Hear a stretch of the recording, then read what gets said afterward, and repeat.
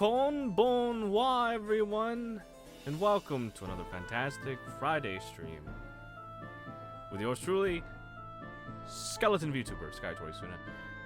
I hope you're all well, and I hope the week has treated you kindly. Because we're finally at the weekend, and you know what that means? More Disco Elysium tonight. Oh my God! Last time we played, we got an introduction exactly how crazy this world is, and oh man, we barely scratched the surface of it, and we got in some mess. We finally, after like over 5 hours, managed to get the body out of the tree and started properly examining it. So now we just gotta finish examining it and then figure out where to go from there.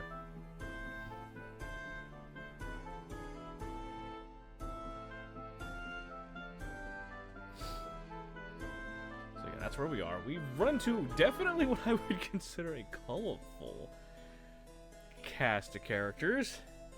Some are memorable, some are memorable, some I would like to forget. But they're all fun, all the same. And my God, are we trying our best for a man that has gotten, like, there's blackout drunk, and now there's black hole drunk is what we've gotten.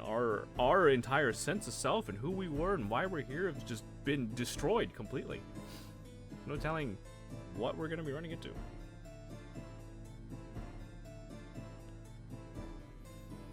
I mean, I know. I played the game, but y'all don't know. It's just gonna get more wild here on out.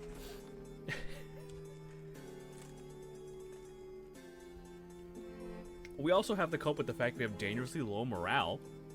2 is as high as it's gonna get without, like, equipment that gives me a boost to, whatever the fuck the morale skill is.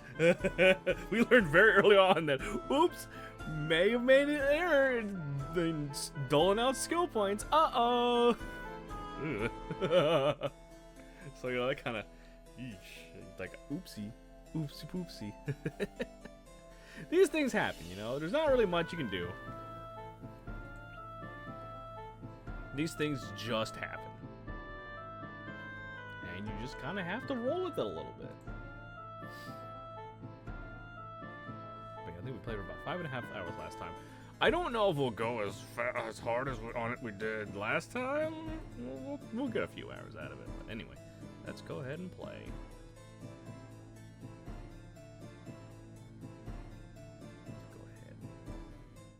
Transition over. This is definitely a colorful world with a colorful cast of characters, and they're all horrible in some way. There's not really many redeeming characters. If we meet like a dog or something, this could be like the sole redeeming character, I feel like. But the good news is,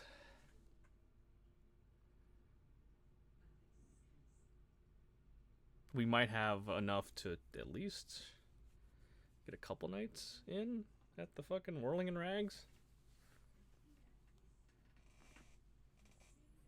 Something like that. I forget exactly how much the check for that Everard gave us, and I think it might only be like a night. I remember the first time I played, I got the check. I was like, oh yeah, it's like 25 real, and I'm like, oh, that's not enough to pay back my debt. Like, you fucking bastard. Thank you, but fuck you. Okay. Continue. We'll want load game.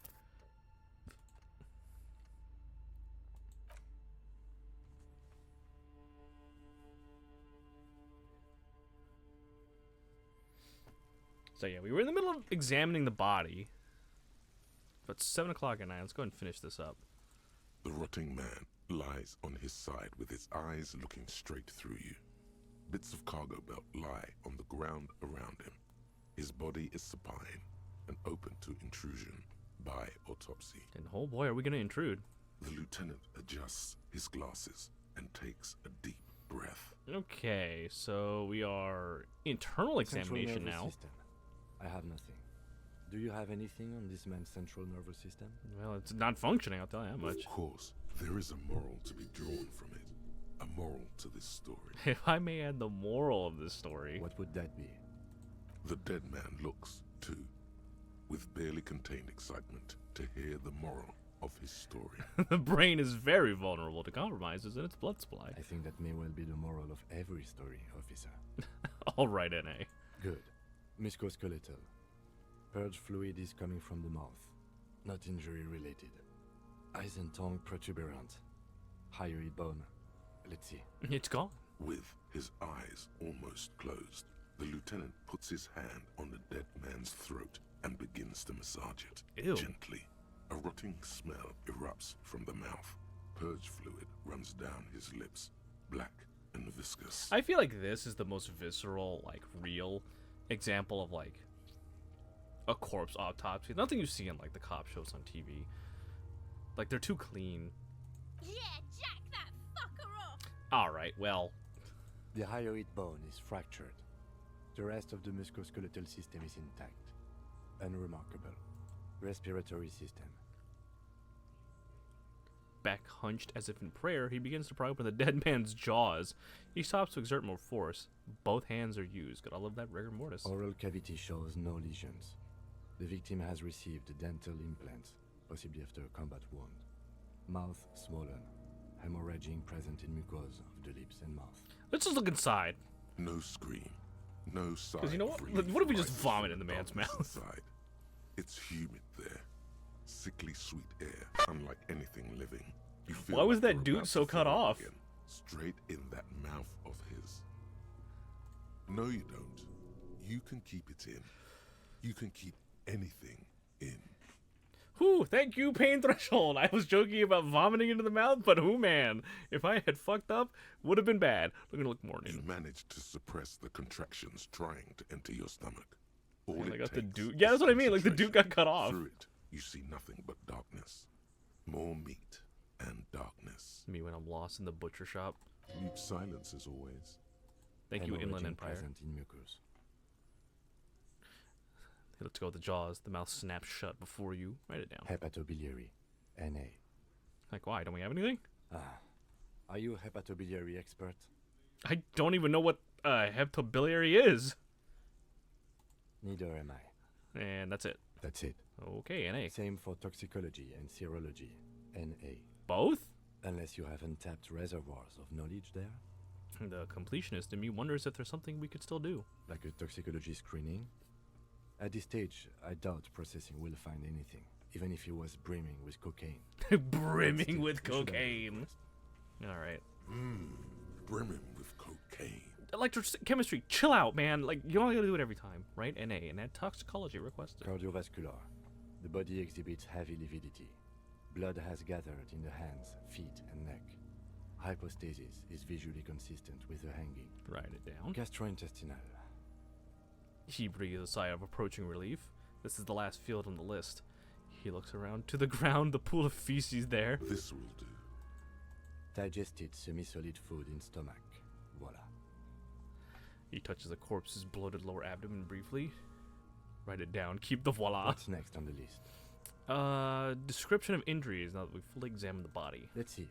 We have bite marks, contusions on the head and chest, and a ligature mark encircling the neck. You'll need 3 fields. Leave a 4th one too. What's the 4th injury field for? Nothing. Just in case. Okay, well, the bite marks are probably from surrounding rodents. Head, chest, and scalp bite mark injuries. Predation by birds has caused damage to the body. Odontologist does not need to be consulted. Write it down. And your opinion, officer? Beneath the description, there are 2 boxes waiting to be ticked. Opinion, fatal injury, non-fatal postmortem. Agreed. Next injury? Contusions. So, the scalp bleeds from a post-mortem head injury, a stone. The injury does not have the rim of an early inflammatory response. The perpetrator on the scene has confessed to causing it post-mortem. And here comes Kuno. At maximum velocity, fucko! Thank you, Kuno. Has confessed to causing it at maximum velocity. Write it down. Coagulated blood sticks to his scalp and chest, where the countless stones have hit the dead man. Beneath, the description of injury. 2 boxes. Non-fatal. Postmortem. Right. Next, Ligature mark. a dark red abraded ligature mark encircling the neck. with a gap on the nape measuring, let's say, 7 centimeters. The hyoid bone is fractured, the cervical column intact. I see hemorrhaging on the skin, above and below the ligature mark. Depth Nothing more of the relaxing than mark, kicking back to 1 Skystream and centimeter. Disco Elysium as I No power signs of wash. Those are flooring. two very opposite ends of the gaming spectrum. Write it down. Below the note, 2 customary boxes wait to be ticked. The man's head jerks to the side. The ring around his neck is visible. This is non-fatal post-mortem. The lieutenant falls silent abruptly. A column of cold air encircles you, rising slowly upward in the shape of a courtyard, bordered by cracked plaster, windows, seagulls perched on air conditioning units. Shivers is just like setting the scene, the skill. A small green enclosure in the middle of a corral of tenements, Cape-side apartments, whirling in rags and the fortress wall of Terminal B. Above it, a thin blanket of coastal stratus clouds. Higher yet, coalition airships guard over the 21 cordons of the zone of control. The air is crisscrossed with radio transmissions. The hair on your neck rises. Rub your sides, close your eyes. Why do you say that? I'm serious. I don't think this was the injury that killed him. Okay. Why don't you think it was fatal? Why weren't his hands tied? A big man like this, I would tie his hands. Then, I would tie his hands when marching him to the gallows? Honestly, I'm not sure there weren't marks on his wrist. That part got blurry for me. The stench. But you are right, I was ready to call this. Now I think we should leave it empty, at least for the time being. Let's wrap this up. Nice. I pronounce this field autopsy over. So first, how did it go? It was an irregular field autopsy. We did not establish cause of death, which is supposed to be the goal of an autopsy. But, personally, I do not see this as a parameter for success. Yeah, I was about to say, we're just getting started. We also requested a toxicological screening. That was thorough. The results should arrive in a couple of weeks, if we are lucky. I will not hold my breath. What else? We were thorough with the list of injuries, too. We described them all in detail. What is there to say? Given the circumstances, it was a professional field autopsy. Despite the brain damage I have, I'm still pretty good. Oh yeah, well done, Master Detective. Maybe a drink is in order? Alright, well, we'll entertain electrochemistry for this one. It's not too bad. Perhaps a drink is in order. Later, I mean. Now, you see, that worries me. You will die if you drink. You know that, don't you? Wait, You what? are proving a useful detective. The organization would miss you. Fair. What now? I need a copy of that autopsy form. Then I will drive him to Faubourg We're about gonna copy the autopsy page. for processing. He looks at the dead man one more time, then at the slip of red paper in his hand, then the corpse again. I'm sure we didn't get everything. There's always something. I don't think I can save here. Yeah, I can't quick save. Shit.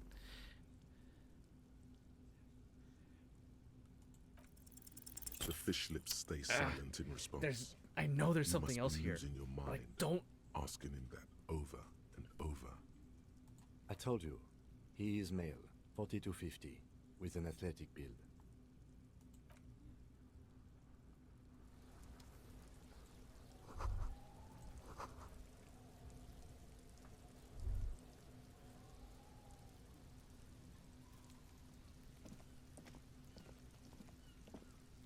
There are several footprints in the mud, left by work boot. Yeah. Okay, we're locked out of that one.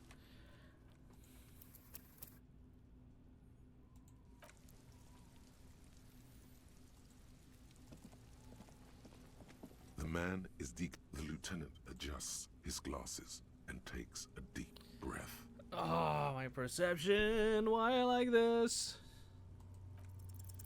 You run your hands over the victim's cold body, his limbs, his torso with its swollen organs. Maybe his fingernails have turned. Do you think we missed something?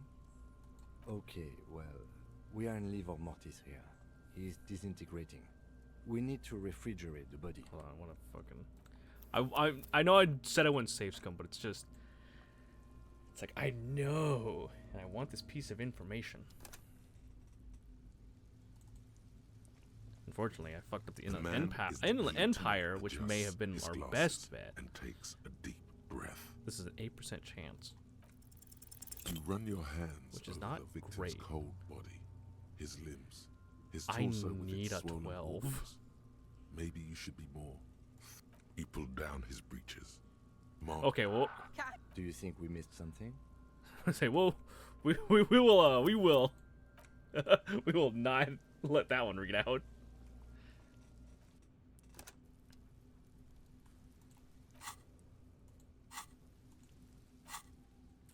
Stupid ass fucking. I gotta get rid of like these two.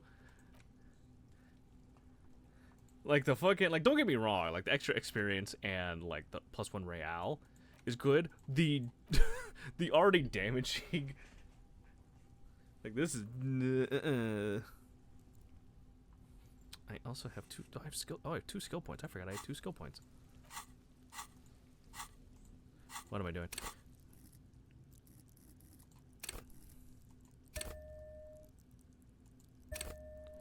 Why not?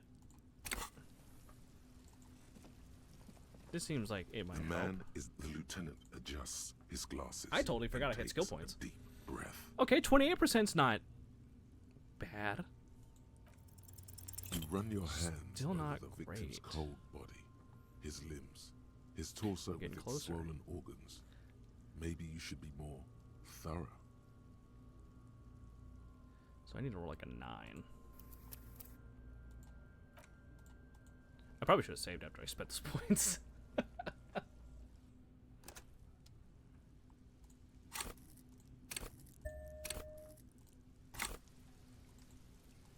It's like I always say we didn't The escape man Scum is Champ, but quite frankly, I don't give a decomposing. fuck. I have no Lieutenant morals. adjusts I'm a hobo his cop. glasses and takes a deep breath. This one, I should have fucking.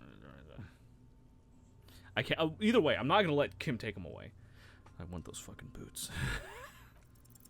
You run your hands over the victim's cold. I'm gonna scream. All right. Can't put more points in a skill. Drugs raise learning cap, but they're bad for your health. Really? Me doing meth to raise my skill point, like to raise my skills, really wouldn't have guessed that that's bad for me. Electrochemistry is at a 7. I don't think I have anything that boosts my perception, reaction speed, spirit decor. Nothing that takes it down though either, so I guess we're kind of working with what we got. I don't know, that's unfortunate. We're gonna The spend man 30 minutes is here the re-rolling lieutenant until fucking something adjusts happens. His glasses and takes a deep One breath. more, and then if this doesn't work, Your arms reach out and your All eyes right. close, as if by their own volition. It's dark all around. You feel cold, slippery flesh. I think when I with your first played through this, I got fingertips, this then a lot under easier the because I have palm more of your perception. hand. What is this? Let me just jam my hands in here. His face, his cheeks, his nose, his fat, swollen lips. Like a spider, your hand crawls over his features. Everything is silent. Call me Dr. Dubois because I'm about to get dental in here. Put your fingers in his mouth. The oral cavity is cold and moist. A ball-like tongue attaches itself to the base of the mouth, lolling around like a scallop. Play with it. This feels right. Like, no, touch something else. You're not far. It'll come to you. Keep crawling. Crawl up his nostrils. They are swollen shut. You need to really push to get in. Push your fingers in his nose. Only the little one fits. The flesh changes shape as you bore in, searching for something in the cartilage. The fuck is he doing? The thing you're looking for, it's not there. Let's put it back in his mouth. The oral cavity is cold and moist. Open your A eyes and vision look. of black and dark red death, pried open by your naked hands and studded with teeth. Looks like he's laughing. Death fumes rising from the throat, and there, in the back of his mouth, above the This feels like bed of metagaming the because I know what I'm uvula, looking for, but at the same right time, fuck in it. the soft palate, you see a hole, There it is. barely visible to the There human it eye. is. It is swollen shut, almost vanished. No larger than 0.4 centimeters in radius, the edges appeared darkened. An abrasion collar. This is what we're after. Abrasion collar. Abrasion collar. The lieutenant looks in. There's a pen in his hand. His notebook is open, the copy paper. Kuno is silent. Touch it with your finger, gently. A black trickle of liquid runs into his throat from the wound. I'm gonna fucking finger your throat hole, buddy. Put your finger in. Your index fits right in there. Oh, A yeah. tight tunnel of flesh opens up. Tissue damage. Wide enough for 2 fingers. As you push both in, you reach through his mouth, right into his brainstem. Oh, yeah, I'm fucking touching your brainstem, dude. Fuck is happening? Ah, shit, see? We're gonna have a hand job, we're gonna do for a brain job. Feel around first. The basal ganglia feels clumpy. What entered here has torn apart his reptilian complex. Just join him, what the fuck? Hey, look, man, we're doing an autopsy, alright? Don't worry about it, look, alright? Don't worry about it. It's an autopsy. I'm a cop, what are you? I know what I'm doing. This man will never sleep again. Never wake. The funk soul brother at the back of his head The has gone fuck dark. soul brother. Your fingers slide into the remains of his limbic system. There is no resistance. It's gelatinous. The slug-like structures are damaged too. The tearing extends deep into both hemispheres. This is gonna be me exposing like how weird I am, like you guys don't already know. But have you ever wanted to just like hold a brain, just squish a real brain and just see what it feels like? There's a cavity cut right between the The hemispheres. lieutenant answers with the sound of his pen on paper. Fucking cavity, see? Kuno's voice is fucking Kuno's like, holy shit, this is better than television. Push deeper. Your fingers That's what she are said. all the way in now, reaching toward the inside of his skull.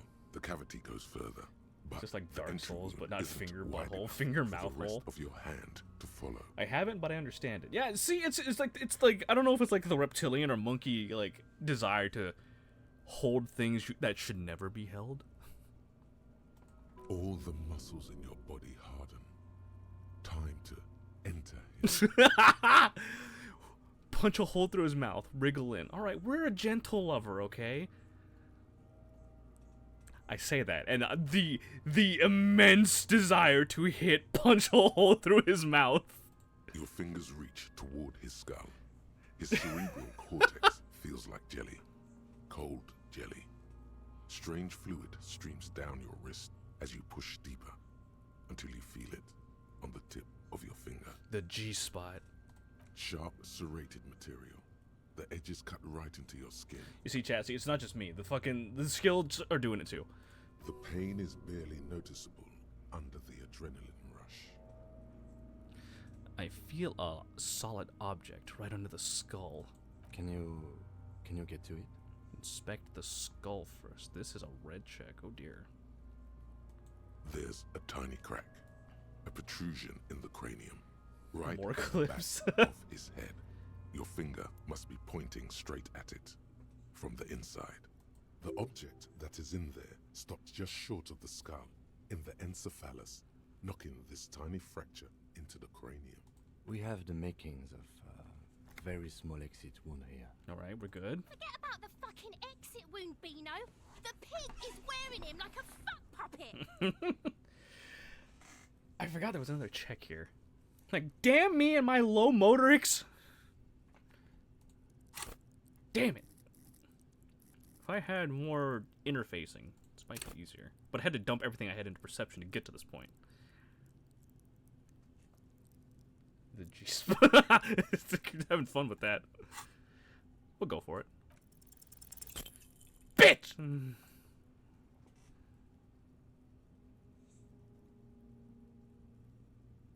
You push your hand further in.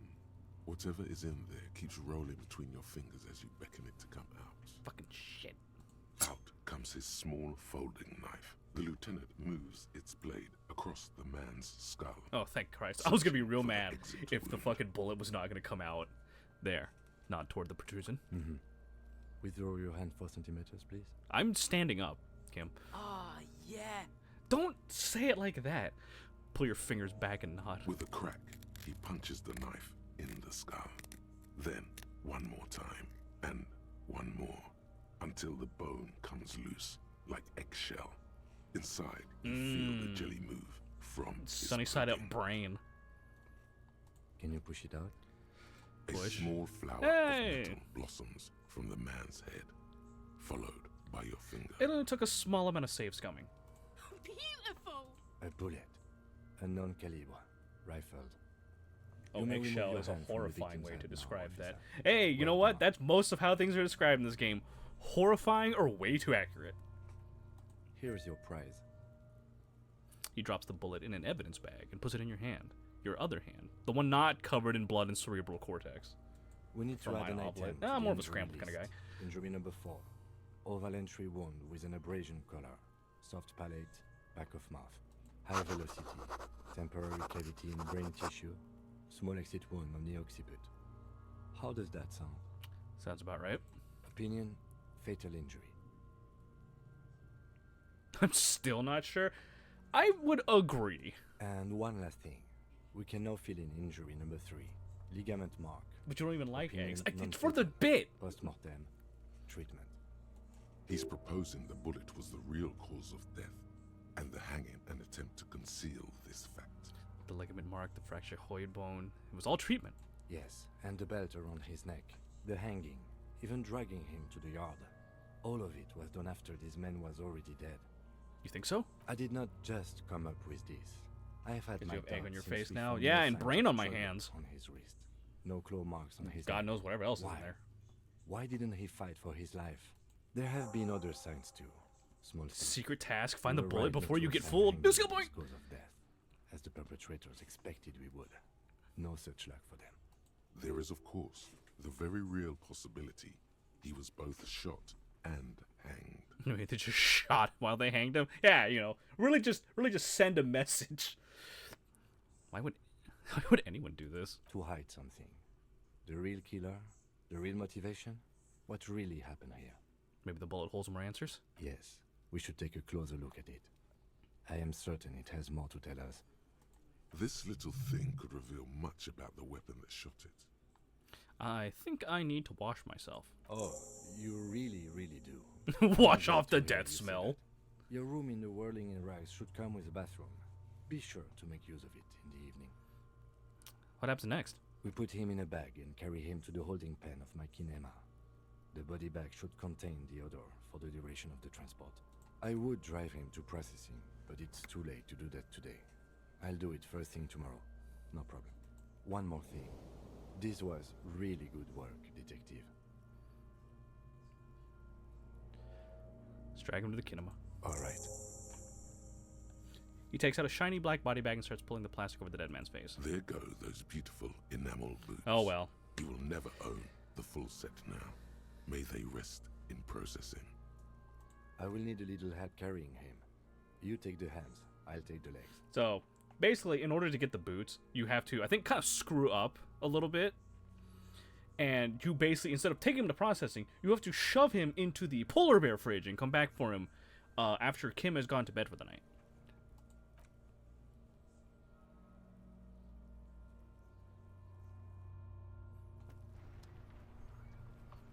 Now, I don't really know what happens here.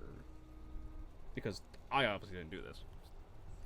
Ah, well, I guess we'll talk to Kim. Yes? Tell me about the case. What do you want to know? Actually, that's Good. Okay. Okay, so I think we have to wait for Kim to go to bed.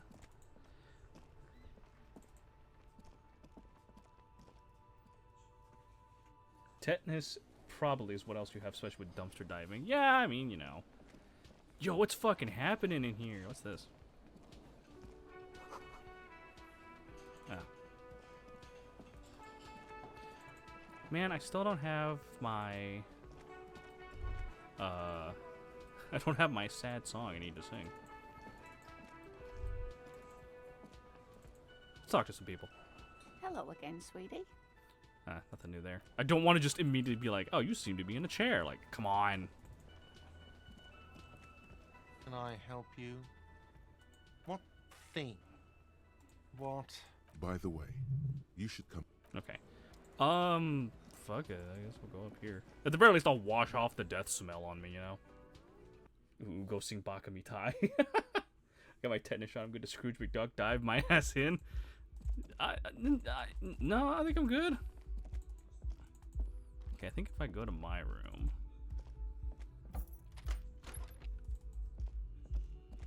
Kim is just gonna follow me in here. Okay. Yes? Kim tries not to look at your broken down bathroom door. Kim also tries not to look at the pile of taped viscera on the carpet, or the weird suitcase on the hat rack, or the potted plant dying in the corner. But it's all just too morbid to ignore. The man is finding it hard not to trip on the tape, and not to send any of the bottles Absolutely rolling just across the the Ninja Turtles taught me. They never dumpster dive for pizza, though. where unidentifiable sludge makes it hard for him to breathe. Smells of vomit in here. You're looking at the destruction. He nods. Say nothing non-stoically. He takes a step toward the door, like he'd like to leave. Sure, Kim, we can leave.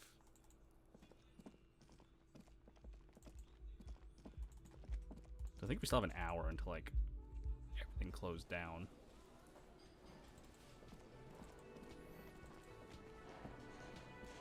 I have something in my bag. Interact? With what? Oh, yeah. The bullet Let's take a look is at this. safely sealed away in a plastic bag bearing the RCM stamp. Kim has filled out the label on the bag with the item number, case number, and date and location the bullet was found. Feel the bullet through the bag. The squashed bullet has some sharp edges where the jacket has split open. It feels cold, even through the bag. You wouldn't ordinarily have cause to handle jacketed bullets. The Citizens Militia uses cast bullets only. Little A nice pebbles of 16 metal slice loaded pineapple from the pizza? muzzle, Oh my goodness. usually in a cartridge. What do I do with you, bullet? What? I said, what do I do with you, bullet? Well, if I was the bullet, which I'm not, I would say find the weapon that shot me. Good idea. If we find who owns it, we will have likely found who used it, possibly to kill our victim. In conclusion, the more we know about this bullet of yours, the better. Inspect the bullet closer. The jacket of the bullet is made of a yellowish metal. It has blossomed out to reveal a dark grey core. The base of the bullet is close to 5 millimeters in diameter. Look at the jacket. You can just about make out a few striations near the base of the bullet. Little hairlines, linear. It feels standard. And the core? It's quite destroyed. Some of the fragments are still lodged in the wound. What can you say about the bullet so far? Wow, I actually know this. It's a jacketed bullet, close to 5 millimeters in diameter. A jacketed bullet. Okay. It would have been shot from a military-grade breech-loading rifle, not from a muzzleloader like those typically found on the streets of Martinez. A rifle? We were right. This came from a serious weapon. Highly unusual. The people of Revachol haven't carried breech-loading weapons like this for nearly half a century. Interesting. Even the RCM uses ordinary unjacketed conical bullets. This is strange. Very strange. I like this, officer. Strange means unique. Unique means incriminating. It's very true. need to The find the more connection. weird things are, the easier it is to narrow down. Also, shout out to the fact we have a similar rifle for the +4 bonus. Let's go! You can't Fuck! remember what happened last week. What makes you think you're going to remember arcane firearm models? You know what we can do? Put a point in hand-eye coordination. And fucking look at that shit again. Not that. The bullet is still safely sealed 83%, let's do it! in a rifle. Revolutionary period. Your bullet looks to be an old 4.46 millimeter from the Truth be told, I need to put surplus points in left these things over anyway from to the kind of turn shore up century. our weaknesses a bit. Probably an antique or a retrofitted antique. Make. The 4.46 caliber was widely used with the Belmargrave rifle, a Revacholian manufacturer. See, The when you go BM dumpster dominated diving the and going through like battlefields of old the abandoned Insulindian theater whatchamacallits, of the you find shit that helps. Revolution 50 years ago. Incidentally, you have just such a rifle with you. The dusty old thing you found hidden in the basement below the commercial area. It's unusable, sadly. I forgot If I it had like were, stupid The glasses bullet on. would probably fit the chamber.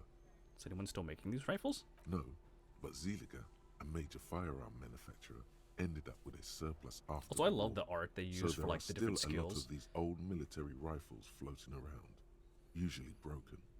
The quality was appalling. Who uses Bell Margrave rifles these days? Antiques enthusiasts, guerrilla fighters in distant countries, a few lucky jamrock bangers. You're looking for the same thing you found in that hidden weapons cache, only in working order. What are you thinking? Bullet? I think I know where this came from. Dangle the bag thoughtfully. Okay. And? The shot probably came from a Bell Margrave rifle. An antique. That makes sense. There can't be many breech-loading rifles floating around in Martinez, or anywhere in Ravachol, really. It's probably a good thing. I have to hand it to the monarchs. It's quite admirable that they took the advice of criminologists last century and banned the use of breech loaders in peacetime. Breech loading rifle sounds fucking insane. Some new RCM recruits get impatient with their muzzle loaders once they've trained with military-grade weapons, but they realize it's worth it in the end. Prohibiting peacetime law enforcement to front-loaded rifles is a policy enforced by the Moralist International in all the nations of the Real Belt. Makes you consider every shot. I like it. Imagine if everyone I almost was like, we need bigger had guns. access to firearms that could shoot multiple rounds without pausing to reload. After the first shot, Yeah, imagine, second, guys. third, Can you and so imagine? on come much easier. But back to the investigation. Let's see. Could the victim be mixed up with some foreign guerrilla fighters? Let's find out. Next step, finding the gun itself. Alright, well, that was pretty successful. I came in here to look at the mug. It's just a racist mug. What's there to read? There? I want to get into that mug talk again. But it will not happen. Aw, The mug talk is exhausted. It is time to return to work. fine.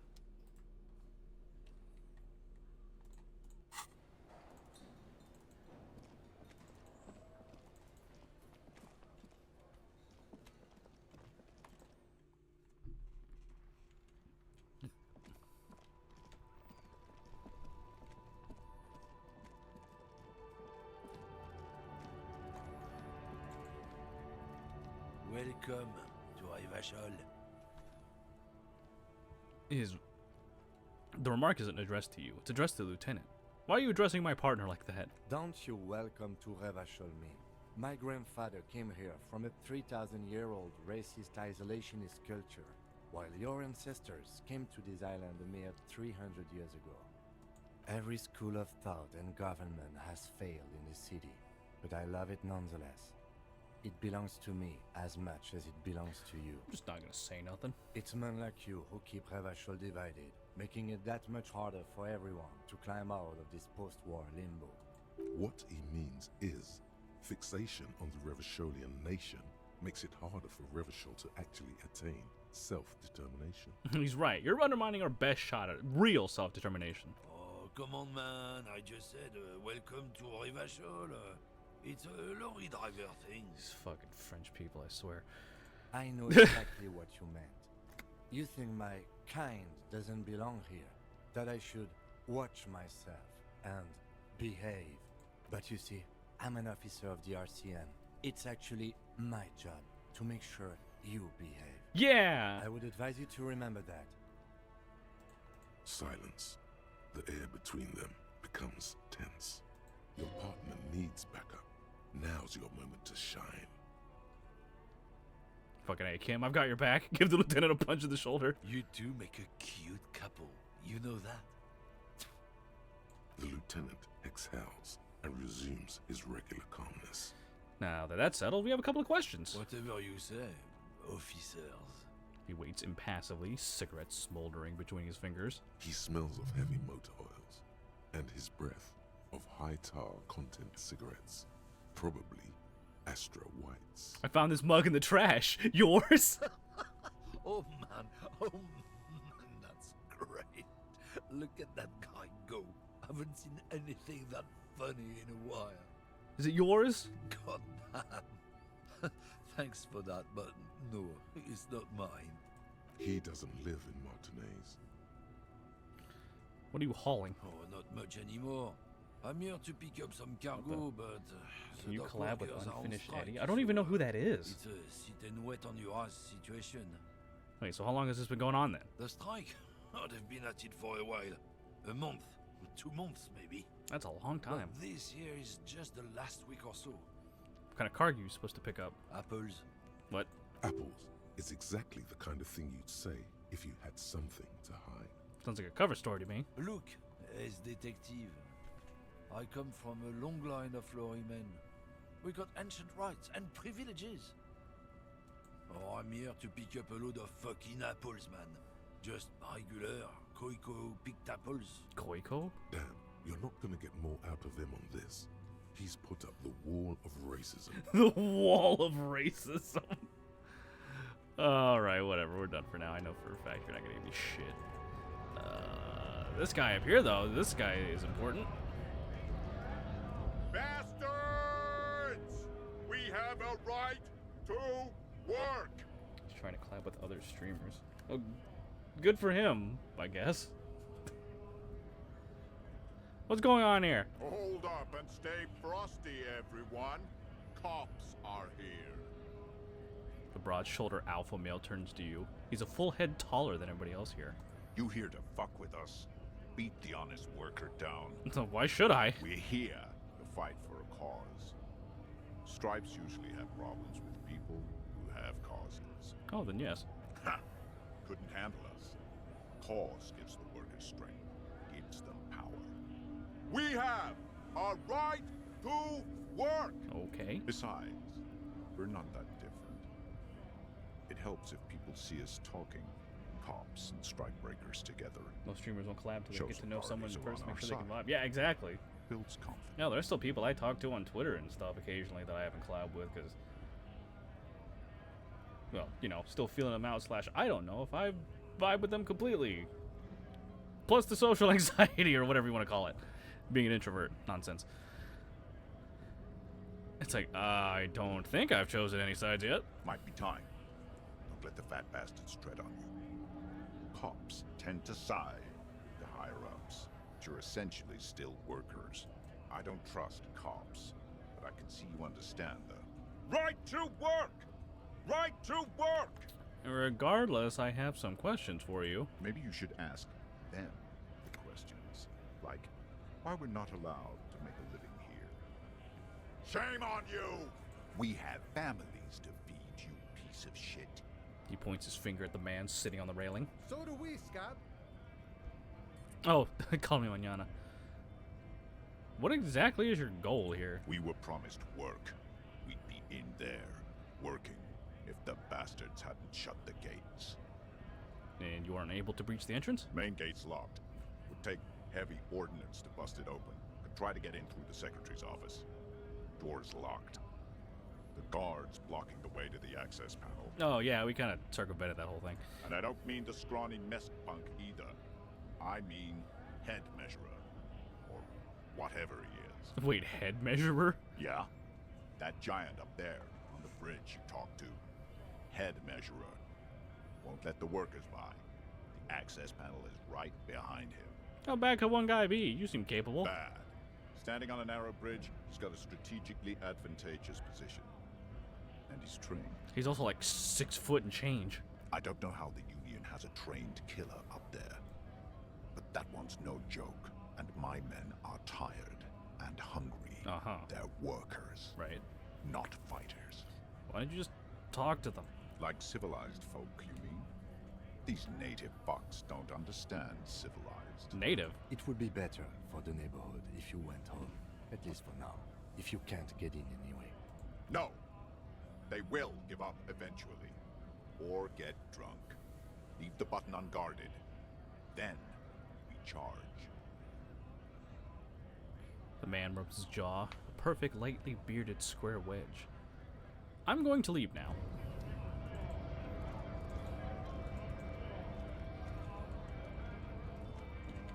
Okay, is there more stuff over here? I remember this whole place being like a freaking maze and a half.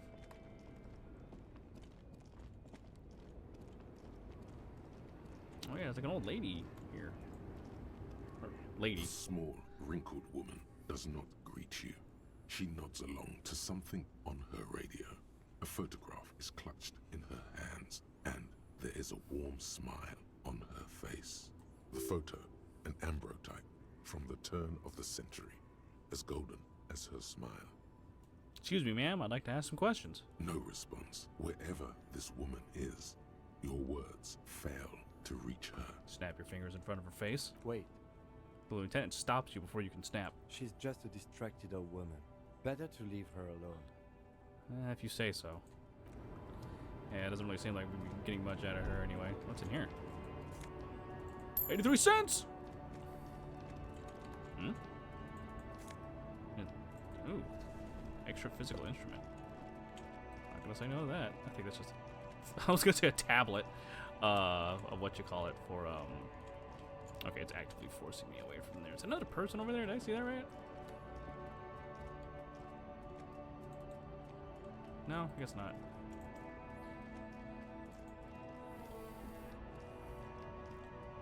The mechanical design of these cars are very interesting. Oop, hold on, there's change in the ground.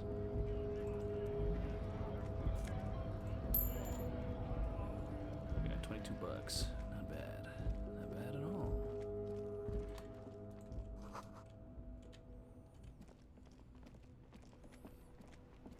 Alright. Let's look around down here a little bit more.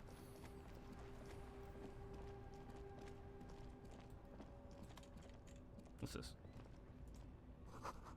Oh, plastic wrap macaroni stamp with humanitarian aid. That's good. That's the pawn shop. What's this? Evening, officers. A burly man hangs out by the waterlock, carving up a generous serving of salami with an old hunter's knife. Salami. His eyes are fixed on a man stranded on the other side of the waterlock and on an enormous billboard that has fallen down into the canal between them.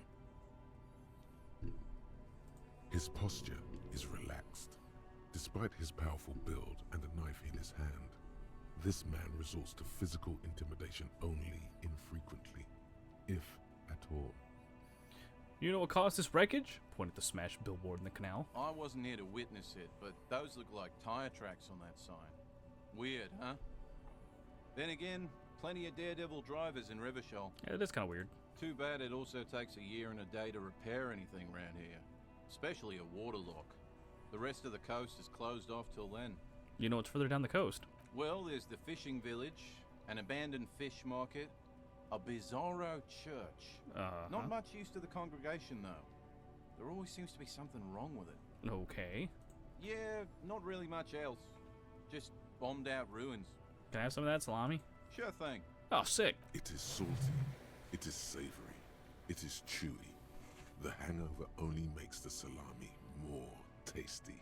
Want some too, officer? Why not? The lieutenant ponders the offer for a moment and decides to go for it. Takes a slice of salami from the man and chews on it. Alright, bye. A couple of indicator lights are missing from this control panel. Loose wires dangle from the now vacant holes. In the middle is a lever. Beneath it, a small metal plaque.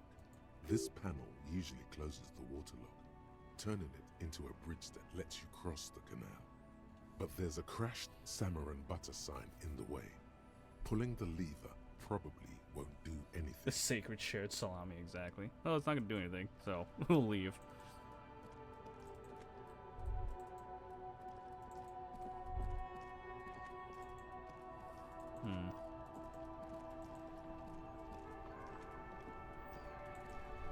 Let's go over here. I don't think I've gone down here.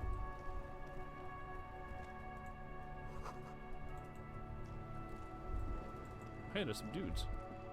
Life doesn't need to be a struggle. Okay. I'll be with you in a moment, officer. Let me just finish my sandwich.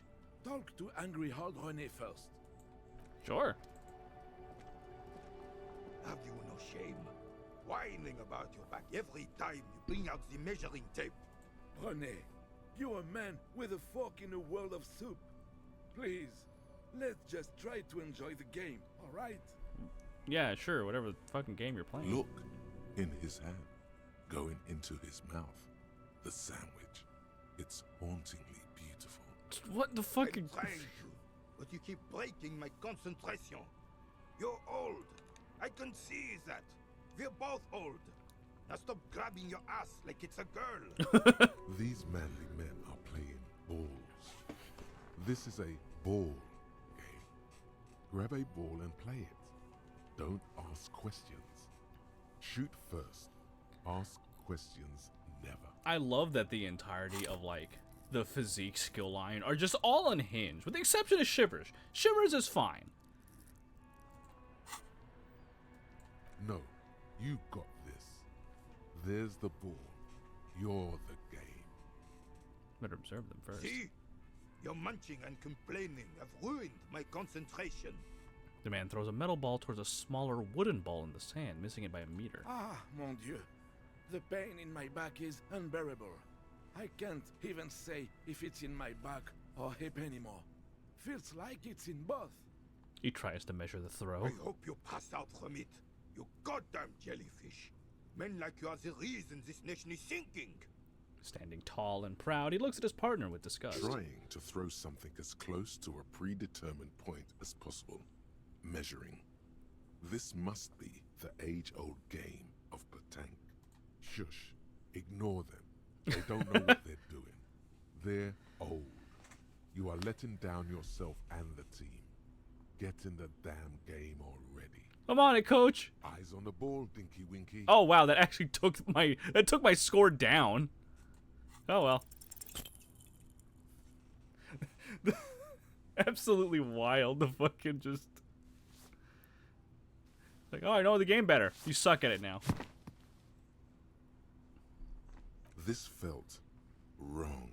Wrong like touching your sister's breast. Through your sister's breast. Mon Dieu. Good job, officer. That was an excellent throw. Don't mock me. There are no two more harmful words an athlete can hear than good I hope I don't job. take morale damage from And this. this was downright embarrassing. Mossback and his shitty ball are mocking you. You need to get angry. Use swear words.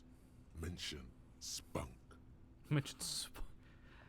Well, hold on. Why did it feel so Your wrong? muscle memory knew what to do and went for it. But there were gaps. Yeah, gaps you tried to fill with thinking. We don't think in sports. We do. I'll remember that for next time. It felt like Oh, my you were morale! for a thrust or a lunge. There was definitely gonna be jumping. Maybe you scored a point, but this is a fiasco. Throw was terrible, and you know it. No need to mock me. What are you talking about? You just executed a pretty much perfect pétanque throw. With a pinch of fear. How are you ever going to get the officer's shit off your nose, Gaston? Or even climb out of his ass? It's just how Johnny Ballgame is. Extraordinary. Right. Was the demonstration it? Or do you still need something from us, officer? Yes, officer. What do we need from this gentleman? Renee, do you know anything about the man hanged in the backyard of Whirling Rags? Unfortunately, I don't. Unlike most of the locals, I have no qualms about assisting law enforcement. Well, But this affair has passed me by completely. it's like on the one hand, I'm glad you're like that, but on the other hand, damn, I wish you knew something. And most of the locals? In Martinez, the union is the law. So can you really blame them? But you don't have a problem with cops. Cop is a pejorative term. I don't have a problem with policemen. On the contrary, I admire the effort to bring order to our streets. You know, Renee, you're not too bad. He doesn't know about the crime. Your time is better spent discussing politics. Rhetoric, no. So again, you don't know anything? If I knew, I would not be afraid to tell you. I simply don't. I'm an old man, not a coward. The daily business of the riffraff no longer concerns me.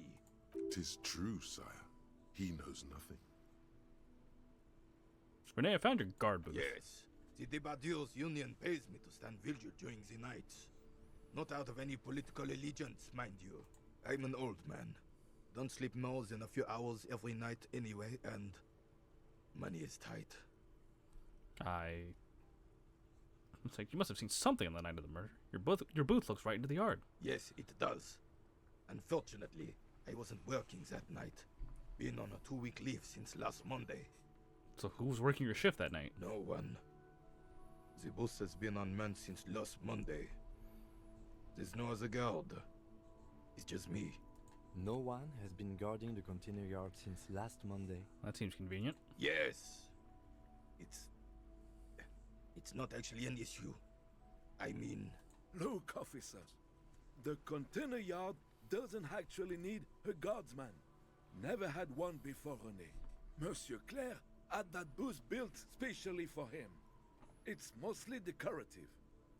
So it doesn't matter if you're there or not? The possibility of someone being in there is enough to discourage any ill-minded individuals. Evrard created this job for René because he knows the Royal Carabiniers' pension of honor and PTSD isn't something a man can live off. A decorated Kingsman collecting tear reflects bad on the whole neighborhood. His words. There's absolutely nothing wrong with tar collecting. It's my side thing too. Proudly hold out the bag. Hey, it's but one man. We need a program. Get all the elderly back in the job market. Keep folks motivated. Look, officer. Can we conclude the topic of my guard booth now? Yeah, I got it. Thanks. Yes. Like I said, it would be up anyway. So might as well keep an eye out. It keeps my senses sharp. Thank you for your time. Okay. Let's see. I think we pretty much got everything we can, like, this day. So. What's this? Mailbox? This Post Lavantorie mail collection box has been heavily vandalized with graffito.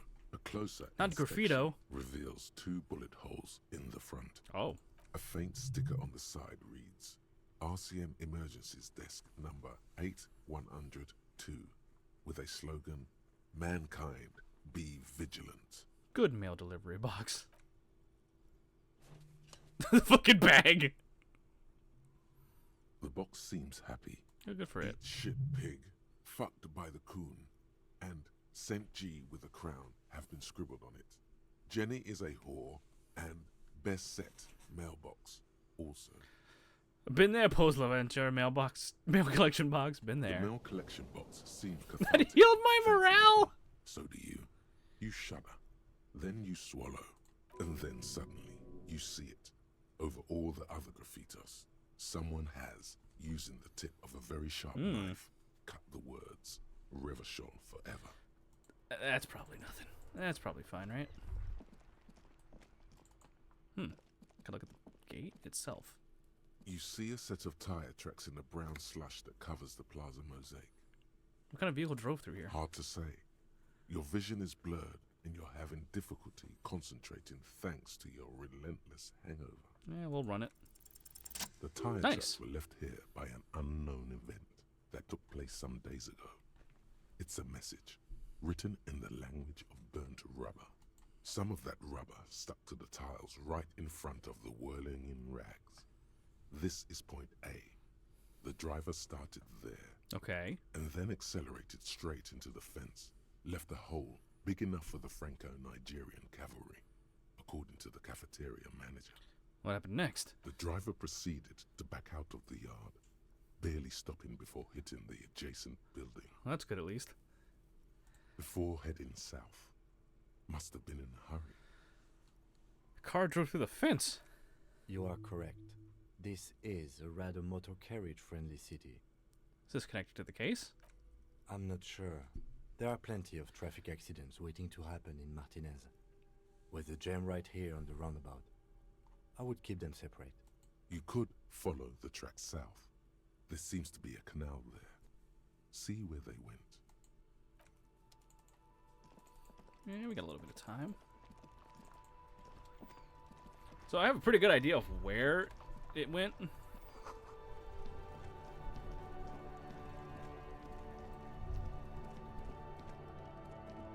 We just see if we can find the point. I don't think we could see it. Oh, no, maybe we can.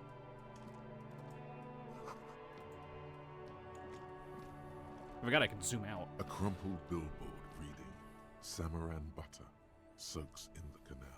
2 ugly lines mar the bright countenance of the blonde boy depicted. Yeah, we probably won't get this one. Have to come back. Just some tasteless advertising at the bottom of a canal. No use rubbernecking now. So I think I'm pretty sure whatever happened with the truck or the car, motor carriage, and the fence directly happened to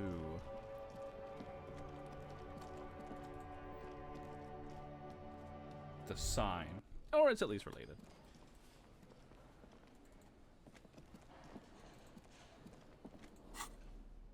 Yeah, we got clothes. We got +1 physical instrument. Said +1 drama. Interesting. Still don't have my sad song.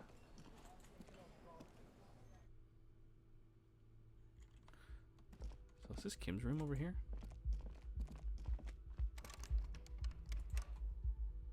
Yes? I think you should know I can't remember anything. No response. He just arches his brow. He's having trouble processing it, believing it even. I feel like I must repeat this. I don't remember anything. There was heavy drinking involved. Have you tried concentrating on something other than your personal affairs? But I'm completely lacking in basic information. Even this organization, Ray. Can you help me? Fine. We should get through this day first. Off hours begin at 9 p.m. If you're still having trouble then, I can give you an orientation. I'm afraid this is a medical situation. Really? You look fine to me.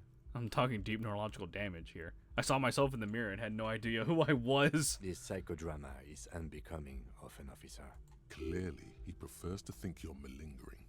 He cannot fathom that. It's like, no, Kim, I think I'm just royally fucked. To retroactively erase their entire life. It's not psychological. Some sort of major brain damage has occurred on an unprecedented scale. Then you should consider seeking medical attention. You can use the radio in my kinema to call your station's Lazareth. Was there anything else you wanted?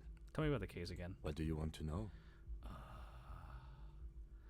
Would you say this is a mysterious case? No, it's not a particularly mysterious case. Why not? The deceased is a security guard for a corporation involved in a labor dispute.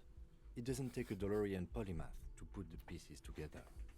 I just don't see the case getting more mysterious than that. I was thinking something otherworldly might be involved, you know? Something supernatural. I can assure nothing like that will happen. Do you know why not? Are you sure? I think something's already happening. No, something isn't happening. Because it's not part of reality. Fine. So desperately mundane.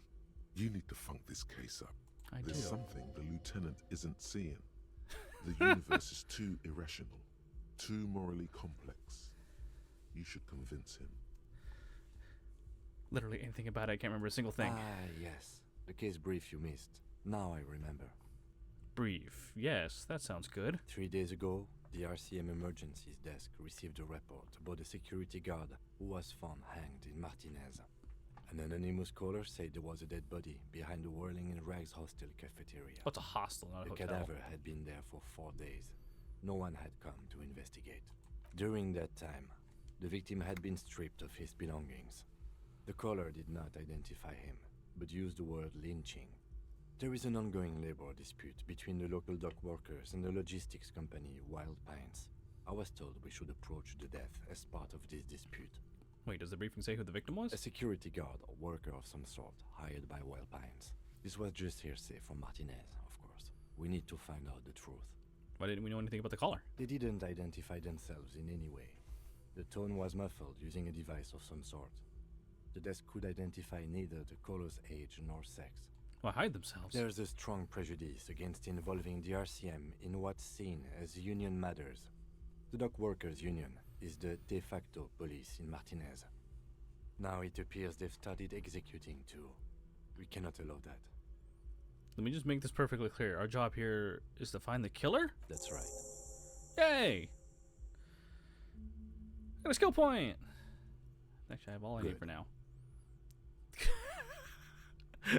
Convince Kim there's a sexy dark mystery twist in the case. Ooh, that is a fucking... Go for it. Only Damn. vile things strike you. At At the core, you're a very banal person with a very small soul. One you should Oh, be my morale! ashamed of. It's no wonder the soft one doesn't want it back. It was right to abandon you. Nothing. Alright. Okay, Kim, I'm going to bed. Or whatever. This is the door to the room. Needed a diff tie to convince him of redecorated. that. Yeah, probably. Good night, Lieutenant. Just a moment. You had some questions earlier, I believe. And besides, we should discuss our progress on the investigation. Let's go out to the balcony. Alright, let's go. God, I look so sad. The air outside is brisk. The lieutenant is silent for a moment. He listens to the traffic hum. Then... Where shall we begin? We should talk about the investigation, first and foremost. But I also remember you wanting to discuss the RCM? I didn't know you smoked, Kim. I have a cigarette every night when I go over my notes. It's something of a ritual. Oh man, he looks so devastatingly cool with that cigarette. How did you get so cool, Kim? You mean this? This isn't cool. It's an unnecessary trial of will and unhealthy. Right then, the debrief. Yes, it's been a long and eventful day. How do you think today went? Well, we inspected the victim's body, so that's good. It was not easily approachable in that state, but we did it. Yeah! I would say our initial inspection was very thorough, and we have solid leads to follow up on. In addition, we got that body down from the tree, and we performed the field autopsy on the victim. We found some things we can really work with. Not like the bullet. Moreover, you found that the hanged man wasn't just hanged, he was also shot. That was some excellent detective work. And you managed to locate and pull out the bullet, so we can get ballistics, make up the gun. All this is invaluable. It's the least I could do given all my past mistakes. The rest is up to the boys in processing. Maybe they will surprise us by doing their job for once, but I wouldn't count on it. Glad to see that processing is thought of highly. There's still work to be done at the crime scene, however. We mustn't forget that. Now for the interviews. The initial interviews? Yes. Well, we talked to some people. Including Evrard Claire, a daunting adversary, if there ever was one. Yeah, not just his weight. He wasn't particularly forthcoming with useful information, however. He's not saying much on the matter, because he thinks you could have gotten more out of Everard. He's a tough cookie, that one. Claire also helped you, how should I say, remember your name? That's a relief. Big relief. It's a very serviceable name, too. Moving on. We talked to Joyce Messier, but didn't get any information from her. I have a feeling Joyce knows how dangerous the situation really is. We have to get her to talk to us. If Kim is emphasizing Joyce, something is that this the... I think that's the... it really must be important. I think it's the Pines lady? Wild Pines lady? Above all, though, today was exhausting. What's with all the running? You run a lot. Is that a standard Precinct 41 practice? I have a really good theory about why you're running so fast, son. Just you wait until we get up tomorrow. It's like I don't like to waste time, you know? My mind moves fast, the rest has to try to keep up. It's impressive, especially for a man your age. And in those heels. He nods thoughtfully, tapping his finger in his cigarette. Nice shoes, by the way. I like the green. Goes with the orange. Well, thank you, Kim. Thank you for the compliment. We could manage it even in wooden clogs. There are uncanny running reservoirs in this body. God knows why. So what are our powers exactly, the RCM? They're quite limited, actually. The power officers of the Rebachol Citizens Militia exercise most frequently is imposing fines of up to 1,000 real for offenses, in accordance with an interdepartmental schedule. Wouldn't that be an easy power to abuse? Yes, although indirectly, as citizens can always request records from their local station. Officers of the RCM have been known to take bribes of less than the prescribed fine amount. This game is just It undermines inside trust out in the RCM. for sad adults. A little bit, yeah, but your your mental side is a lot more aggressive in some aspects. 1,000, why not more? The RCM's primary role is to ensure safety. We are not really supposed to play any part in the economic structure of Rebachol. Okay, what else? We can arrest people, of course, but rather than bringing someone in directly, it's preferable to serve a station call slip.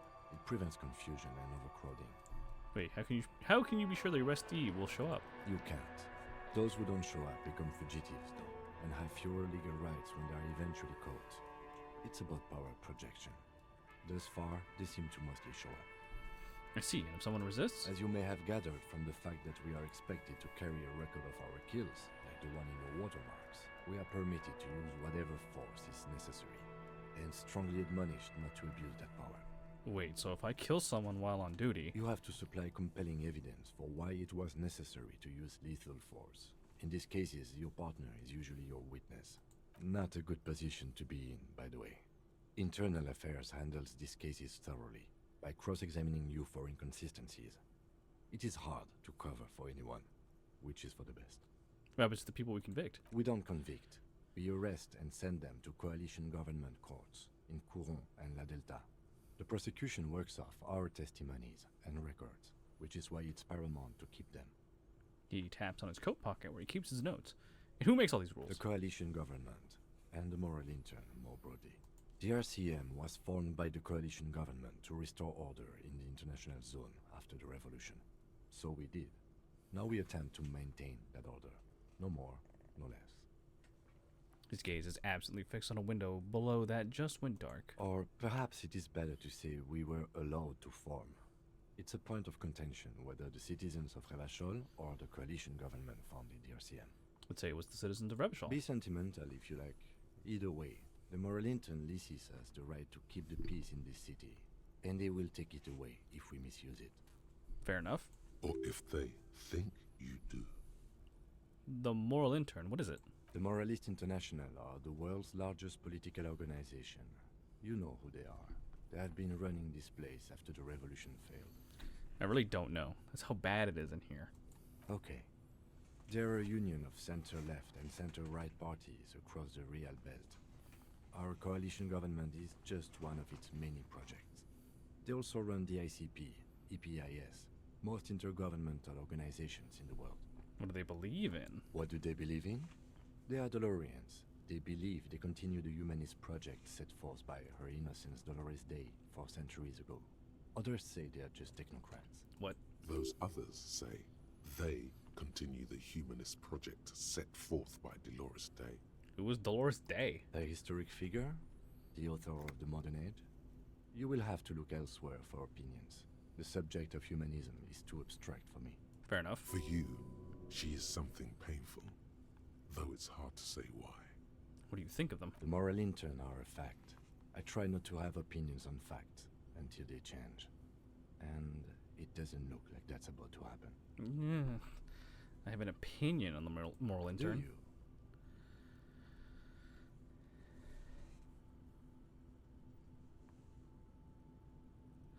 Let's see. Things are bad out there, point to the city. We need them here, giving us the right to police Revachol. In fact, we would need them even if you didn't think that way. We are in what is called the twilight of international law. The laws we claim to enforce come from the MI. Without them, we are simply vigilantes. Actually, vigilantes is okay with me. Then you will adore Martinez. For many of these people, the Union especially, vigilantes is precisely what we are. Personally, I don't enjoy it much. The lights of the orphan district are reflected in his glasses. The red and golden orbs of the motorway sliding like pearls on a string from east to west as Revachol commutes back to the suburbs. Tomorrow is Tuesday. Monday is over. Say nothing. Just look into the night. The dying lights of the city shimmer below. Slowly, like luminous clouds, they pass on his lenses. The lieutenant looks at his slim cigarette, contemplating the next drag. They really don't like us here. And the mouth on that kid, Kuno. It's different in land, in Jamrock and the GRIH. Why are they like this? It's our fault for leaving this place to the dogs, to the Union, to the company, not daring to come here more often. This place has fallen between the cracks, the jurisdictions of our two precincts. And in Jamrock and the GRIH? We run this city. West of the river is RCM land. He looks at the dark silhouette of the equestrian monument cutting into the night sky. It's incredibly hard. Human beings are But we are in control, and it's worth it. The organization works. Our systems work. If they didn't, the city would disintegrate. I hope our investigation will help improve the situation here. At least do some good. Me too. But I wouldn't count on any drastic changes in our lifetimes.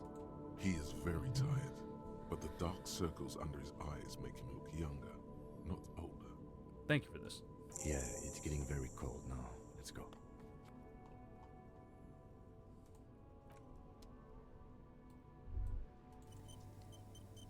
Thank you, autosave.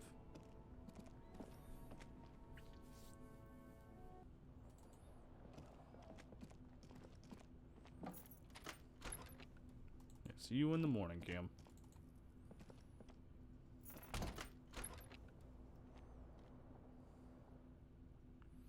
All right. I'm gonna try one thing. So the body's in the back of the motor carriage, but he hasn't left. It hasn't left yet, I think. So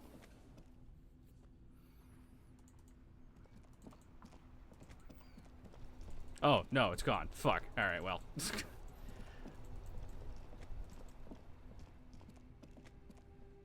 It was an attempt to get the boots, but unfortunately, we will not have them. Yeah, well, not a big deal. But before we fucking go to bed, we're gonna wash the stench of death off of us.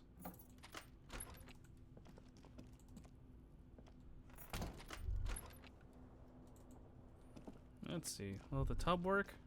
This is not the cleanest bathtub in the world, but it's cleaner than you are right now.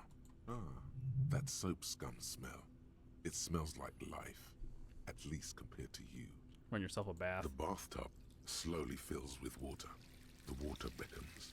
Undress, close your eyes and submerge. The water is only lukewarm, but still comforting, like amniotic fluid. A few beer cans are bobbing up and down along your flanks, like sad duckies. Take the beer cans out. Now you are alone with your thoughts in the tub. But it's easier than being alone with your thoughts outside the tub. They're not even really thoughts, just assorted sensations. None of them acute enough to focus on. Linger in the tub a little. Your fingers grow pale and are covered with tiny whirls as the water cools. What are you doing? You're not some fat fish in a fucking aquarium. Time to get moving. Physical instrument is so mean to me. Imagine something. You see the corpse. You can still smell the cadaver on you. It's going to take more than one bath to get rid of that stench. Then, houses along a narrow street. A video rental. Darkness on the planet's curvature. Get out. The waterline recedes as you stand. You are cold now. Your clothes stick to your still moist skin. All right. I forget. Do I? It's the ledger you found in the trash. A cabbage of papers hanging from the board. With the permeable yes. Nice. At last. You find a way to piece them together using the alphanumeric code on the margin. HDB 41. Date of initialization and time of arrival on the scene. Followed by the title. For example, HDB 41120117000. The next world mural. Wait, HDB41. Aren't those officer precinct? Why, yes. Your precinct number is 41. And HDB. Every last alphanumeric in the files begins with it. And these are your case files. It's safe to say HDB are your initials. Harry Dubois, HDB. Oh man, there's a bunch here. The unsolvable case. AKA Leslie and Burke. AKA the public indecency drunk and the property damage drunk is a cursed case. It has been passed from unsuspecting officer to unsuspecting officer for 10 years. On January 29, the unsolvable case made its way to you. Yeah, we're going Why to solve you it. accepted it, it is unclear. Every officer, and indeed most civilians in Jamrock, know it's unsolvable. You were so drunk, you didn't remember what it was when you signed on. That, or you were high. Oh God. Leslie will always take his pants off when he's drunk. Burke will always trash everything. It's just what they do. It is their nature. You cannot change the nature of a man, and you can't lock them away because public indecency and small-scale property damage are not punishable by incarceration. Oh, so wait, it's unsolvable because... The only way for Leslie to stop flashing his genitals to bypassers and for Burke to stop dismantling signage and rear-view mirrors would be for them to stop drinking alcohol, which, in their 40s or 50s, it's hard to tell because of their distorted features, is a medical improbability on par with you ceasing to produce the expression. Couldn't we just keep them off the streets? You would think that, but you're wrong. Where's the fun in exposing your genitals or breaking stuff in your own home? No, Leslie and Burke are on the corner of Main Street and Perdition because that's where the action is. Right. Can you keep yourself off the streets? Threatening fines, dragging them to the station, locking them up in the hellholes they live in, locking them up in the station, hypnotherapy, even trying to get the local gang of Zemyaki to take them out. The Zemyaki gave them ethanol, so Burke and Leslie would expose and rampage even harder. You tried it all, and still the complaints wouldn't stop, as they hadn't stopped for 10 years.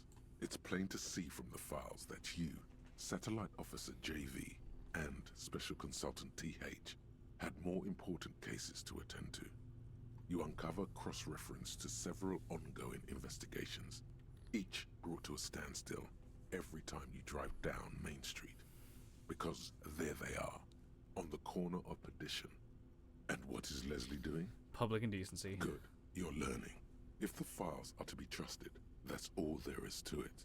That and Burke breaking things, and the fact that they're both drunk. So it's an unsolvable case because these two are just a fucking menace, and they haven't done anything major enough for us to lock them away.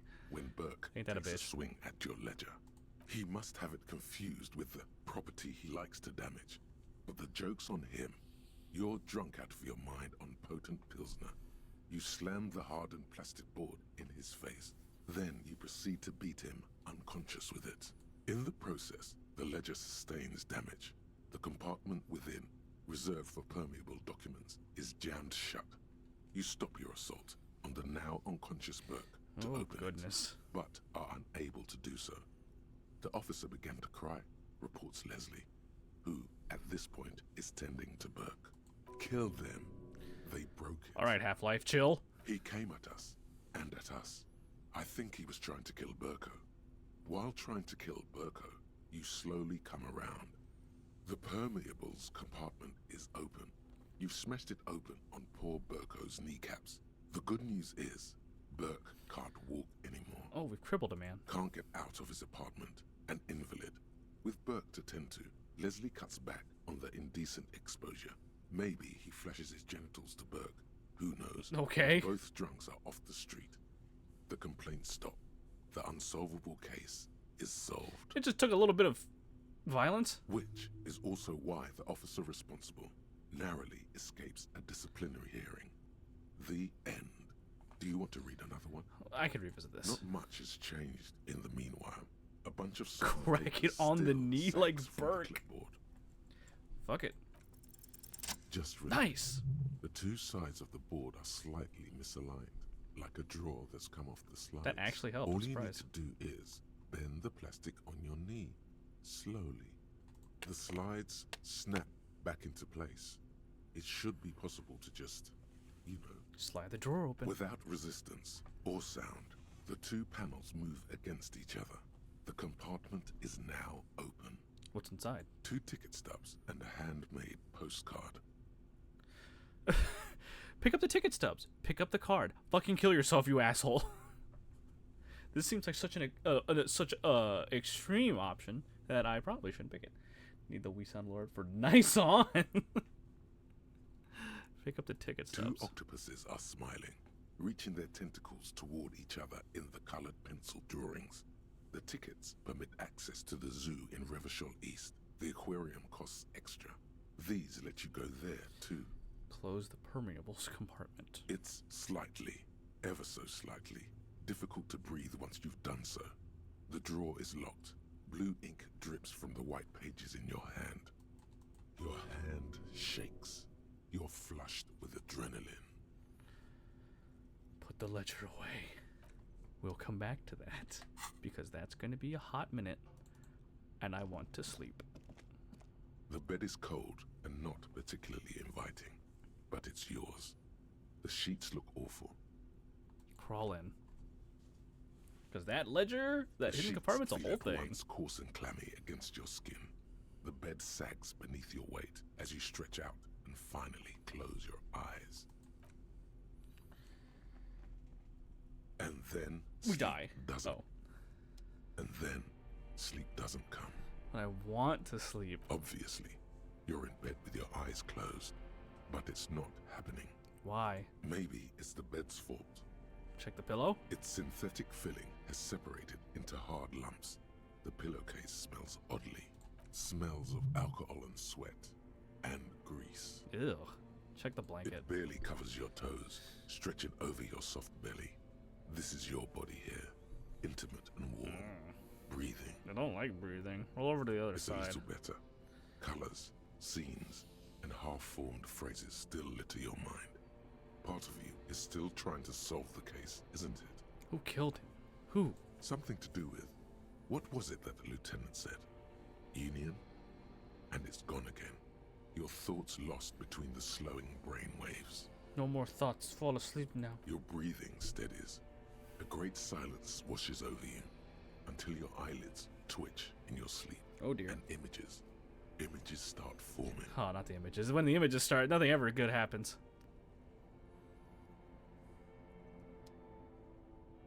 Oh yeah, these are bad images.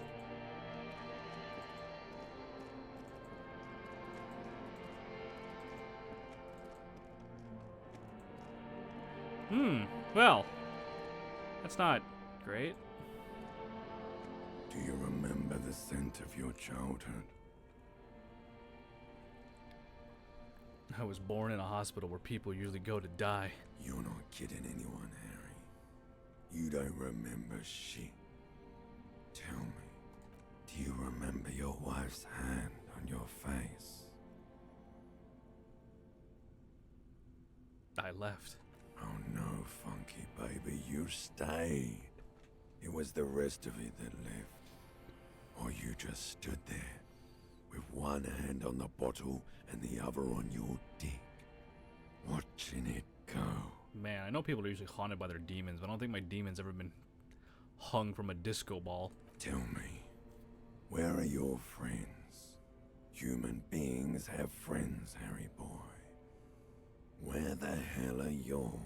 I don't want to come back. They were only cramping your descent into the abyss. Now they're gone. 3 times gone and never coming back. All of it. You failed. You failed me. You guys ready to get kind of sad? You failed Elysium. I've seen you before.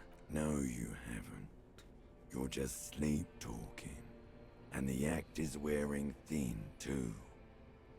The spots on the disco ball fade around you.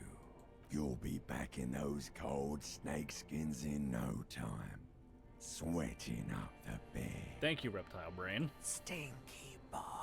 Alright, limbic system, that was a low blow. What is Elysium? Everything. The pale and the useless. On the surface. The outer magnetosphere. Burning, furious truth. 8,000 years of written history. That's a lot of history. You really dropped the ball, Harry. 4.6 billion people. And you failed every single one of them. You really fucked up. And no one fucks up like me. I can come back from this. You're not coming back from shit. Thrashing around in that high conductivity state of yours. Bumping into things and acting like a clown. Who are you kidding? My mind is tired and broken. Your mind is what now? I can't hear you. The rest is just a word dream. Jumbled up garbage. The pictures are gone. The bed rises to meet you. A thin, sleep-like state. More glass than velvet grinding in your head. Ooh, that's not a fun image. So something is wrong. Sleep shouldn't be this bad, this dry, this unnourishing. There's something wrong with your thoughts. Some kind of new Oh, type of hangover. God, there's another type? Oh yes, party boy, and it's worse than the one before. Just think of the shit you saw. Here it comes too. Oh no. So soon already. A silent alarm goes off in your head like clockwork. Barely let you sleep at all. Time to get those clothes on, Harry. Shit. Time to go to work in the shit factory. No, not the shit factory. I hate working there.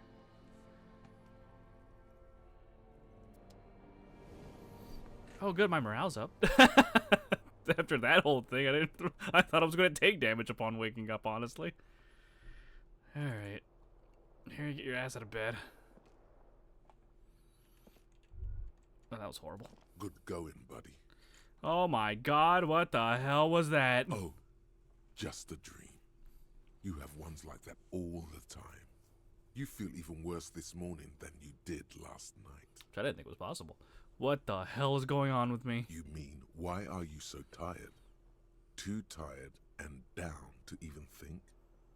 It is worrying, isn't it? You can't be a detective like this. Detectives need to be able to think. No, that's not it. Really. I feel super good. That's not really true. Your heart has finally pumped all the speed out of your system, Buster. Time to get some more. You're too weak to say no now. Waking up is the worst part. Maybe somewhere down the line you could decline. No, I can take this. I'm not gonna go looking for speed. Are you sure?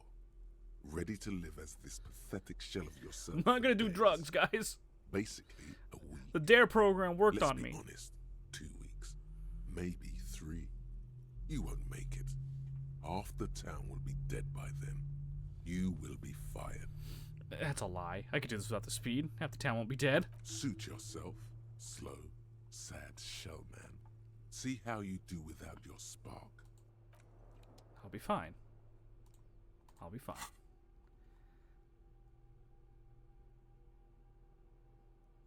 I really should just get rid of this. I might just get rid of this, honestly. As fun as communism is, the fucking stat deductions from it are not worth it. I think Kim might be downstairs.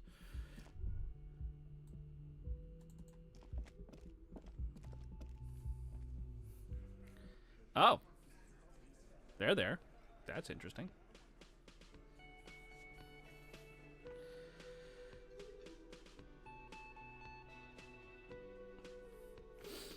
So I'm going to do a big old save here, because it's a big old funsy we can do. Morning.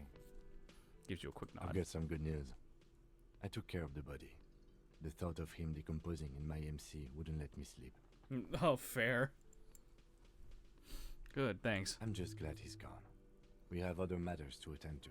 The lieutenant is downplaying his contribution. He got up before sunrise to get this done, and now he's quite pleased with himself for taking care of the gruesome business so efficiently. The Union muscle finally turned up, and they look rowdy. We need to talk to them. What do you mean rowdy? I mean ungovernable. Martinez isn't exactly enthusiastic about the RCA being here. They prefer to be policed by the Union. These men here, men who drink beer for breakfast, there's talk of an armed wing of the Union called the Hardy Boys, who are responsible for state policing. Uh-oh. I think it's them. Well, let's roll. One more thing before we do. We don't have to talk to them immediately. We can walk right past them, continue with our business. Yeah, streetwise. Zoom right past. Do it on your own terms. But Aren't you curious to know what they have to say about the murder? They're in no hurry to leave. They think they own the place. Anyway, I leave that choice to you. Whatever you decide is fine by me.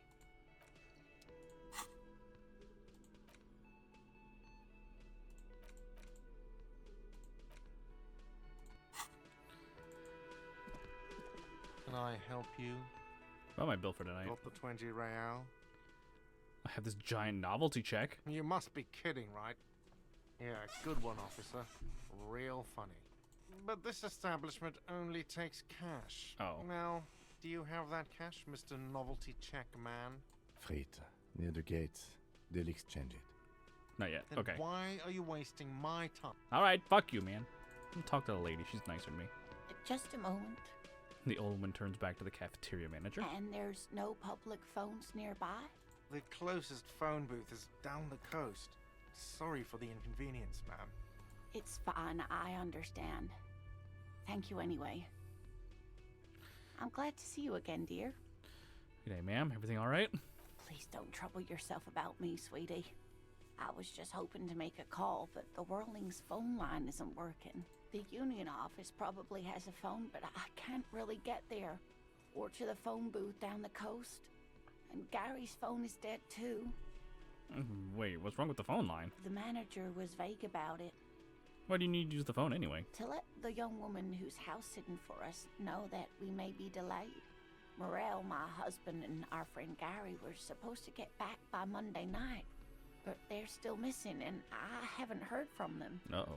I was also hoping she'd heard from Morel. Okay, I'll bite. Has your husband gone missing before? That's just it. This isn't like him at all. He always plans his expeditions so carefully. Uh-oh. Cold breeze hisses through dense thickets of reeds. Something sweet in it. Somnolent. Shivers is just me having like out-of-body experiences. When you look around, you're still in the whirling in rags. You have more important things to worry about. It's like, tell me more about Morel. Looks, character, your relationship. Oh dear. I'm not sure where to begin. What does your husband look like? Well, his expression is slightly grumpy, but his eyes are always bright and curious, like a small boy's. And his palms are quite coarse from all the field work, but he's quite gentle. Let's try this again. If I were trying to meet him on the street, what would I look for? Oh, well, he's a bit shorter than you, but with a larger frame. And he has longish white hair, usually a bit uncombed. You might say wild, even. The lieutenant pulls out his notebook and begins jotting down the woman's description. One other thing, he'll likely have all kinds of field gear on him, even if he's not out in the reeds, you know, just in case. How long have you been married? We'll be celebrating our 16th anniversary this autumn. 16 years, not bad. Not the most numerically satisfying anniversary, but I like the less obvious milestones even more somehow. How did the two of you meet? By a dating agency. Really? I'm ashamed to say. I was looking to get back into the scene after recovering from my accident. And he just divorced. We hit it off, and, well, here we are. She's skipping over some important parts. Perhaps you'll find out more later. I think I have all the information I need. Let's move on. I hope I've been useful. So your husband is some kind of scientist? Oh, yes. A zoologist. A cryptozoologist, to be more precise. 16 years, congrats on the Sapphire anniversary. All right, did you know that offhand, or did you look that up? What is cryptozoology? It's a pseudoscience that attempts to legitimize research into mythological beasts and urban legends. That's one opinion, yes. And people are entitled to their opinions. My apologies, ma'am. I did not mean to undermine your hobby. It's not a hobby, dear. It's a subfield of zoology, one specializing in animal species that are so exceedingly rare that many assume them to be extinct or even fictitious. The traditional gift for a 16th wedding anniversary is wax.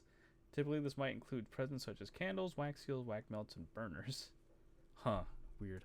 Searching for such species called cryptids is difficult and often thankless.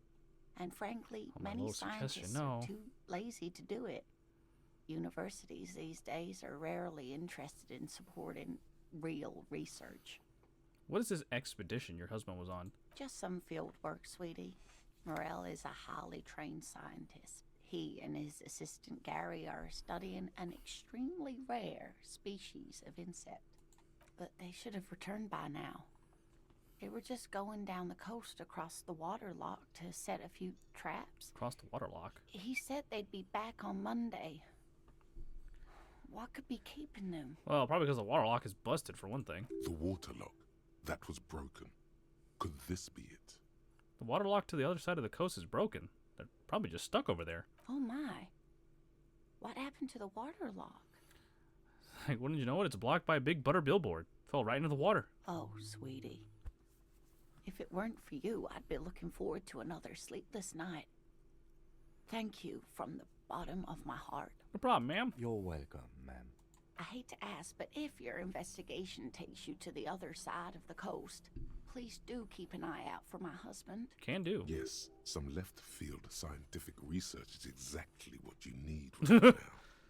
Funk up that vanilla murder investigation. And if you see him, let him know Lena is waiting for him here at the Whirling. He gets so tangled up in his work that he may not know the waterlock's been repaired.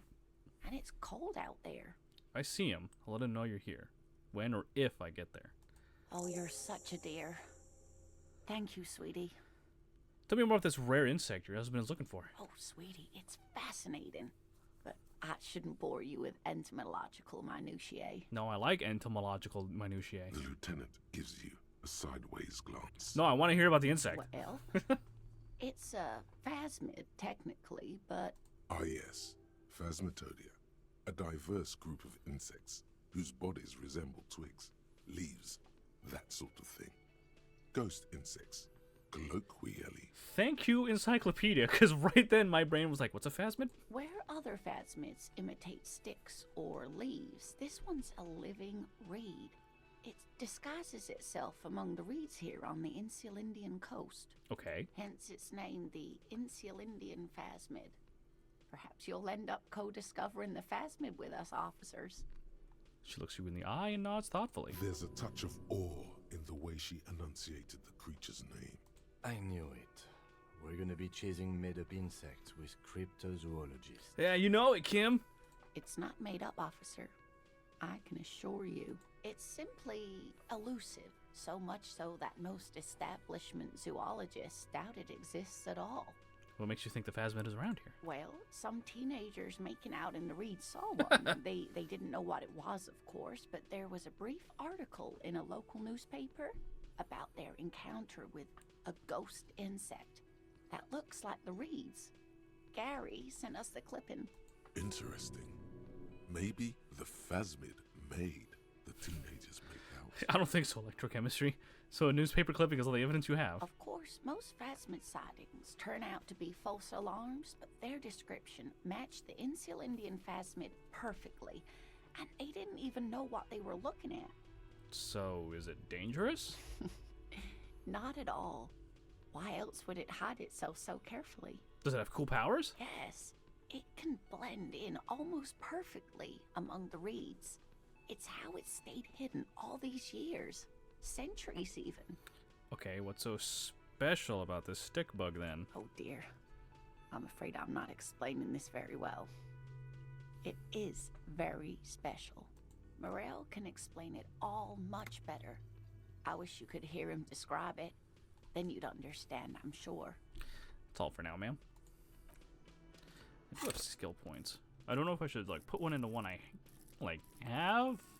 You know, boost up suggestion or something.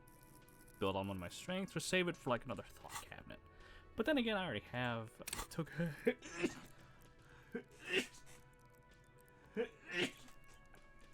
I think I'm gonna put it in a suggestion because.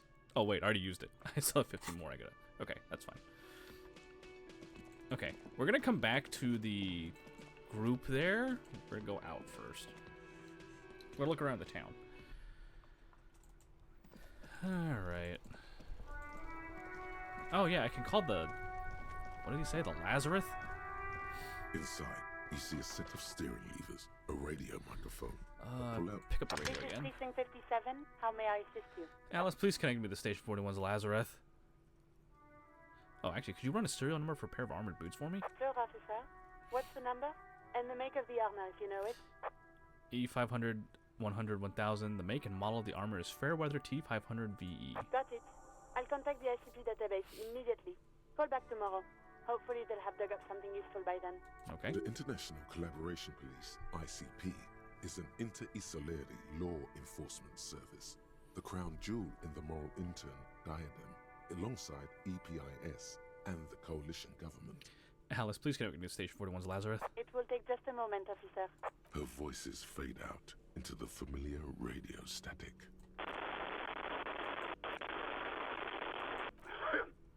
Gottlieb, what do you want?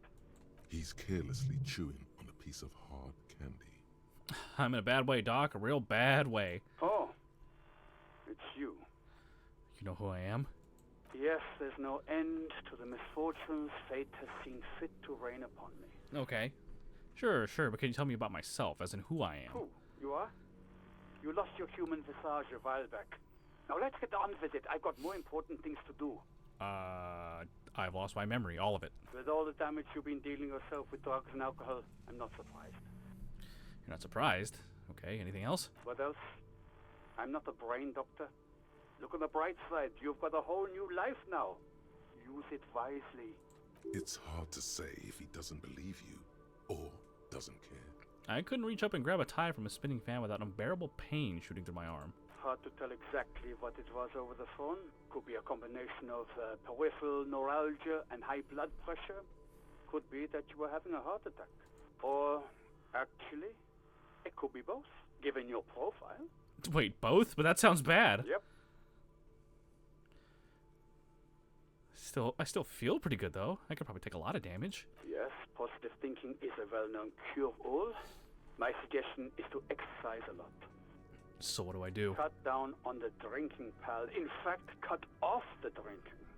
The drugs, too. Anything else? Oh, but speed. Sweet speed. It goes so well with alcohol, too. Electrochemistry, chill. We're not doing speed. Abstinence could have immediate positive effects on your health. I think I've had a heart attack. And you survived it. Congratulations. Are you mobile? Yes, but barely. Sort of. But by God, does it burn in your chest. Yes. Even better. Anything else? I wouldn't worry about that. Officers your age have coronary trouble all the time. Also, death is a natural part of life. Cool. I don't want it to be the natural part of my life, though. I think I've developed extreme photosensitivity. That's because you're hungover. Even the radio waves coming from your direction smell like liquor. Do you feel like your eyes are twitching too? Yes. That's the tiny vessels pulsating from high blood pressure, stupid officer.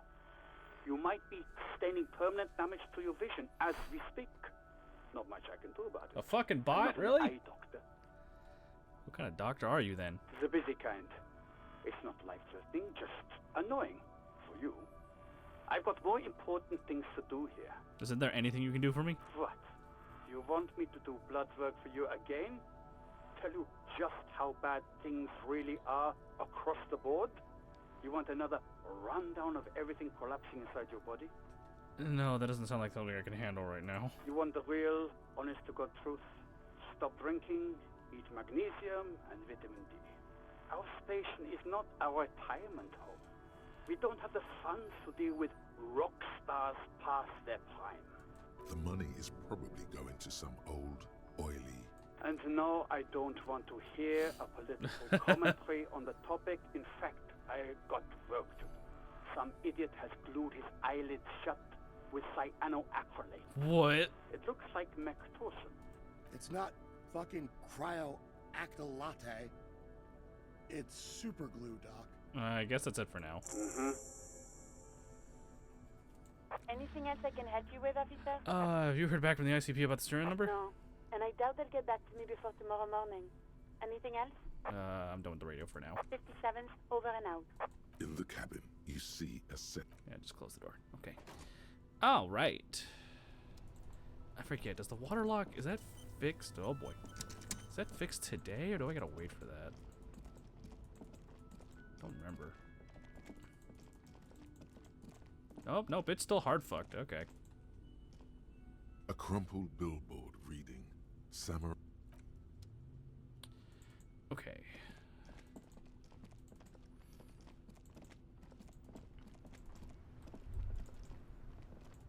I don't think anything has changed here.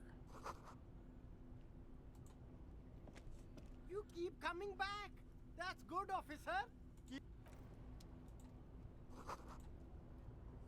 The speakers below are banged up and worthless. Nah. I was promised communism and critical race theory, and I see it neither. What gives? Hey, look, man, we gotta get to these points, all right? It's a new day.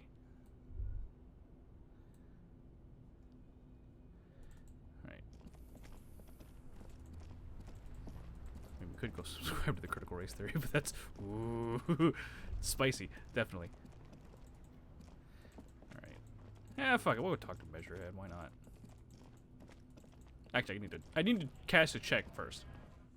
You got to finger a throat though. I did get to finger some dude's brain. Is this about the questions again? I need to exchange. I don't really know anything. I need to exchange this novelty check for cash. Wow. I didn't know you worked for the union, sir. Anything else I can do for you? Yeah, that was a thing that definitely No, happened. you don't work Yeah, for it was not great for anyone involved, supplying including the you with body. cash. Blow the whole thing on speed and gin right now. Speed and gin. Great combo. Ask some local dealers, maybe. Electrochemistry is just gonna cause me to sin or something. Okay.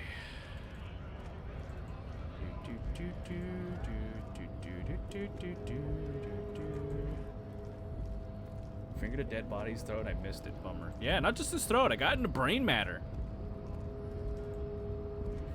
What's up, Measurehead? Your race descent has only worsened since I last saw you.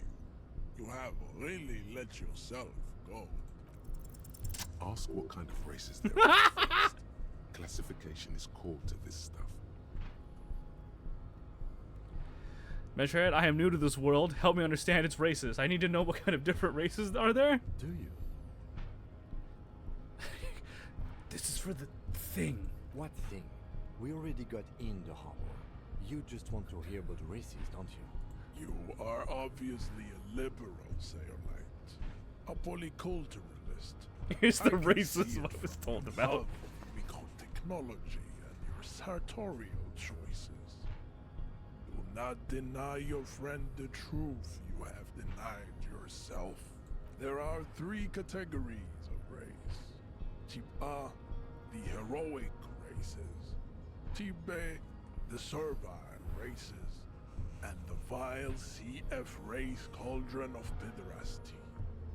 Which one do you need education on? The vile CF race of cauldron of pedastry, please. I knew you would go straight for the vile cauldron. Everyone does. You made it sound so enticing. You need to first learn about Type A and B to appreciate the depravity of the chimeric races. Yeah, I mean, otherwise, it just won't make any sense. Yes, it would seem nonsensical. Those are Right, the type A, then. Similes, the Areopagite, and the Occidentals, excluding the Maun, of course. The The Maun? Maun are riddled with eczema to the point where they find it impossible to smile. They are all lactose intolerant, a common result of inbreeding. A receding genetic pool has led the Maun on reprehensible. Did you guys get? Were you expecting the race explanation? Is that on your bingo card for tonight?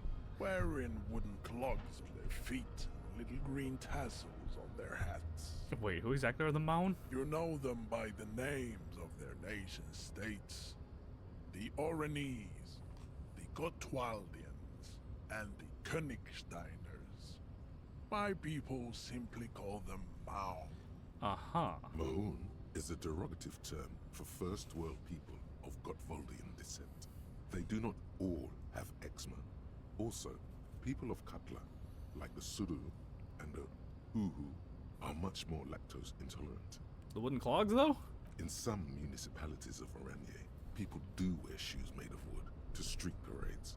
Green, orange, and even yellow tassels have also been seen on hats. The Maun are proof that you can have too much Occidental racial purity and tassel-centric culture. This man's accent is aggressively has led to a French. lactose-intolerant subrace whom no one can take seriously.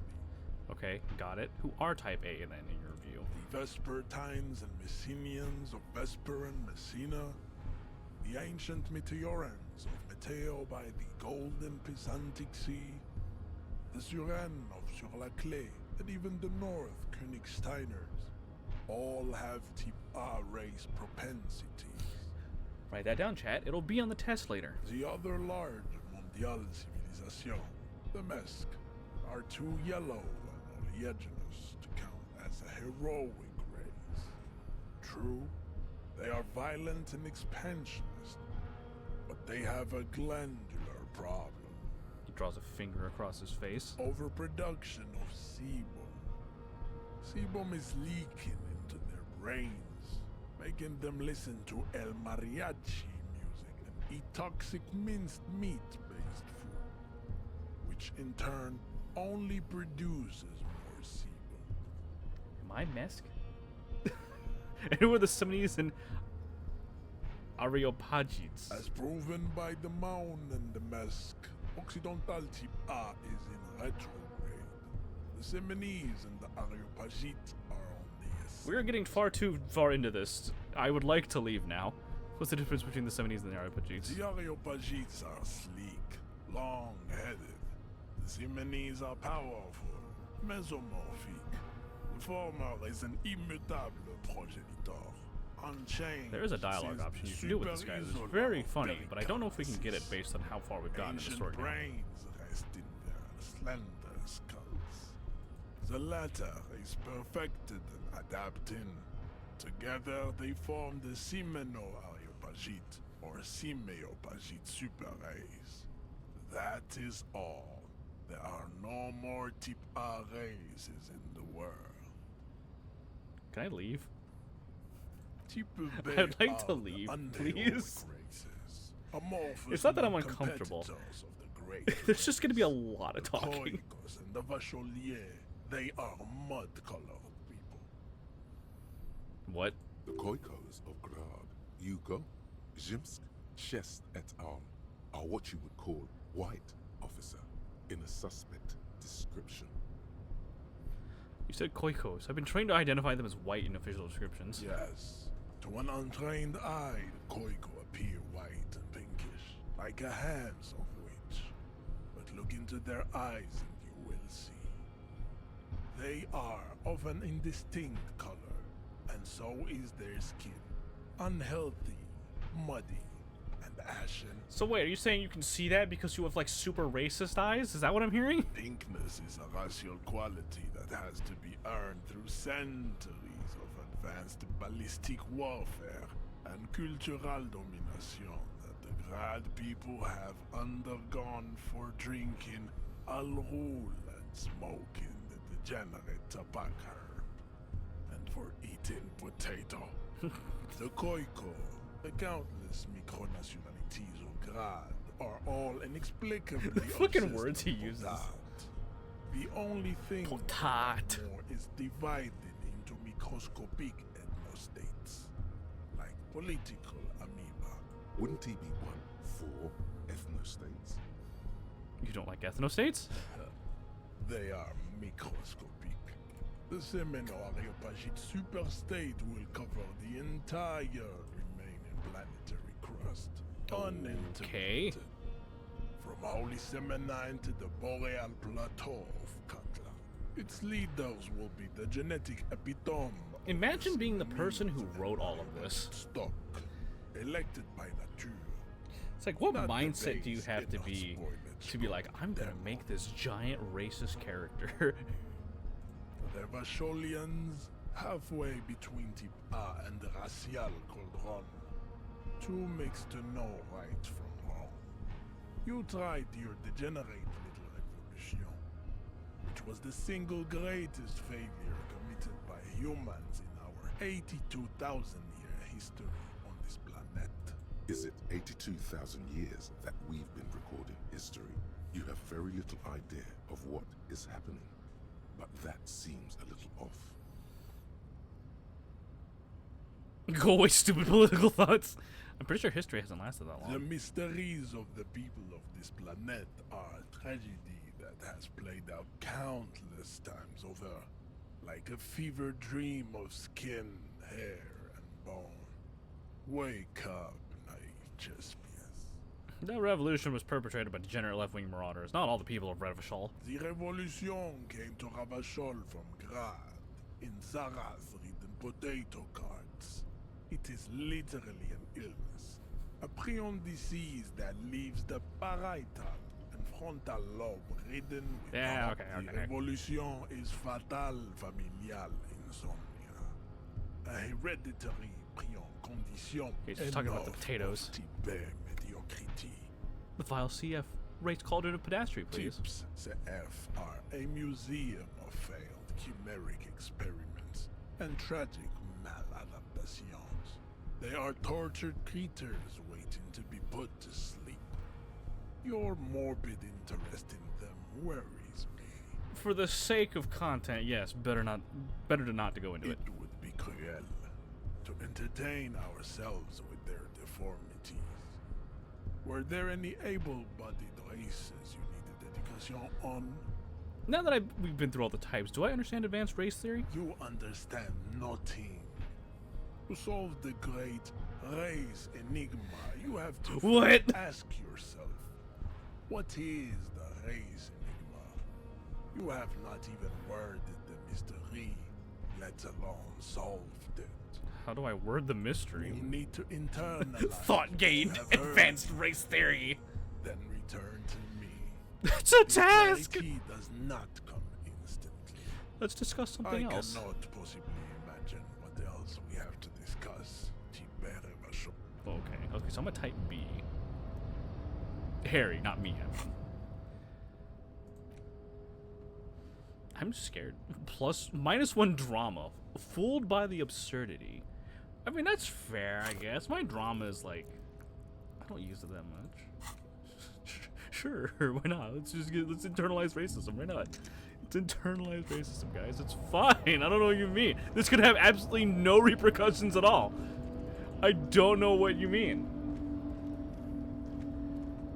So yeah, we'll come back to about, I don't know, like 11 o'clock, 10:30, something like that.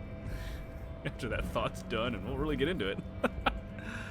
In the meantime, let's go and talk with the Union guys, because I think that's really all we can do right now.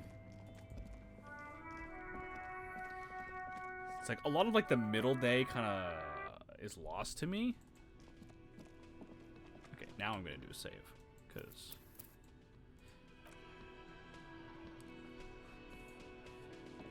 Hi guys, how you doing? You seem like the leader. What's going on? Over here. Whoa, what the fuck? Hey, I don't care about you, lady. No, I don't want to talk to you. Over here. Fine, fuck you. What do you want? Let me handle this. The woman says to the crowd in the mess hall before turning to you. You seem a little different today. Less hospitable. You are far from home, Lieutenant. This isn't a district known for its love of self-proclaimed militiamen. I mean, no trouble. I'm here to do my job. That's all. Not a muscle moves in her face, but her eyes trace yours, stern and perceptive. You are looking for Titus Hardy, who you think has information on a murder the RCM is investigating. You want to interview him. She points to the man standing in the middle of the room. Sure. That's Titus. Talk to him. But know this. I'll be keeping an eye on you. No strong arming. Nothing official. The District of Martinez does not recognize your authority to make arrests. It doesn't matter if you recognize our authority. We will make an arrest if we have to. She says nothing. Her glare speaks for her. What is your role in all this? Obviously, I'm a lawyer. A legal counselor for the Dock Workers Union. I would urge you to consider what you say to my clients. I should talk to Titus then. Hello, sir. Now that I've gotten past your fucking bodyguard. Say your bit. A broad-shouldered man points at you with a beer can. Detective. The lieutenant acknowledges you with a sharp note. He's leaving it to you. We need to talk about the man hanged out back. Oh, this is about him. A real looker, that one. Oh boy. You sure took your time, huh? Waited for him to get real ripe and pretty for you. Oh, he was a real pretty boy. Hanging up there, letting out that pretty boy smell. What does that mean? I can't for the life of me understand why you did it. I mean, I would have just left him up there. You must really like cleaning up other people's shit. Yep. You might want to start asking your questions now. It's not going to get better than this. Scan the room. No. I's here. You got business with my boys. You got business with me. Bitch. He understood what you were doing. Taking inventory of them. Yeah! You fuck with the Hardy boys, you fuck with Titus Hardy. Shouts the scrawny rat-faced man, 2 teeth missing in the front. Relax, Dennis. No one is fucking you yet. Says the 40-something man from the corner with a plectrum hanging from his neck. What the fuck is a plectrum? Yeah, Dennis, calm down. No one's fucking you, you stupid fuck. A blonde man in his 30s agrees. Let Dennis enjoy his fucking, man. We don't mind. You notice gang tattoos. This man must either be Mesk or Saramirizian. Yeah, you're not even being fucked, Dennis. The fat guy in the middle lets out a chuckle. Easy, fellas. We got company. Let's see what brings the cop around. Too late. You already scanned the room. You got a pretty good picture. Pretty boy smell? They make that a cologne now or something? Could buy that with a jar of Gabriel bathwater. I don't think I want whatever fucking smells coming out of that guy hanging. Picture of what? Of the actors here, you could take another look at the tracks in the mud on the crime scene. Compare it to these guys. Here's an idea. The man hanged in the backyard. Did you do it? The pretty boy. You guys really love talking about that pretty boy. Funny. But my partner and I have a serious matter to discuss with you. Why is there a container belt around the dead man's neck? Container belt? Like we use in the harbor? Yes. Why? Because we took it from the harbor where we work. Then we went out back and used it to hang him. As he speaks, his fists contract, going through the pulling motion again, savoring it. We did this together, all of us, until he was dead. That's why there's a container belt around his neck. Aha, so you just confessed to murder. Goddamn right. No. These 7 honest men have equally come forth. They told you what happened so that you don't waste any more of your time. All 7 together. They're diluting responsibility. It's an anti-arrest tactic. Let's see. Who called the shots that Are night? you deaf? There will be no singling anyone out. You can't arrest a Hardy boy This fucking without bitch. arresting all Hardy boys. Do you think you could do that? Do you think you could arrest them all? I could probably kill them all. A trick question. Don't let her lead the conversation. No, but seriously, who calls the shots around here? Who do you fucking think does?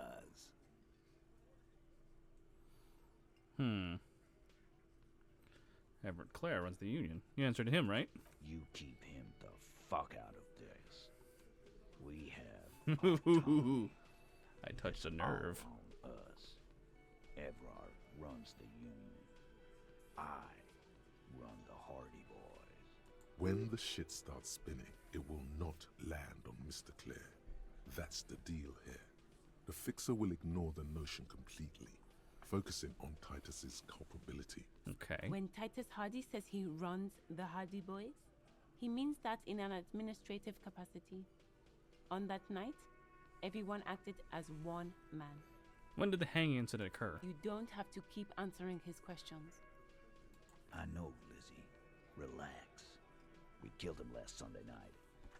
Seemed like a good way to end the week. How long have you known the victim? Known him?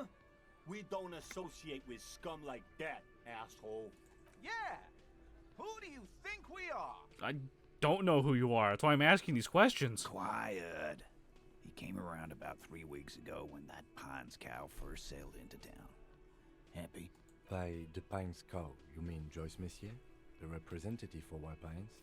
The same company you're striking against? No. I mean the Pines cow.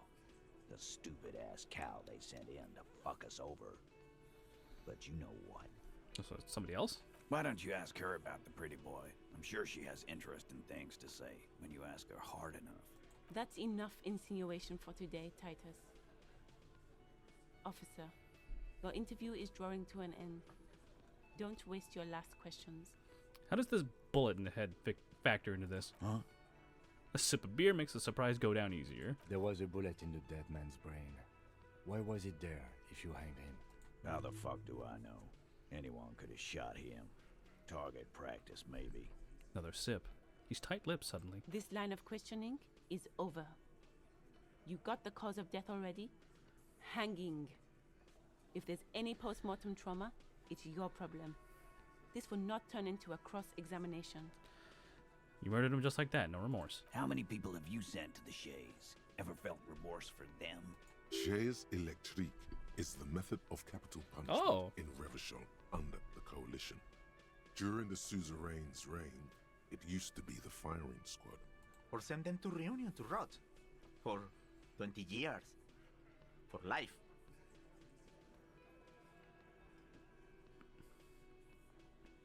What we do is different. We enforce the law. You just kill people like it's nothing. But you see, a lawman, is something people agree upon. And here in Martinez, we agreed that this man had to die. Why did you kill him? Why? 'Cause he was worthless mercenary scum. And he stepped out alive in my town. So he was a mercenary, that's it. And he stepped out alive. He repeats, jaw clamped shut like a vice. What kind of mercenary? The kind that shows up when you start a strike. The experienced kind, too. Had Cohoy and Seminine written all over him. Ex-Oranese Special Forces. Sounds intense. A live grenade. Right here in our bar. I can't prove it, but I know he was sent by the Wild Pines. They hired merc shit like that. Story of every strike from here to Samara. Hold on, how do you even know he was in Special Forces? Because one night, he walked straight up to the mic and said, I'm RNA's goddamn Special Forces, and I'm gonna fuck you all. Alright. Really? Yeah, really. Had a gin and tonic up there, sang some RNA's paratrooper song, and said he's gonna fuck everyone. Okay. We couldn't believe it either, but he fucking did. Right there. Like some kind of animal. This is a serious violation of the karaoke code. Okay, besides crime against karaoke, what did he actually do wrong? Wrong? He harassed women, raped one, harassed workers, threatened to kill some as a warning.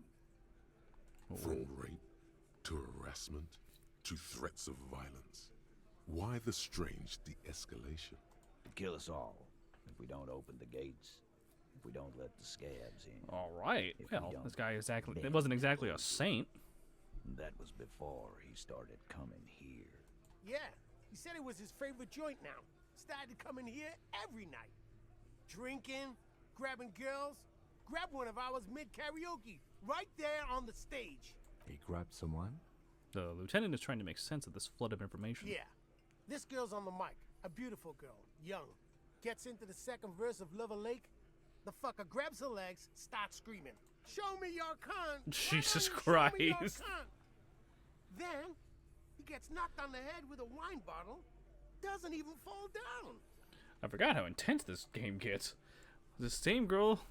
Was this the same girl who was sexually assaulted? Aren't you fucking listening? My man is talking to you. He took care of it. They got the girl out before anything else could happen. Yeah, me and Eugene got her out. Aren't you fucking listening? Seems like they don't want to talk about that rape Titus mentioned. Why not? This is a serious allegation. Make them talk about it. I was like, okay, but this is a very serious allegation. No. You're not getting a name. That's a Martinez matter. And I'm not discussing it with you clowns. There's nothing you can do for now. He's stonewalling you. Well, shit. How did you kill him? We hanged him up by his neck until he got real still. Wasn't that obvious, Copper? It was obvious until I found the bullet. Didn't they teach you anything at the cop school, idiot? The autopsy showed there were no ligature marks. His hands were not tied. Can you explain that? Look, I'm not gonna play 20 questions with you, Capo. I'll say it again. We killed him. Yeah, I knocked him out. Came up behind him and clapped him in the back of the head. He went down like a sack of sand. That's right, lawman. And then we hanged the fuck. Make them a bit more uncomfortable first. Then see if it all adds up. Mr. Taz, what did you use to knock the victim out? My fucking elbow, Copper. Samurai boxing style. Samurai boxing, or Sambo, is an eloquently violent set of one-on-one fighting moves, originating from the Samurai Isola. Sambo style implies stealth, cleverness, and cool. Where does all this action take place? Right fucking here. Eugene already told you that the fuck had started coming to our bar. Yeah, man. Weren't you listening? Right, I have other questions about the lynching. Like what, Copper? So what are we gonna do now? Fuck it, we'll run it. Didn't they The autopsy... yeah. That's right. Make them a bit more uncomfortable first. Actually, they're admirably, surprisingly composed. The entire room. Given how many questions you've lobbed their way. All of them? I mean, one of them is fidgeting, cracking under the pressure? This one. But he's always fidgeting. So right. Like what, Copper? So what are we gonna do now? Nothing. Your investigation here is done. Leave Martinez, go back to your stations where you belong. I think we're going to stick around, thanks. Some things don't add up here, Titus. I've done this job for long enough to know that people don't just confess to first-degree murder. Even if it is a group responsibility. We're going to look into this. Good luck with that. You've heard everything a rent-a-cop is gonna hear from us. Real law officials. You're lucky you didn't get a beating. forget about their games. You've mapped out the characters. Reading the footprints in the yard should be easier now. I'm gonna take off now. That godly difficult check for a fucking shit skill I have with a -1. Ugh. Alright, let's go examine these fucking footprints.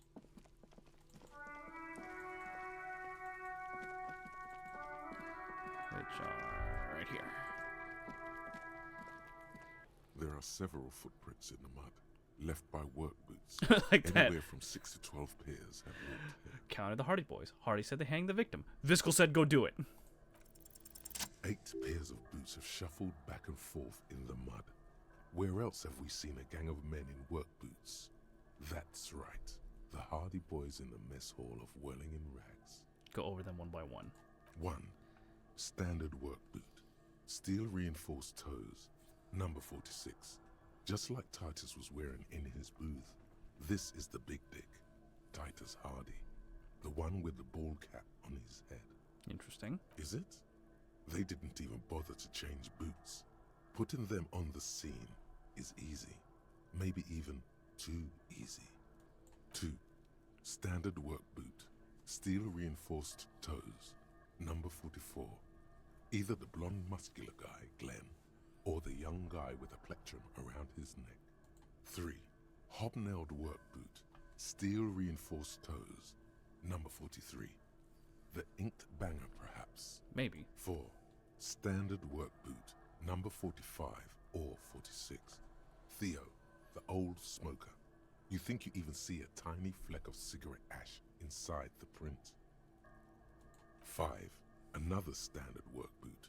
Reinforced toes. Number 44. Same as before. Either the musician, Eugene, or the muscle-bound blonde, Glen. 6. Light as air. Same make of boot, but number 41. Small like a rat. Shanky. I should have gotten this earlier. Better late than never, detective. The whole world is dark and the tracks burn in it with strange beauty. Count the rest. 7. The glowing outline of a standard work boot. Number 46. The imprints are twice as deep as the others. The weight exceeds 200 kilograms. Fat Angus. Carrying something? And the last one? 8. Another standard work boot. Number 44. There's an aberration in the pattern of the sole. The right sole is smoother, more worn. Curious. A missing 8th Hardy Boy. 7 sets of tracks, right? The Hardy Boys were here. 8, actually. That's all? Interesting. Then one of them seems to be missing. Anything else out of the ordinary? Note to self.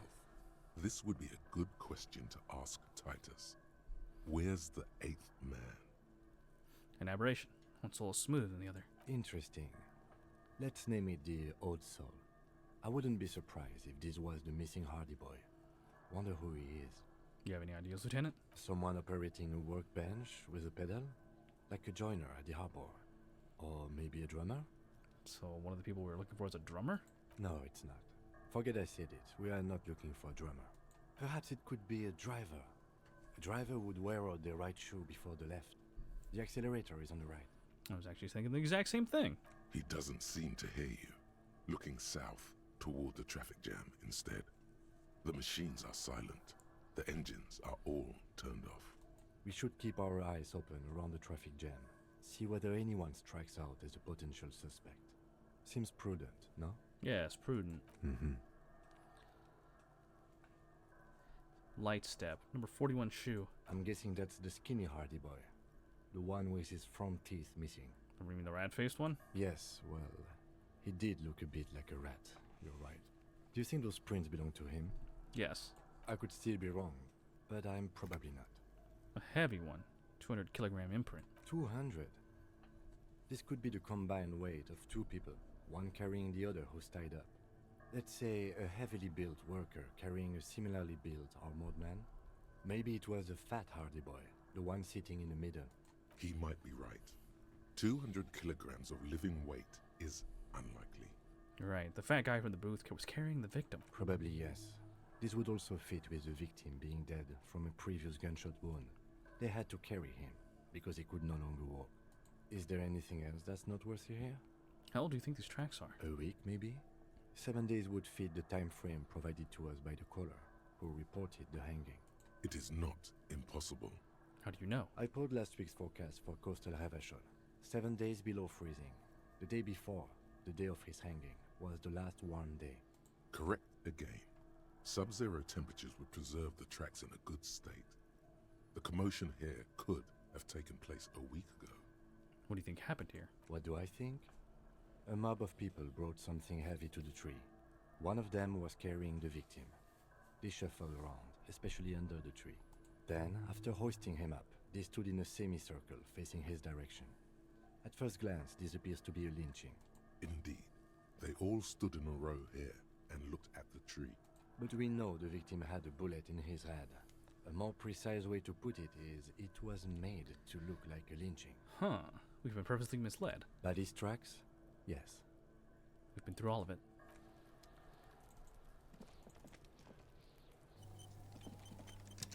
Okay.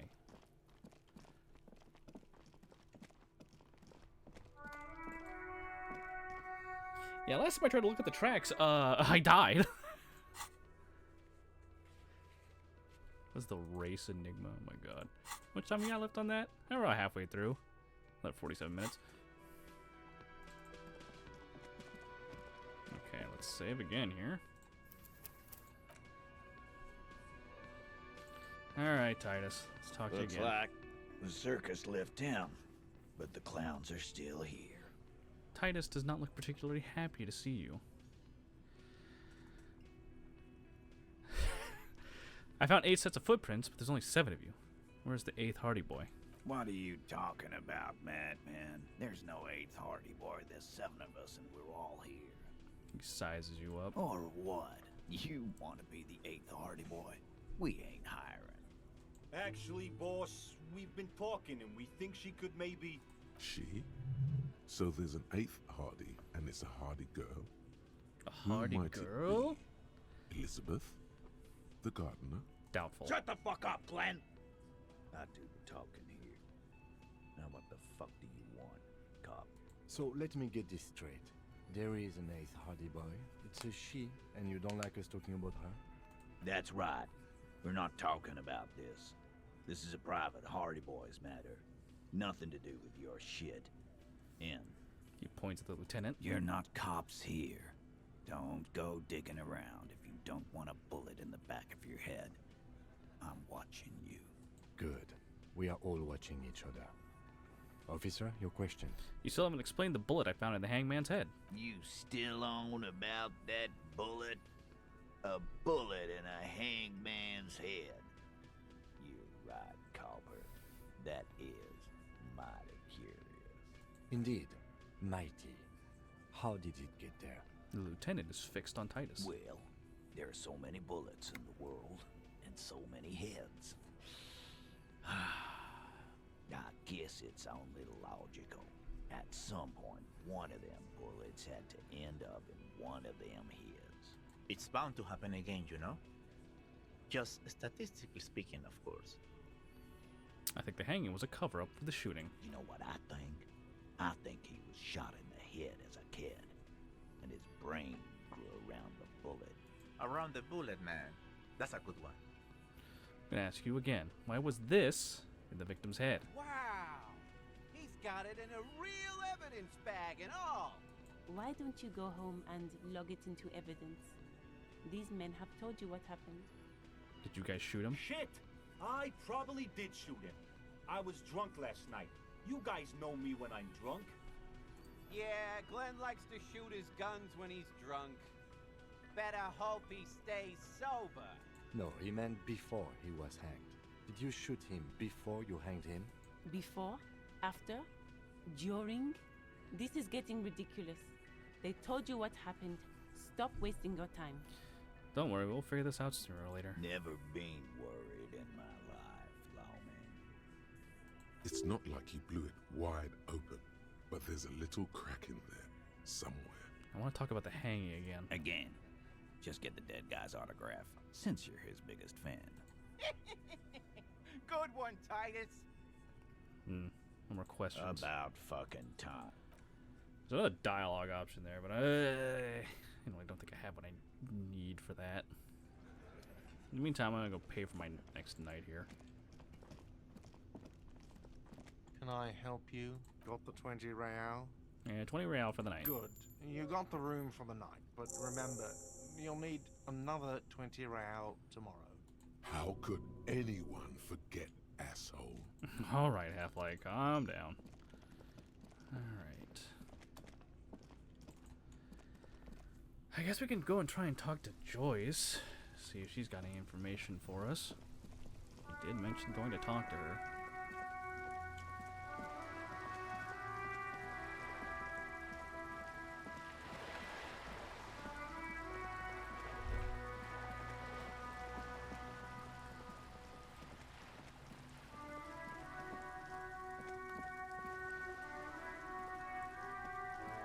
That girl's still there. There's a door there.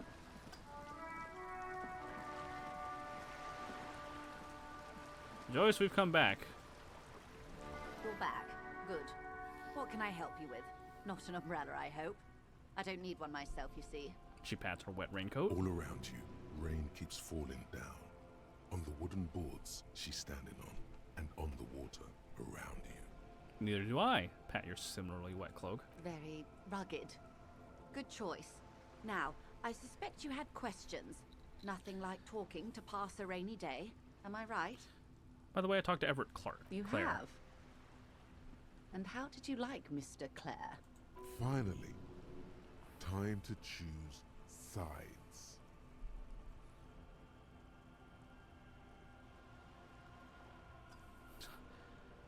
Like, I didn't. Oh, come on now.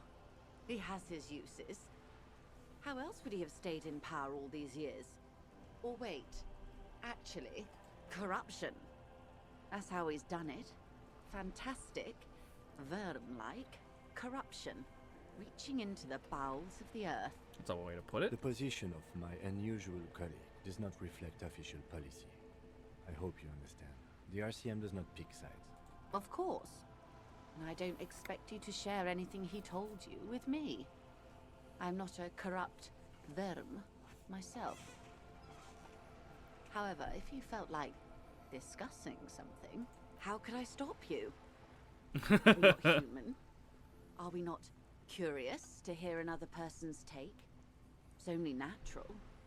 We would only be gossiping. Right, gossiping. Intellectually speaking, it would be quite interesting to hear what she has to say about these things.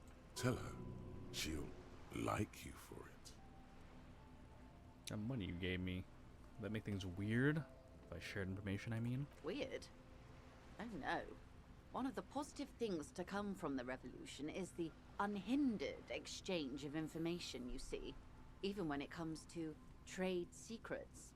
Which isn't to suggest our talks constitute corporate espionage. Even if they did, it would be fine. But they don't, since you logged the money as a donation, and this is clearly just gossip between friends. Yes, clearly. The lieutenant might have, but I don't remember you logging anything as anything, Harry. I thought about talking something else for now, if you don't mind. Of course, Detective. Should something come up later down the road, don't be afraid to drop by for a chat. Until then, is there anything I can help you with? Oh.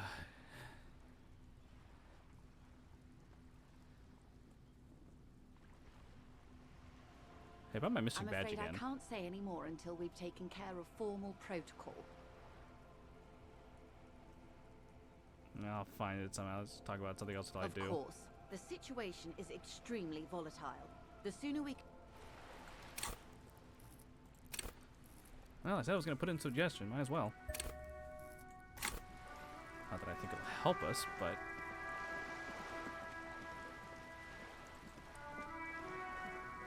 Or at least not help us A immensely. sturdy metal door guards the southwest entrance to the door rattles against John. The door rattles again. Stop banging on the door! I'm not letting any more strangers inside. Hold on, who am I speaking to? Doesn't matter who I am. Now go on, get out of here. From within comes the faint sound of a broom sweeping across the concrete floor. This is the police. Open the door. The police? Everyone knows the police don't come round here. But I'm not joking. No, I already told you. I won't be responsible for any more strangers getting into the building. Go check the backyard door. Maybe someone there will. She trails off, leaving the sentence unfinished. Backyard door. There must be another entrance to the east.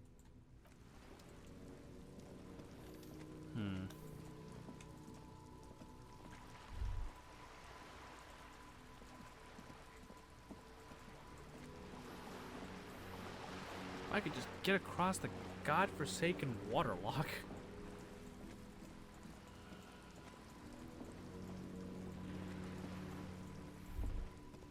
Son, you've really let yourself go. It's a disgrace. But Coach Physical Instrument is going to get you back in prime condition. Even if it takes 1,000,000 push-ups. Yes, sir. Forge me an organic steel, coach. It's going to take blood, sweat, piss, and tears. Piss But and when I'm tears? done with you, Shit. boy, you will be a master athlete. Let's do this, coach. I'm with you. Behold, world. Here walks a sportsman, hands choked and hair kept back with a bandana. The Homo Athleticus.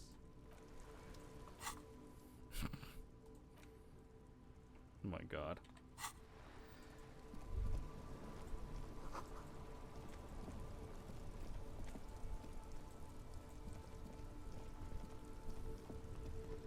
I guess there's nothing we can really do. I might have to confront the man. Because I'm still locked out of this unless I put A a crumpled billboard reading, whatever it is, The boy on the billboard seems very happy about it. Goat milk and butter.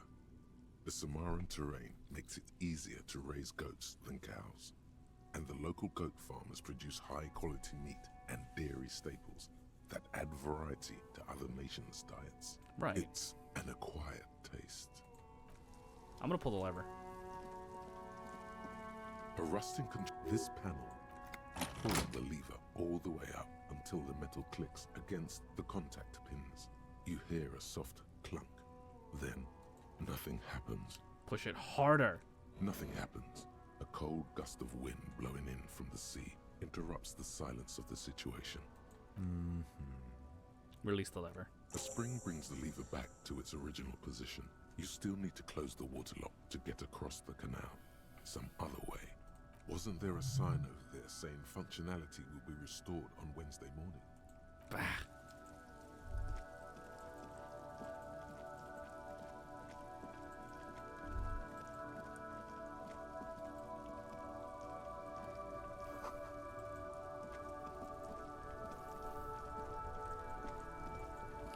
I guess we could go talk to fucking Everard again. I don't want to. Where am I going?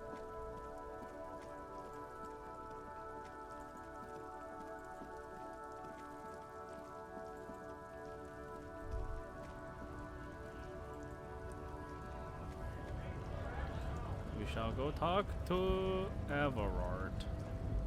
That fucking slug of a man he is.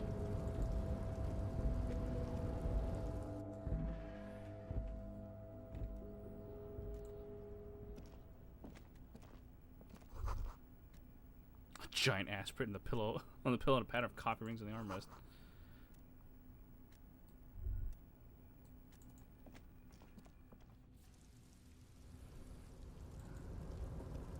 See if Everard has anything different to say.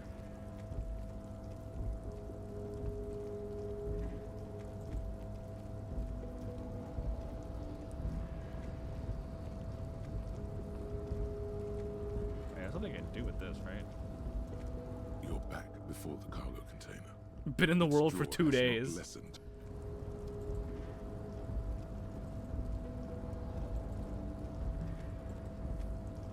It's a pretty funny buff, I gotta admit.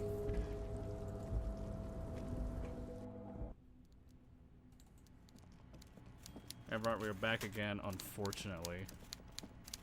Mr. Dubois, a pleasure as always. You don't have to sit down this time, since you've already sat on that chair. Thank Christ. I met Joyce, the company representative. Oh, that's very nice. I haven't gotten around to her yet. I'm very, very busy, you see. I hope you're getting along.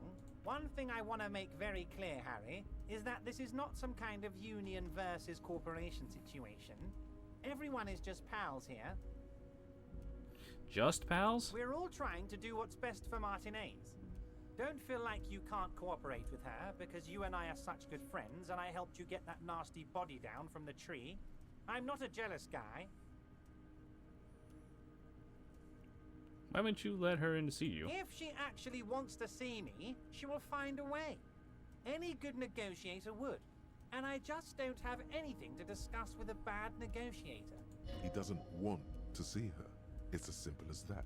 What happened to the previous negotiation with Mr. Galmont? What do you mean, Harry? Nothing. I let him go. He made concessions for the company in previous negotiations. Why would you let an ally like that go? He's an old man, Harry. I wanted him to spend more time with his family. God knows how long he's got left. Call him a midget. Harry, I have little people in my organization. I would never call someone a midget. What is this? Honestly, I'm beginning to think you're a midget, Harry. I'm only kidding, Harry. You're not a midget. No one is. We're pals. It's hard to say if he really lost his temper, or if this is another one of his tricks. This man almost never angers visibly. Everard, Joyce seems to think the union is lowballing her. Yes, yes. Low balling, of course. This isn't a casino, Harry. Real people, real livelihoods are at stake here. But everything's a casino for those rich types. His expression makes it clear. This is childish and irresponsible behavior.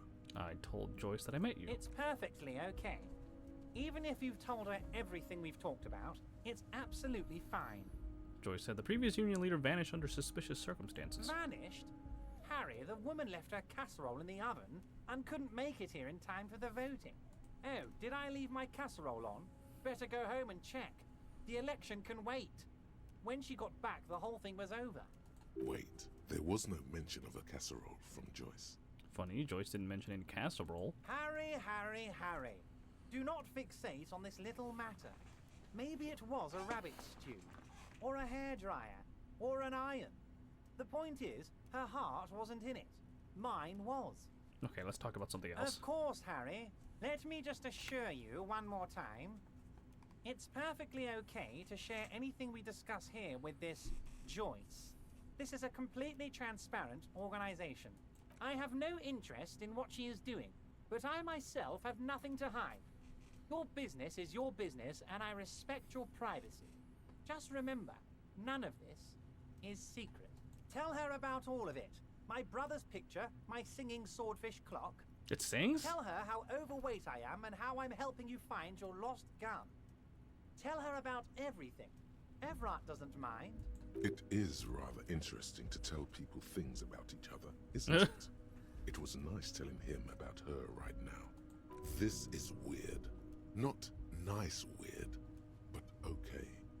What's in the container that's outside your office? My dear Harry, there are literally millions of containers in this harbor.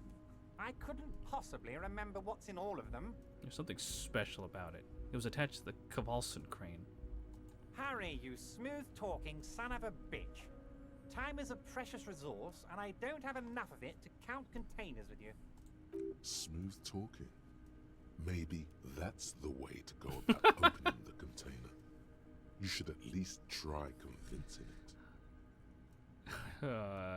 I'm gonna leave. See you soon, Debardeur. Just kidding, but not too much. I might just have to like move to arrest Titus. That might be the trigger to move things along. We'll see. Worst case scenario, we get shot. Or beaten. One of the two.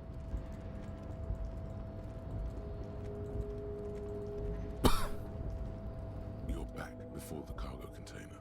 Okay. I wanted to see if anything would change after talking to him, but no. Knowing this game, you can probably open it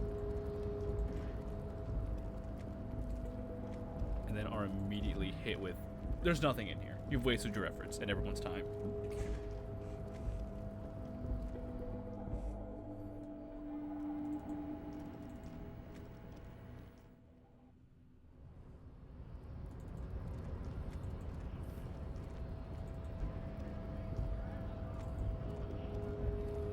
Okay, does Big Man on campus have anything else for us? Right to work. Right. No, not really. Okay. See, now I can't remember if this, like, exactly how long this game goes over the course of. Okay, I'm gonna save just in case things go sideways in like the worst way possible.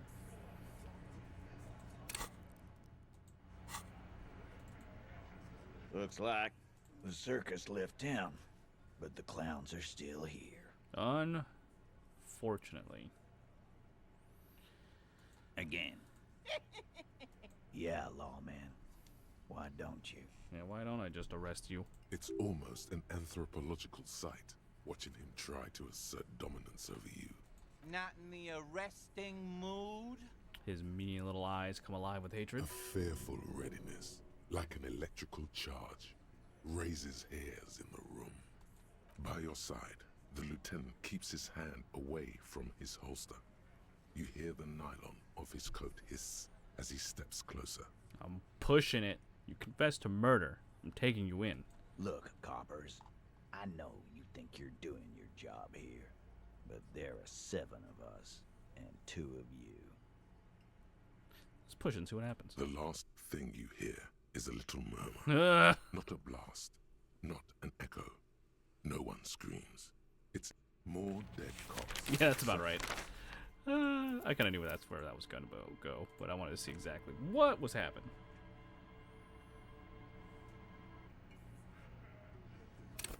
And now about to pass out. Have a good night. Don't be too racist. We haven't even gotten the races fully unlocked Looks yet. like the circus thanks for hanging left out. town, but the clowns are still here. Okay, we're gonna push that as far as we logically can go, and then we're gonna back off and we're gonna see what happens. Again. Yeah, It's almost Not in the a fifth by your side. Look, coppers, I know you think you're doing your job here, but there are 7 of us. The little guy was right. I'm Two. not in the arresting mood. The little guy? You're the little guy now. So, Yeah, little. about fucking time. Strange reaction to bullet. Discussed 8 Hardy. Huh. Interesting. I still got nothing there.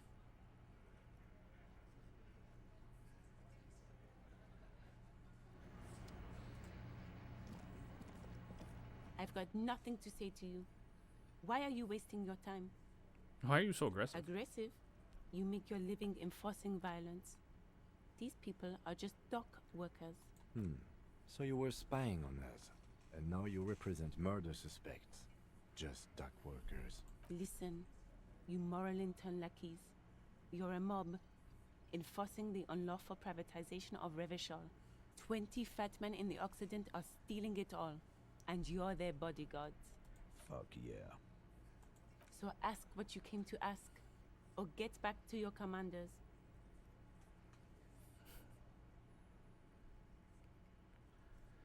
I don't know where you heard that, but it's wrong. The RCM is principled and strong, unlike you socialists. Sober. Do your job. Ask your questions, and get the hell out of Martinez. Are you the Hardy girl? I am not. You could be Liz. You could be anything. You could even be a model. Even a mod? Glenn, I went to law school. I am an attorney. He's right. With a face like that, she could be on the cover of Le Debutante International. Tried, you know, you're very pretty. The cold look in her eyes speaks louder. I'll take than that words. experience, thank you. She is not amused. It's not her. She's not a Hardy girl. Definitely. Maybe we'll talk later. It's clear you like the hard stuff, Brota. The what? Sounds like my stomach is growling. Evening falls. The time has come to take the vow.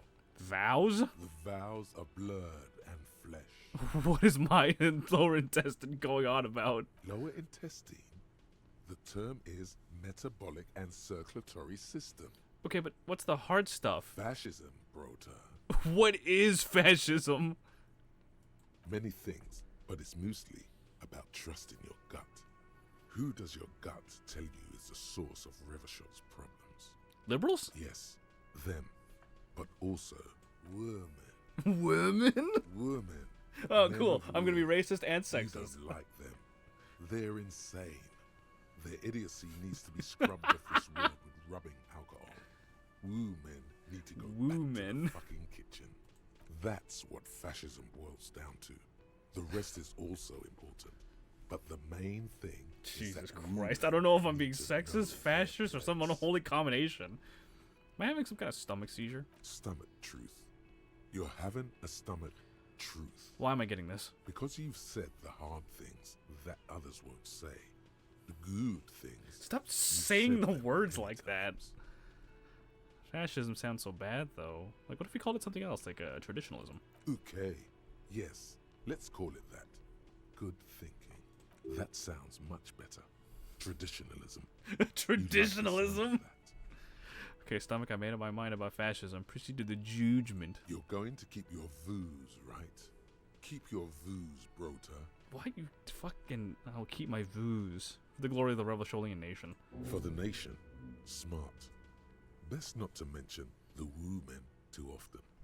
That's why you're the head and I am the stomach. No, fascism about industry and politics and nationhood, not women. I'm absolutely okay with women. Of course you are, Bruta. Of course. A wink-shaped growl sounds from your ass. That's a sentence. Pat your stomach. Oh, good, another one. Oh, okay, no, this is the advanced. Right, okay. The racism's coming through. Everything is calm in the eye of the race storm. Bonuses. Your mind is lucid and bright. The mind bending Wow, this is actually a good one. Distant Learning cap for and, to be rhetoric and fair, raised to a little 5 ridiculous. plus 1 The conceptualization. great The mystery race is mostly aesthetic. cleared up. All that's left to do is verbalize your thoughts.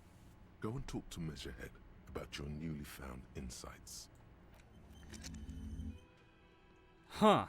Okay.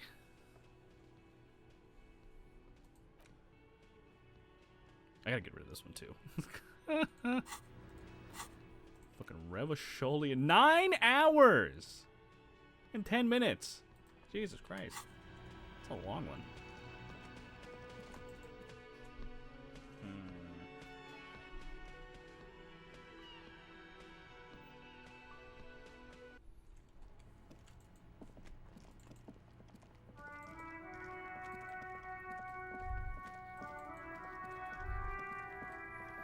Alright, Kuno, you got anything else? I don't want to talk to you, but I'm kind of running into a lot of dead ends here. You missed a good show before. A kid came by and completely fucked the tree to pieces. He fucked the tree up! Fucked it good! It was porno!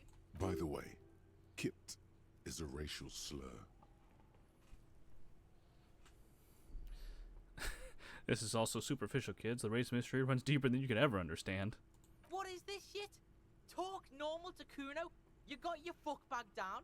The huge Kipt made him his bottom Kipt, Kuno! Stay away from him! Well, I talked to Manana about the armor. So? Told me you promised to stick the pigs on him. So he said to thank you. Wasn't too keen on chasing down that armor anyway.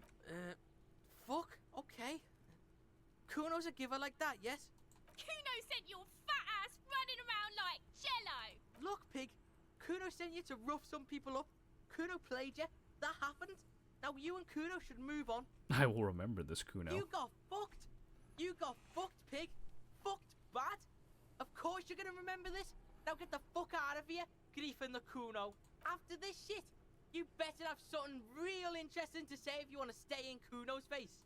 Yeah, real interesting. By the crying seeds, you kids off playing this yard? Right, pig. This is where Kuno plays with his little wooden choo-choo. What do you want with it? Dead man's clothes were in the trash container. How'd they get there? Yeah, Kuno doesn't know shit about that. That shit is beneath Kuno. I need to know. It could lead to an investigation. Could be a leading investigation. Someone may have tampered with the murder scene. Listen. Kuno doesn't care about this small-time shit. Just listen. Kuno saw what you did there, dumpster diving. Sad shit. Kuno could hook you up with some sweet rags. Shit like Kuno's wearing. Your size, good price. 500 real. You'd have to be blind not to notice the giant white letters F-A-L-N running down his trouser leg. Alright, entertain me. What's so great about these pants? Hey, these are found modulars. Liquid fit, performance crotch, urban survival shit.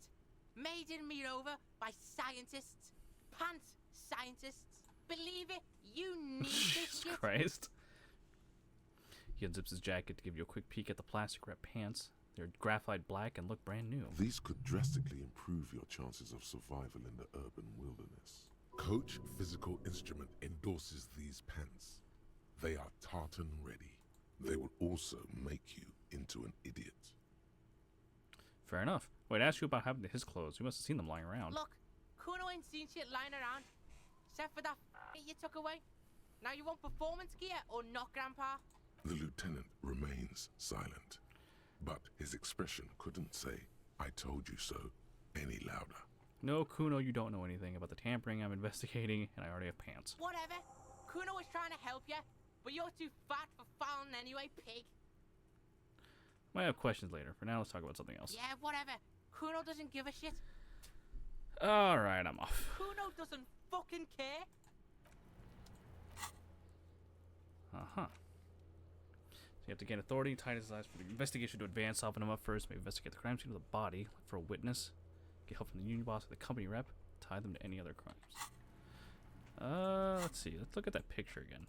An intricate web of blue lines stretches across the torso of the hanged man, from the right shoulder to the solar plexus. The pattern still kind of has an ethnic feel for you to discover. You've gotten as far as you will without assistance. Someone who knows about history could tell you. History? History? Gone. Someone who knows about history. We haven't really met any fucking historians in this goddamn place.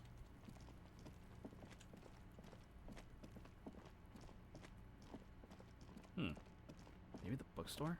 Maybe it'll have something. Kind of a long shot, but hey, you never know.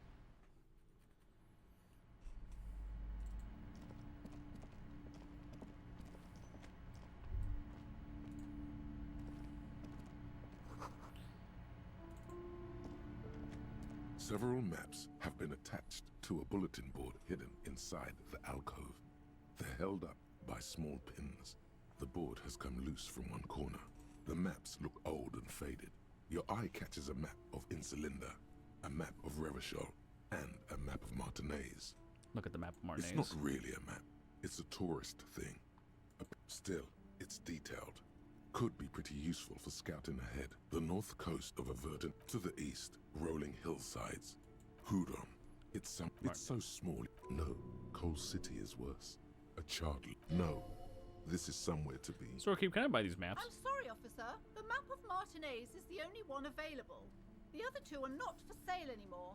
And besides, you could scarcely afford them. They're quite valuable, though they might not look it. The map of Martinez is 90 cents, though. Seem to underestimate resources, but sure, okay. Yes, yes. Are you interested or not? Steal instead. I want to buy the map of Martinez. Always good to be informed of your surroundings. The worn map features the patchwork grid of the streets of Martinez, with directions to appropriately touristy locations. I think this kind of does help us. I think this actually does give us a map. The upper right corner. Just to pass through. Your finger moves through the various streets, across Rue de Saint-Ghislain and Rue Saint-Cypar, over Saint-Brun and Martinez North, finally coming to a halt on the spot where you are currently standing, although the map gives no such indication itself.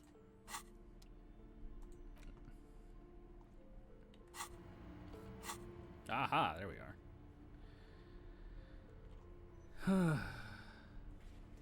The Hanged Man. Oh yeah, encyclopedia, mirror, trash container. Oh, I think these are all ones that I already have. What's this? Oh, so I think the white ones are ones I can't do anymore. The rhetoric challenging, huh? This bookstore is not strictly about crime, romance, and biography. I don't know if that actually gave us a map, but yeah,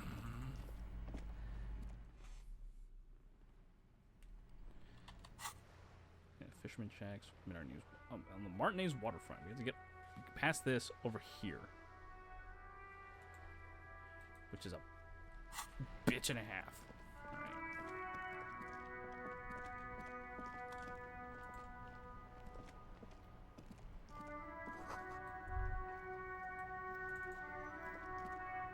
The worn and beaten wooden.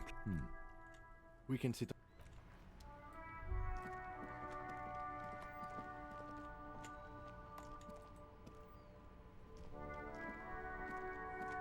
It's like I don't want to ask the union leader for help.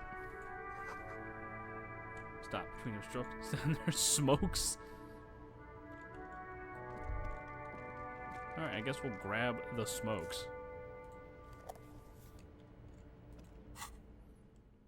Tools. +1 intellect, +5 health. We really need it. I am a gander and a hunter and a gatherer. Feel like a traveler. Okay. A simple little cadence. He seems to be making it up as he goes. What's going on here? It's the jam, my man. Motion towards a sprawl of lorries with a sweeping gesture. The air from the east is thick with the smell of crude oils, heavy metals, and other byproducts of the modern era. You can almost taste it. What's the jam? It's a traffic jam for the ages. Harbor gates up the street are shut tight. No explanation given. Workers on strike, scabs agitating, all around clusterfuck. Meanwhile, we're all stuck here in long-haul limbo for days upon days upon days. upon days. So how long have you been here? Feels like forever. Like I was born on this here roundabout and this was all I ever knew. Just me and the metal and the tires, the oil and the fumes and mazout. Extravagantly phrased, but I can roll with it. Yeah, imagine. It's been a whole week already. So tell me, what do you need? I'm good. Don't be a stranger. Hey, too much shit.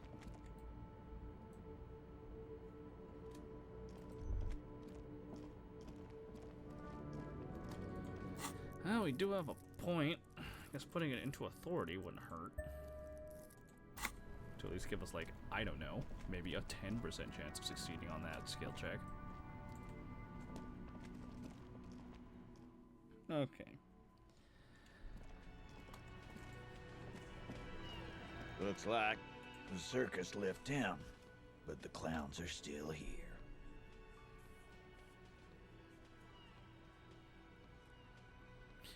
Damn, that didn't even bring anything up.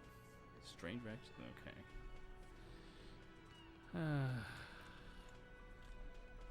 That is a 3% success. It's a white check. It's not ideal.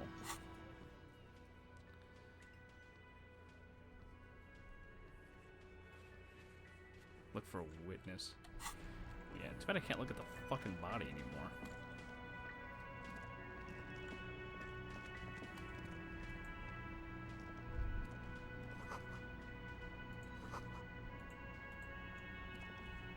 The man ponders his cooking utensils and gives you a little nod. Get your Rosholean nationhood on.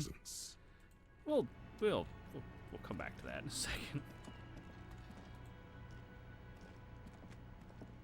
Can I help you? Garrett, I saw another thing in the world. Another thing. Great. I love those. So the phone line is dead? Yes, and the phone company is taking its sweet time sending someone to fix it. Losers. Is it true that there was foul play? Who told you that? It doesn't matter. I just want to know who you suspect. Fine, yeah. It looked like someone had messed with the wiring. It was shortly after the hanging, but I don't know if it's at all related.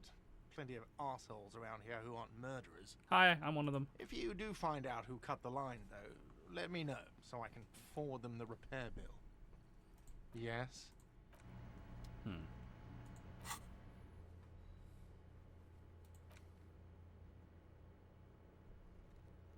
Keep searching for the caller despite lacking any obvious leads.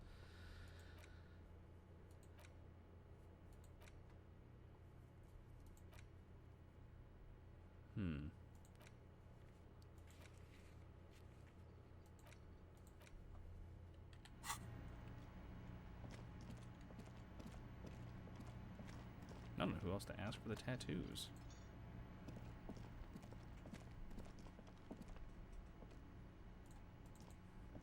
Not like I have a lot of freaking people to talk to. Maybe we talk to Joyce again. Maybe we missed something. Not necessarily, but... Can we go down here?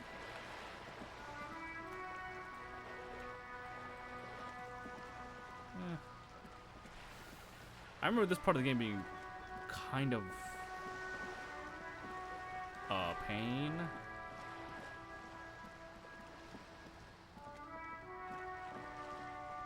Just a tad.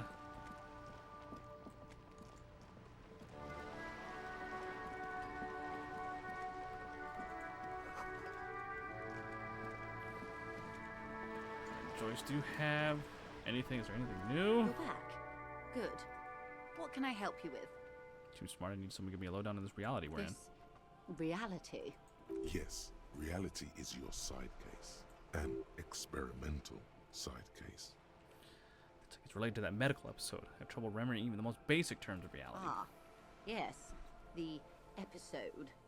Sounds like an acute case of encephalopathy, now that I think of it. Sure, we'll go with that. Don't be phased, madame. He functions perfectly well. He only needs a lowdown on all of reality. I don't know about perfectly. We may be here a while then. Ask away, officer. I'll help however I can. All right, we're in. I know these all look good, but begin with the first, okay?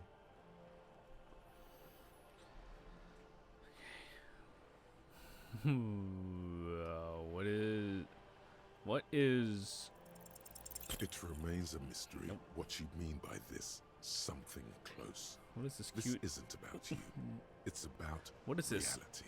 Acute encephalopathy. It's a neurological disorder caused by a lack of vitamin B in the brain. Symptoms include a retrograde amnesia. It's quite serious. You should get yourself checked out. What causes encephalopathy? Well, it's either bariatric surgery or long-term alcohol use. It's definitely the drinking. She nods slowly.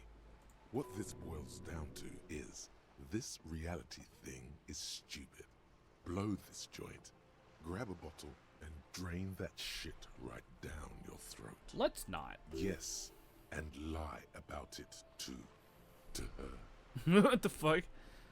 Like, wipe that urge from your mind and get back to reality. She stares at you, head tilted to the side, with a slightly concerned look on her face.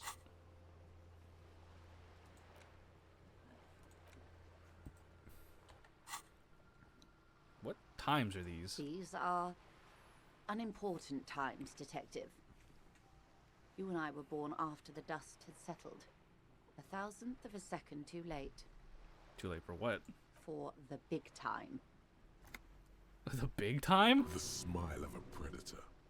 No doubt what she's got in mind. You've got a predatory streak. All men are predators, dear. Nothing much to be done about that. It's all a matter of where you get to file your teeth. What's the big time? The revolution. Ha, and what is this revolution I keep hearing about? It's quite easy. Every 100 years or so, our species gets together to decide what's next, who gets shot in the head, and who gets the mineral rights. It's a real kerfuffle. Who got shot in the head? Those would be the communists. Oh, Generally I'm bringing speaking, that back, 40 million you know. people got shot in the head during the World Revolution. But the communists, they all got shot in the head. Not this one. Oh, and the anarchists too. They shot them well. So well, one forgets they even existed. Did the communists and the anarchists shoot back? Did they ever? Before they got shot themselves, they shot 2 million people. That's a tragedy. Yes. The Red Deluge. The Insulindian Deluge, they call it. Anyone else get shot in the head on the opposing side? Oh, lots of people. Even the king got shot in the head, or thrown beneath a horse, or drowned. Accounts differ. Regardless, the man's dead. Unceremonious. Just as well, he wasn't actually the king. Just the king's nephew. The real king abdicated and lived out a long and productive life as a venture capitalist in Grad. Smart king. Yes. King Guillaume had a nose for bad PR. He ran before it. What is the expression? Went down? Anyway, Gil got out alive and his nephew Frisell got shot in his place. Him and tens of thousands of his wonderfully fascist kingsmen. It was a wild time. Sounds like it. It's enough about the times. They are what they are. Who knows? An afterbloom may yet come. Anyway, enough sentimentality. Glad to have been of assistance. The little that I know. Anything else? That's the man who was killed. I'm afraid this is a discussion for once we've cleared the lynching question. Why? How is you looking at the photo tied to lynching? Better not tie the fourth day to the bat's day on this. I hope there is something else. That's the man who was... Better not tie the fourth day to the bat's day on this. Ugh. So I need her to tell me about the godforsaken photo.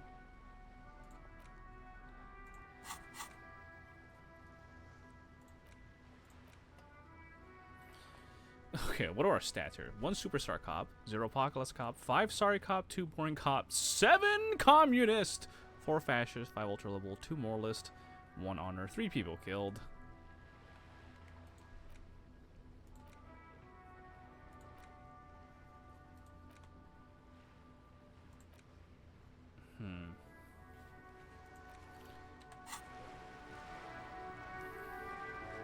Okay.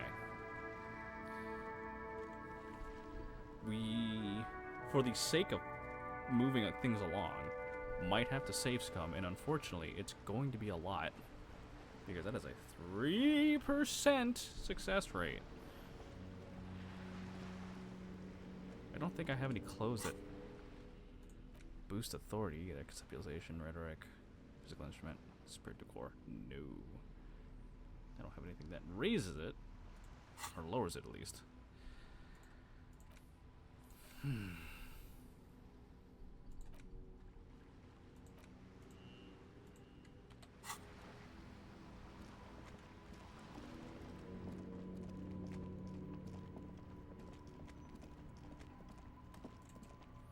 Well, time to save scum like the best of them. Because I really... There's probably other shit I have that I could go to and find. But I feel like one of them involves talking to Everett. I try not to go down that hole the circus any left farther town, than I already but have. The clowns are still here.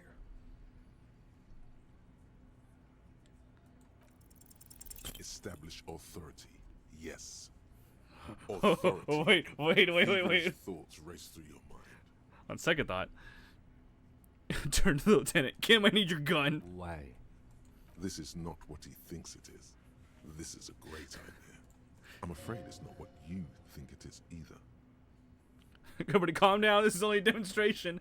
Kim, the gun, please. What in the name of fuck are you doing? I'll show you authority. I don't want to give you my gun. The fuck is happening, Titus? What are they whispering about? Easy, Shanks. I want to see where this is going. There is no other way. Silence. He tilts his head to the side, inspecting you. A brief moment passes. Then, the pressure in the room grows to a boiling point. Be careful. It's loaded. Even better. He unholsters and gives you his firearm. Feels oddly light and buzzing in your hand, like a funny toy. Good. Now put it in your mouth. But I want to point it at them. Put the barrel in your mouth. I'll fucking show you guys. What are you doing? I'll make you respect me. The short, cold barrel touches your lips. It tastes like iron in hell. Genuine panic flies across the lieutenant's face. Fellas, you getting any of this? You will never forget what happens in 5 seconds if you don't respect me. You better get ready to fucking respect me in 5, 4, 3. I'm not fucking this case up. You will respect me. I'm going to kill myself now, you fucking whore. Let's go with finger on the trigger. You will respect me. Look at me. Don't worry. This demonstration is not helping at all. No, but it's funny though. Inside the small mechanism, you can hear a spring tensing up. Yeah, cause I sorta wanna see that shit. You won't, man. His fucking balls ain't big enough. Get ready to fucking respect me. 5, 4, 3. He's not gonna off himself. Come on. No. He'll do it. Go ahead, son. 3, 2. 2, 1. Do it. Get this one thing right. No. Give it to Lieutenant Kitsuragi. It's not too late. Voltage is like, no, wait. There will be no spinning. Do the honest thing. Pull the trigger. As much as funny as it would be, give the gun back to the lieutenant. Thank you. Nothing to worry about here, people. My partner. So, yeah, how about that shit? I'll kill myself in front of you and make you respect me. I don't care. Dark? What the fuck was that, you carnies? We haven't seen RCM in 4 years, and this shows up? Damn right. I knew he wasn't gonna do it, though. I knew he'd pussy out. No. I still have my money on him. Sooner or later, he has that look. Yes, let's go back to normal. Let's pretend this never happened. What is the fucking whore left me? I know it. Oh. Do not think your failed suicide attempt will win you any pity from these men. Do not expect them to forget it soon either. Again, it was a dark joke. Maybe we should go for a little walk, Joker, before we continue. Jogging around seems to have a positive effect on you. Yes. Get the serotonin running.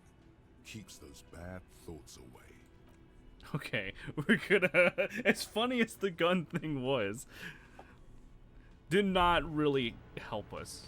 Sounds like you're the suicide with his finger on the eject button, ready to let go of this life. But guess what? You idiot. You don't have a gun or any bullets. It would be the honorable thing to do. It would really show them. Show her, too. Suicide Cop does have a ring to it. I should think about it, but only a little. Oh, yes. It would be so sweet to taste the barrel once more. That sour metal. Maybe there is a way. Not yet, but stick with it. Keep going dark, and it'll finally. Should I pin a trigger warning? Probably. I have no fucking idea, honestly. Hey, Kim, what's up? How'd you enjoy the show? What in the name of hell was that supposed to be? The theatrical suicide attempt. We need to talk about it. It was a cry for help. Yes. Well, I was able to recontextualize it as a dark joke. Woo! I will not be able to recontextualize it the next time. I understand you sometimes employ extreme interpretation. There you go. But I want you to understand, that was too extreme. We can't have RCM officers going around putting guns in their mouths. We can't afford to have that image. Few institutions can. I wish to embrace the gloaming ahead of time. The undoing of the atoms called to me. The gloaming? Now, that's exactly what we can't have. Fucking losing. Oh! I will need to recontextualize. Oh, thanks for the sub, Captain Lear. Now let's go. And let's keep guns out of our mouths. And not say anything about any gloaming or anything like that. I'm just like, what the actual fuck did I just witness?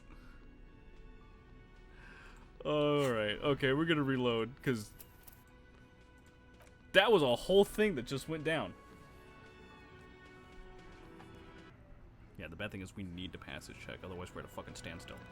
But it requires authority, and I can max out at 2 at the moment. And I don't really have anything else. Kim, do you have any ideas? Yes. Okay, nothing. Okay. Looks like we'll just keep running it back. We'll keep running it back. The clowns are still here. I'm in a good move. I reached 50 plus followers and just need to hold an average of 3 viewers. Get triple rated today and just push me right over the edge. Oh, well, good. Hopefully it all what's the word I'm looking for? It all goes well. You keep the numbers up. It's very low. It'll be fine. Establish Won't be fine. Yes. Kim, we need the gun again. Oh, and hey, thanks for the gifted.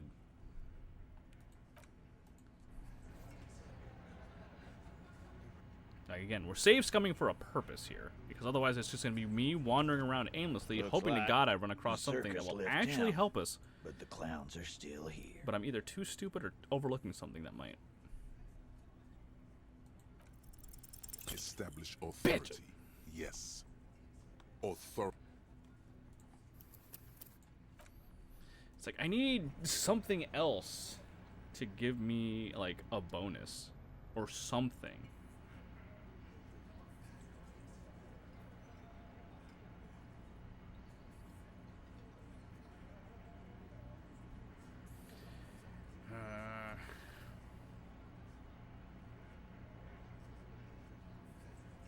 I'm trying to think of what to do here.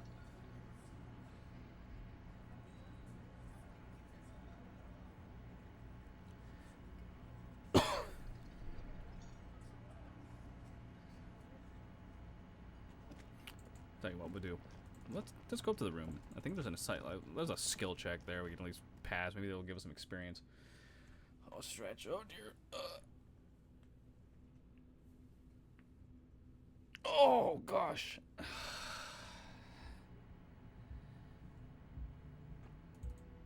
Ow! Like that cracked something. I think I cracked my shoulder or popped it.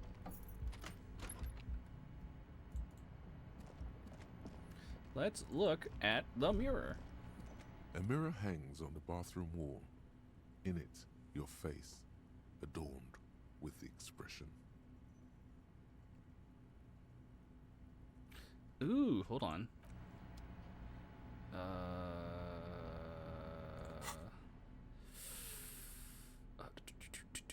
Items? No, tools. I need chain cutters. So let's see here. A mirror hangs on the bathroom wall. This is In it, fuck, my your stupid face, hands are stupid. Adorned with the expression. The chain cutters slip out of your hands as you attempt to twist the faucet into place.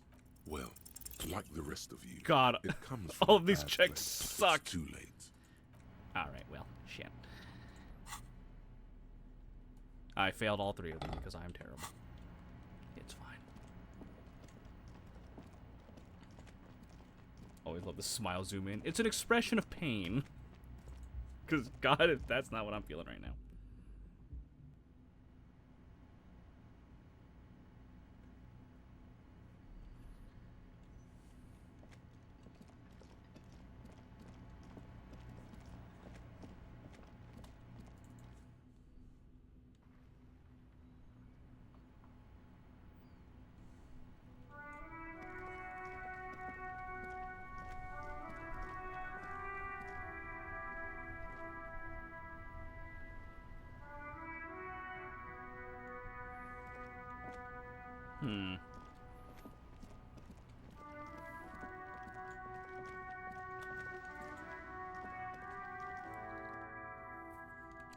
What else is in here? What's here? I'm just running around A small now. mountain of colorful board game boxes. There are numerous types of games for all ages. A lot of shelf space seems to be taken up by Wirral-related merchandise. Sorky, what board games do you have here? Wonderful board games, sir. The Viticulturist is a classic for sure, or perhaps you'd like Archipelagos of Insulinda, a very educational game for those interested in geography. Browbritter is a fun game of economic competition, but can get quite intense after a while. We have games for the whole family. You can play with your children. I don't feel as if I have any kids. Friends are technically like family. For playing with friends, I'd recommend Suzerainty. It's a civilization building game where you build a civilization. Do Then they have set off to categories? brutally colonize and repress other civilizations. It'll cost 12 real. Interesting. Well, what about all these Wirral things? Lousy auras there. No, role-playing games are popular among those types. Oh, now you have my attention. You know, who are into those kind of things. Personally, I don't like it. Not at all. What if they're cheap then? I've heard they turn people into occult enthusiasts. That they have rituals where they try to summon entities. Highly immoral stuff. You can still buy them, though. Look through the pile of Wirral-related items. An endless variety of source books, lore books, No, and but codices. Viticulture is litter the actually a table. fantastic real The game. It's a topmost real book game? is titled Welkin Compendium, 2nd edition. There's also a large hardbound tome with intricate cover art, The Hunters of Katawak, Boreal Creature Compendium, and a Pick Your Path adventure gamebook titled Tales of Wirral, Cavern of Velkrag. Books in a board game section? Who wants to read books? Viticulture is you run your own vineyard. It's a worker placement game. Interesting. Anything that really catches my There's eye. a box that says Wirral, 3rd edition Mega Setting Supplements module. The side panel notes a fantastique adventure board game, new maps and miniatures. A sticker on it displays 25 real. That price is steep, but then it's the 3rd edition Mega Setting Supplement, so it makes sense. Nonsense for anemic Beano clods.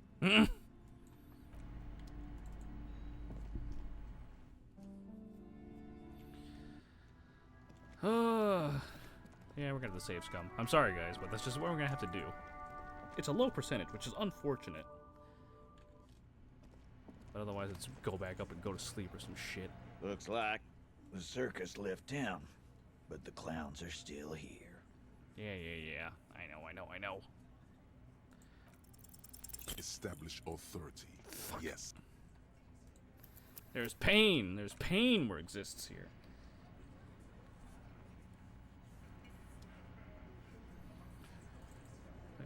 Succeed the Looks check! like the circus left town, but the clowns are still here. Stupid, that's godly. Establish authority. Yes.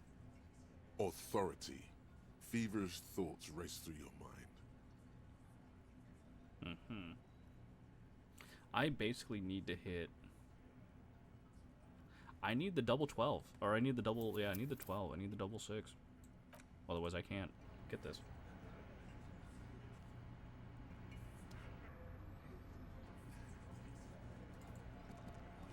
which is Looks like the circus left unfortunate. town. Once again, clowns are my still low here. psyche stat has come back to fuck me. Establish authority. Yes. Now that I think about it, I may have also done this. When I played originally, I may have done this the same way. There is pain here.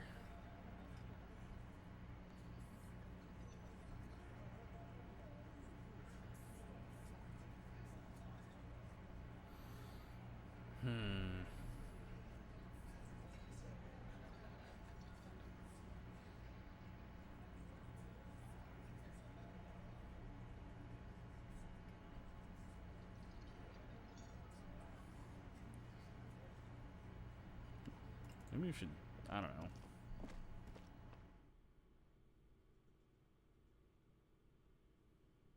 Somebody's played Baldur's Gate 3, I don't mind the safe coming sky. That's fair.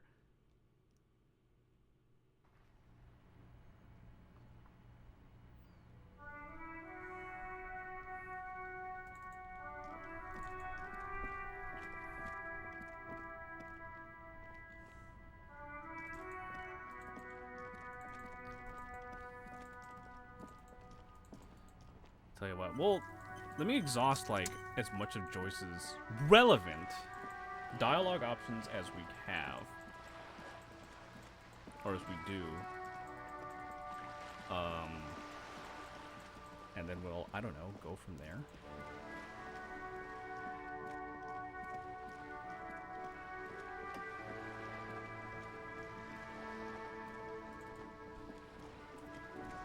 You're back. Good. What can I help you with? Tell me more about Of the strike of course. the harbor. Scabs at the gate. Did you put them there? Scabs? You mean the huddled masses of Jamrog, come to plead for work where the Union refuses to? Yeah. If they were organized by Wild Pines or its affiliates, then it would be a company secret. I could not share it with you. Not right now, at least.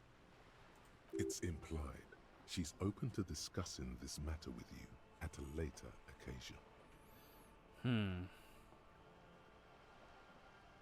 Of course. Don't tell her you've met Everard right away.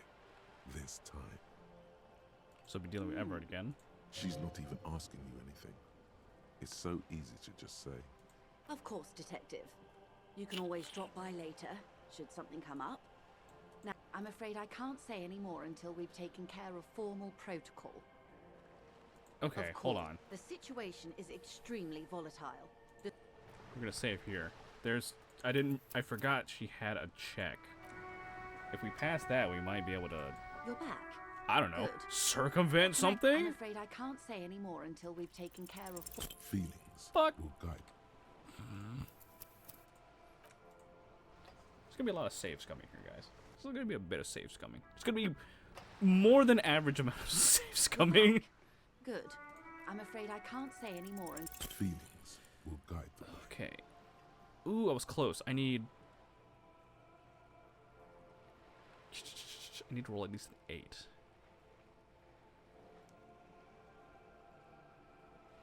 Yeah, I need at least an 8. Which isn't too bad. It's not ideal. I don't have anything that, like... Oops. I don't have anything that boosts my suggestion. I'm holding it. No, I have one that actually hampers it. That's cool. There's all this shit.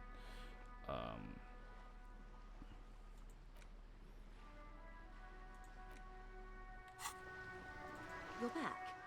I'm afraid I can't say Just let me any in. more Just let me in. Feelings Bitch. will guide.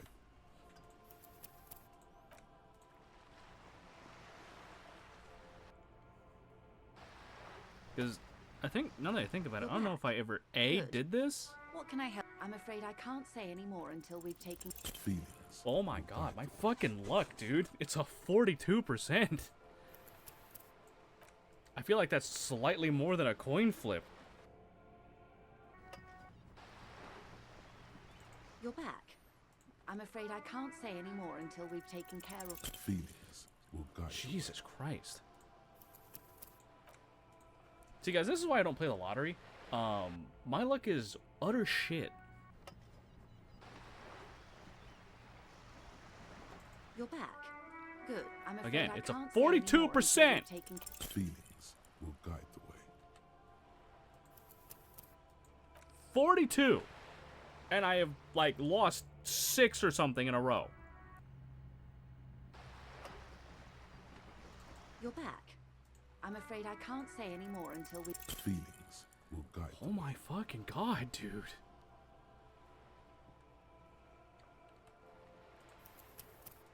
Like, right? Like, 42%. Slightly less than half. I would say, like, instead of 2, maybe 3 You're back. choices. I'm afraid I can't say any more until we... Feelings will guide the way. Fuck, my fucking suggestion is maxed, too, is the other thing. Like, I can't put any more points into it, even if I had points.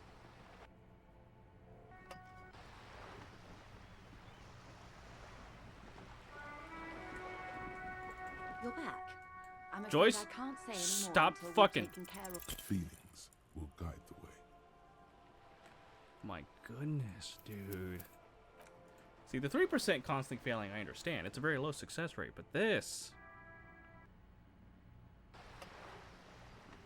You're back. Good. I'm Hey, afraid about I my can't missing say any more fucking until we've badge taken again. care of formal protocol. Sympathy for your amnesia.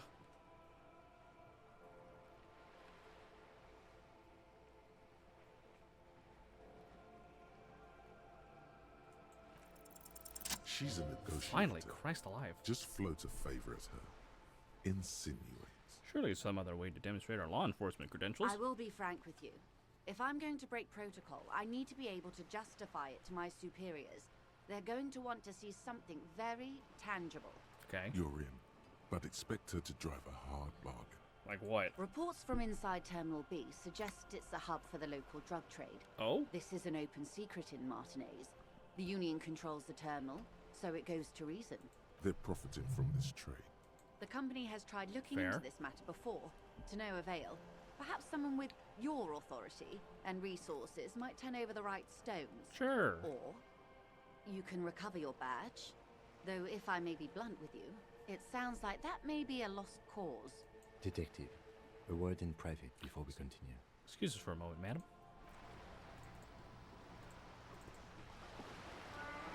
This is not going quite as I hoped it would, Detective. How did you hope it would go? Honestly, I was expecting you to use your unorthodox technique to keep her off balance, and not volunteer us to be her henchmen.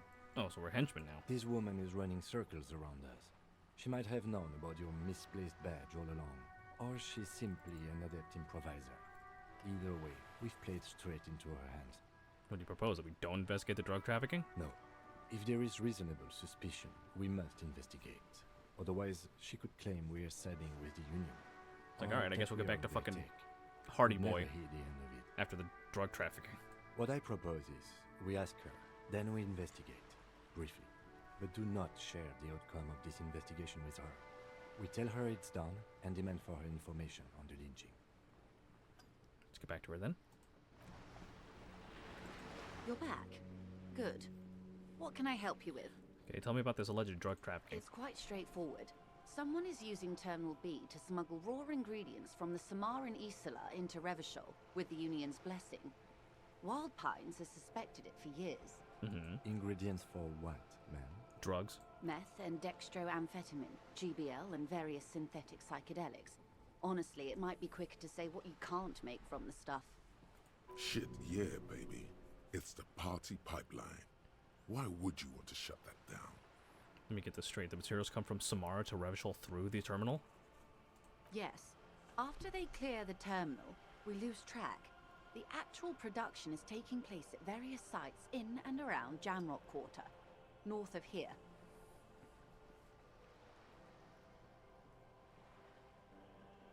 Wild Pine seems to be well apprised of the local drug trade, ma'am. Do you mean to say the Union also produces the product? Sells drugs, I mean? We're in logistics. It's our business to know. And no. As far as the company knows, the Union does not produce it. They transport the ingredients for a cut. And you want us to investigate? Yes, but you won't get anything out of Evrat and the Dock Workers Union. Still, every chain has its weak link. The handoff. The motor lorries at the roundabout. The lorries? Precisely. Someone needs to move the ingredients from the harbour into the city. Once they reach Jamrock, they're distributed to a network of local manufacturers well beyond our grasp. But in transit, they're vulnerable. Okay. How convenient that they're stranded like beached whales at that roundabout. Perhaps you've noticed that a number of lorries are tangled in a traffic jam at the roundabout just now. Interview the drivers who are still hanging about. One of them might be waiting for a crucial shipment. Her irises are light green, like the river Esperance in bright daylight, upstream where it's clearer. I'll be explicit. If you find this driver, I will share company secrets with you. We already have suspicions that one of the drivers was present at the lynching. The two might even be connected. Or not. Though, if you have evidence to the contrary, I'm eager to hear it. As eager as I am to share it, Lieutenant, once the job is done. Alright, I made my mind about the smuggling investigation. Yes? We'll take this case, probe the driver, see what it yields. Excellent. According to my reports, there are at least 3 lorry drivers lingering near the roundabout. Hopefully one of them will know something. It may come to nothing, or it may just blow the case wide open. I suspect the traffic jam won't disperse for a few more days. You should have the time you need. In the meantime, let me know if there's any other way I may be of assistance. So I think the guy we want to talk to is, funny enough, the racist lorry driver. Because he's like, well, we were like, what are you transporting? He's like, apples. And that's suspicious. So we'll hit him up first. Mainly because the only two, the only other ones that I know of are the old lady who's like whacked out or whatever, and then the guy that's right there. Didn't really seem to be okay. Looking for something? You're a lorry man, right? What's your stance on drugs? Drugs? They're shit, man. I don't let anything pollute my body. Smell of booze and cigarettes. Sipping about narcotics. You know where that shit comes from? Sarah Mirizza, Safre, Ilmara. They take the money from our local junkies here and then use it to outcompete us in the manufacturing sector. They know they can't beat us in a fair fight, so they have to get us to weaken ourselves somehow. It's racial sabotage, racial economic sabotage. So I take it you're not smuggling drugs out of Martinez? Not in, not out. I'll never betray the purity of my tribe. Right. So you're telling us that you don't know anything about drugs What the? smuggling through Terminal Oh, B? Ryan! welcome in. Hello, Ryan, and hello, Raiders. I don't know shit. And if I did, I Those of you who wouldn't don't tell know, I'm Skeleton VTuber Sky Torsuna, and right now we're playing Disco Elysium. We're playing a cop who has completely obliterated his memory down to the point where he doesn't even remember his own identity. And we're trying to figure out a murder. Right now we're in the middle of a side quest trying to figure out drug trafficking. So why are you still hanging around here? Most of the other lorry men have left. What do you think? I can't leave the lorry unguarded. Stuff's been getting looted lately. It's those little kips sneaking around at night. If they touch my stuff, the bosses will be on my ass like ass cancer. Oh, yeah, ass cancer. There was a bunch of spilled boxes in the back of a big lorry nearby. I did see one lorry. All the trailer doors open on my way here. Do you know what happened? Yeah, I knew that guy. He was an honest driver who loved this country. We were having a good debate about genetics. Can't get over wheeling in rags. When some kip boys smashed his lock and took damn near Ryan everything. sent me to some cop's mind. Lost Odd, his nonetheless, it fucking was a job pleasure to be over here. it. Oh, it's good to have you. Since he left, I haven't had anyone to talk to. Bad for him, I guess. It's a fucking travesty, is what it is. If it's not you, then who's running drugs through Terminal B? Isn't it obvious? Fucking Sealang, that beady-eyed South Samaran. His little side business is a scam. I wouldn't be surprised if he was peddling drugs as well. One reselling humanitarian aid packages, right? That's the one. His tribe are natural liars. It's in their blood.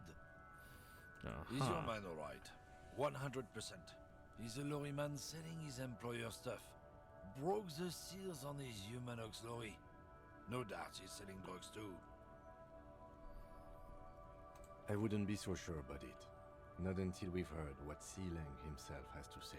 I guess we have to pay Sealang a visit then. Guess so. Alright, let's go talk with him.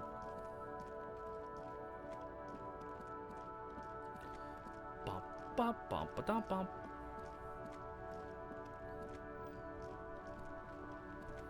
Ah, Sealang, there you are. Everything's still cool here, officer. So, Sealang, what's your stance on drugs? Drugs? I don't go in for that, officer. Drugs ruin lives. Unless you're into drugs, of course. In which case, drugs are excellent. Tasty, tasty drugs. We're looking for a lorry driver who's transporting drugs out of the harbor. He or she is in this traffic jam. That's so cool. You investigating the local drug trade like some cool narc? But I am not a lorry driver. Oh, this is practically a just cop, street same vendor. game, right? I don't We know got the memory anything loss about with the that. RPG turn-based combat. Exactly. A blatant lie, sire. Yet he tells it with such conviction. We'd believe him if we didn't know better. But you are a lorryman. Another driver has identified you and your lorry. Who said that? It's the fat racist, right? I bet it's him. He has an agenda against me because I'm an immigrant who works harder than he does. He's a hater. So you admit you're a lorry driver? No, I just said I work harder and he's an asshole. I'm... Realizing he can't get out of it. Smart man. Okay, maybe I'm a lorry driver too. A little. But that's not the most important thing about me. That's my day job. This is my dream. Stop squirming. What do you know about the drug operation at the harbor? Nothing. I told you. I'm not a dumb guy. I don't get involved with that crowd. And what crowd is that? Crowd. You know, the drug crowd. Yeah, the drug crowd. No, he wasn't talking about an abstract crowd. It was that crowd.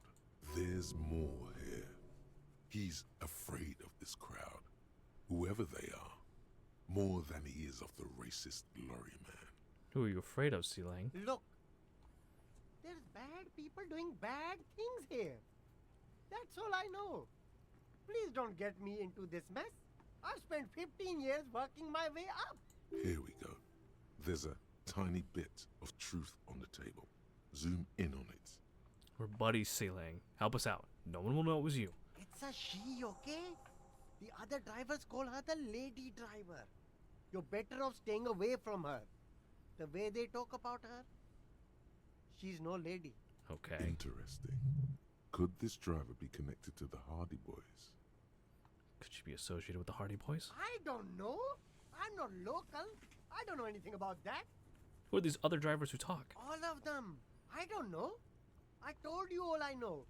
Are we cool now? I really want us to be cool now. Who exactly is talking about this lady driver of yours? Another fucking the bot? racist or the other one with the tattoos? All of them. Even the ones who've left. I don't hang out with them. I don't remember who has tattoos. Okay, we're cool now. All right. I scored. Let's cap this off with a purchase. You can walk away from here with funky sunglasses, detective. Both of you. You deserve it. Alright, we're gonna hit you with a Reddick. Start with a little compliment, then work your way up from there. This is about bots we got in force business. tonight. Got my bot rage spray on hand though, called Banhammer. Nice. Hey, you seem like a really successful entrepreneur. Would you like to support a member of the local police force? Oh, okay. But why, officer? After all this mess, the broken seals, lying to you, come on. Think of it as an investment. An investment? What kind of investment? I'm a policeman. It's an investment in good relations with the RCM. I hear you, officer. What kind of a sum are we talking about here? 10 real. Sounds like a fair deal all around. Corruption. It's like, fucking Kim, shut up. Shut the fuck up, Kim. Alright? I'm poor. I don't know how long I'm gonna fucking be here. If it ever gets too much, I use stream outlets to prevent messages from including the word viewers. Ah, fair. Alright, we're gonna go talk with the racist lorry driver again. Maybe he's got more. Looking for something? No, you've been giving me the runaround. Fess up, where's the lady driver? I don't know what you're talking about. First, you knew Sealang didn't do it. He did something. He stole his employer's goods and another lorryman's job. You should be thankful for the tip. Then why are you smirking? Listen up, fuckwits. You don't scare me. You cops don't run Revachol West. You don't run Martinez. You don't run anything. So who does? The lady driver? No. He means La Puta Madre.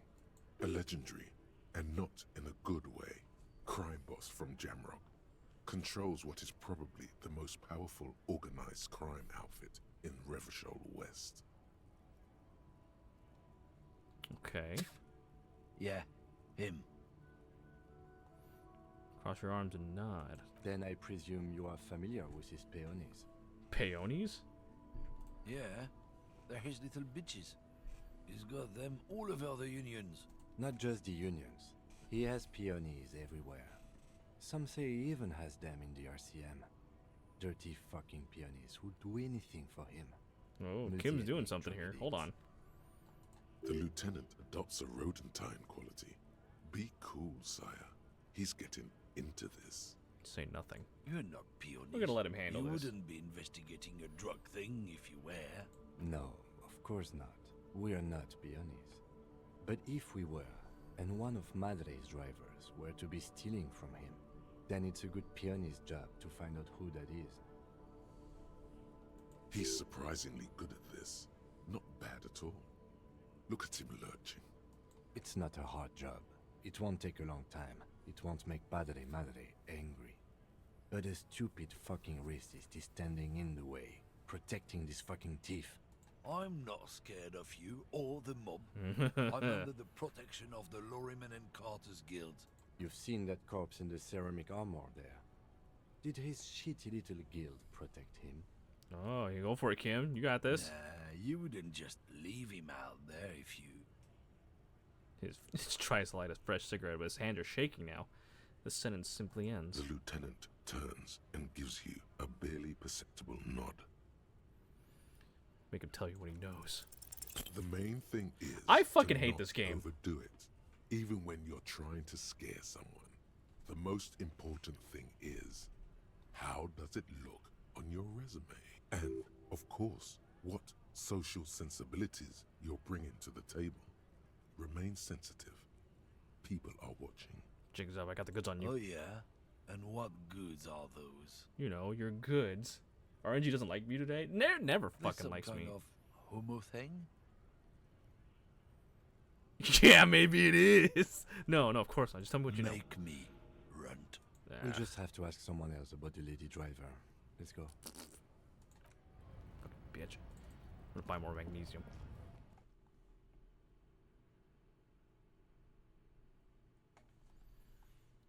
That fucking sucked.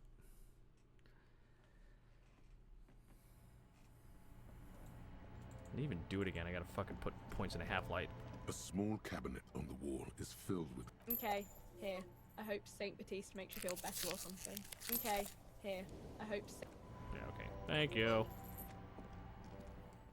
Well, fuck. Alright. There's one place we haven't gone yet, now that I think about it. What are we at for... Oh, 5 out of 100. Cool. Fucking almost there.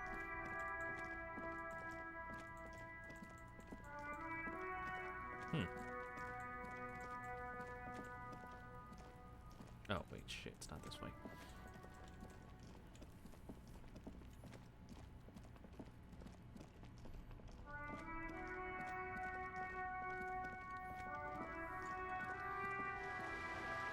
a set of apartments that are up this way.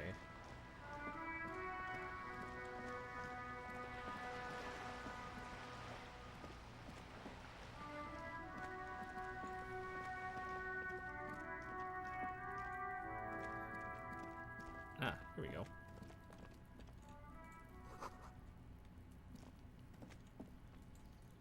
There's a dude up there. You see a young man on a balcony nursing a cigarette. His eyes have been following you for a while. Not looking for any trouble, officer. No trouble from me. I just want to know what's going on here. I don't want to be seen talking to the gendarmerie if that's okay. I just want to finish my cigarette. It's the god of cigarettes and What? youth. Ask him if he's got anything to spare. I have cigs. Don't let him go. This could be your witness. The balcony has a great view of the whole thing. Actually, the gendarmerie, or whatever French word, really needs to talk to you. Is it really that important? Like a nervous cat, he keeps stealing looks at the neighboring windows. All right, but make it quick. Once I finish this cigarette, I have to run. Looks like you got a good view of the Whirling's backyard. Can you tell me anything about the hanging? I can tell that you finally got him down. Thank you.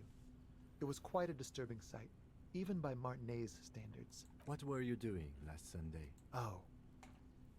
You already asked me that, didn't you? Wait, is someone else investigating the lynching? I'm pretty sure I didn't. No, not you. Some more muscular type. Hmm? And when did you speak to this more muscular gentleman? Someone else is investigating? Last week? I don't know. Look. He looks around the courtyard again. Old patio chairs and dead houseplants litter the scene. He's an actor, declaiming a soliloquy. See how you hang on his every word. You didn't answer the question. What were you doing last Sunday? I had a friend over. What kind of friend? It was my Sunday friend. A Sunday friend? How intriguing. What's your friend's real name? Did he see something? He doesn't reply, gesturing no with his cigarette. In the neighboring windows, you can see faint reflections of his silhouette, all from different angles. Someone hides behind a curtain. Those windows have eyes, and those eyes are watching, spying on you three. Can you tell me your name? My name? My name is Martin Martinez. That's definitely not his real name. You're not actually called Martin Martinez, are you? No, of course not. Could you please lower your voice? Alright, we'll talk later. No. We won't. He takes one last drag of his cigarette before stubbing it out on the balcony. Now, if you'll excuse me, I really need to get going. Suggestion. Come on. Time to bring out your secret charm. Tears and begging. Show him your emotional side. Throw yourself before his very feet like a dog. What do you want from me? Do you want me to cry, huh? No, for God's sake, I don't want you to cry. He takes a quick step back and looks around, clearly disturbed. I really have to go. Good luck with the investigation. Well, fuck.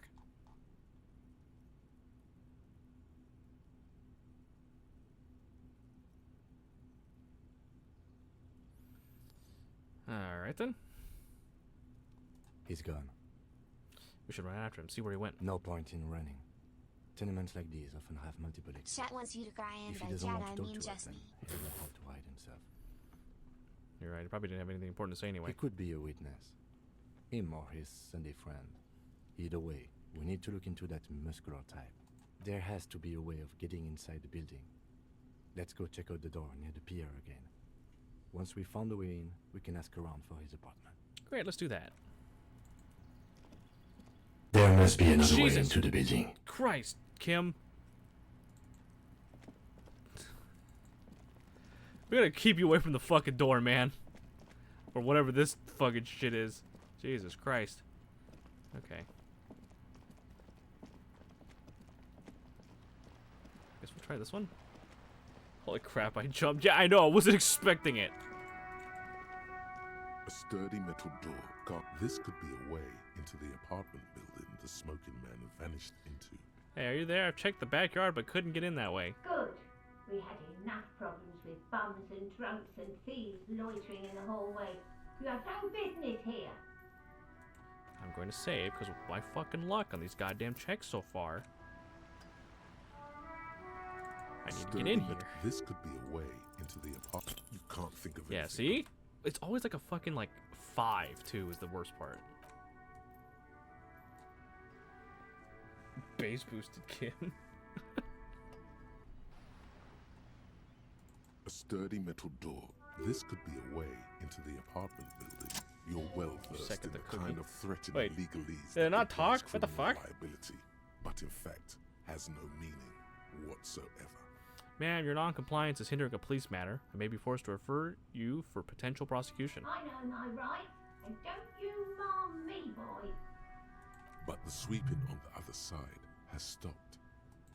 Miss, would it help if we offer to show you our badges? Kim, I don't have mine. Ah, it's like a carrot to the stick, sort of. Hold your horses. You don't got shit, apparently. Hold on. Let me see here.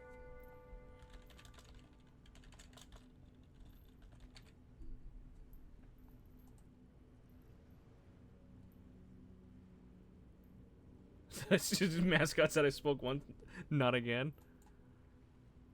Chat demands a cookie. There we go. I don't care about your stinking badge. Just come in.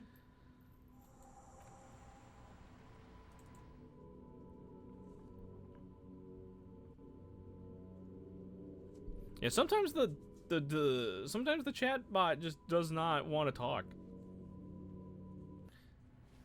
All right, cool. There's a box here. 25 cents. Ooh, there's like $4 in here. What is this? More money. Let's see if we can get upstairs. To the balcony, huh? I mean, mood, sometimes I don't either. It's just introverted like me for real.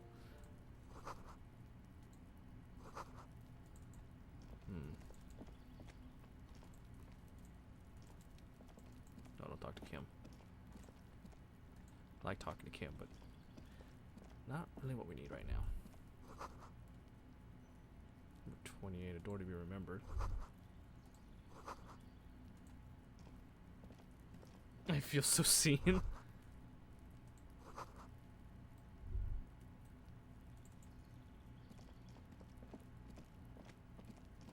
What's in here?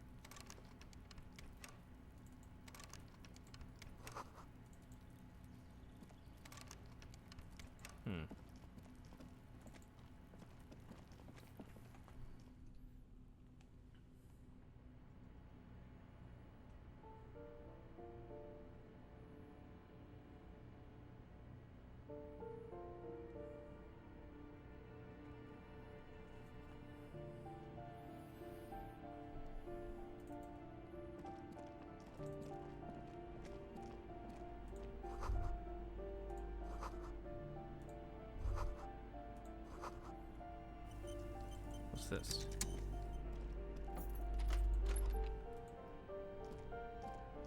Oh, it's a bathroom.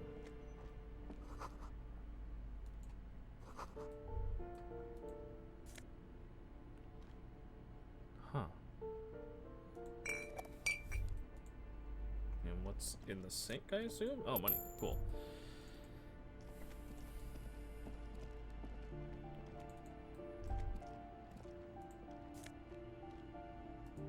Oh, +1 logic, -1 authority. That's 100% what I don't need.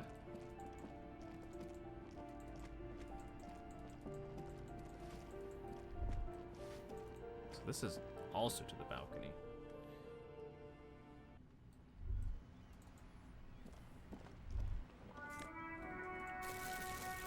Ruination has come. The broken arches betray the once grand history of times of this hence building. trigger warning. Yeah, I just kind of like wholesale ran into that knowing what would happen. I didn't really think about putting a trigger warning. It's partly my bad. A great force from the northeast fired into the city. Heavy artillery shelled the coastline. Fired from the water. A straight shot into Revachol. The tenement acted as a defensive wall against the worst of the shelling until it was destroyed, and they had a direct firing line. Look at the ruins of the water. Those arches acted as support for something greater than what you see now. Only 3 stories stand where 9 to 12 once did. Restoration has failed. What the shelling took out was never rebuilt. Underwater, iron helmets have sunk deep into the sand and the mud. Helmets of soldiers, and their finger bones too, and clavicles, littering the ocean floor. Who did this damage? A fleet, the combined armies of Occident and Grad, with Mesk volunteers, a 5-nation army, hundreds of vessels. They massed airships further down in the Bay of Revachol. The artillery was so powerful. The ships not only required gyroscopic stabilization, they were anchored into the ocean floor as well. Many are still there to this day. If you squint, you can just barely see the shadow on the water, far in the northeast. Cannons still ready to placate Revachol.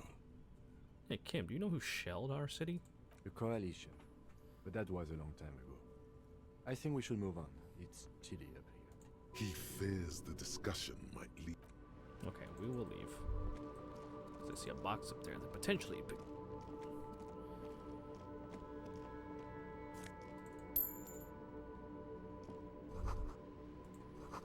I love this. The door's locked as Kim is actively behind the gate now. Alright, Kim, you live there, sorry. What the fuck am I looking at here?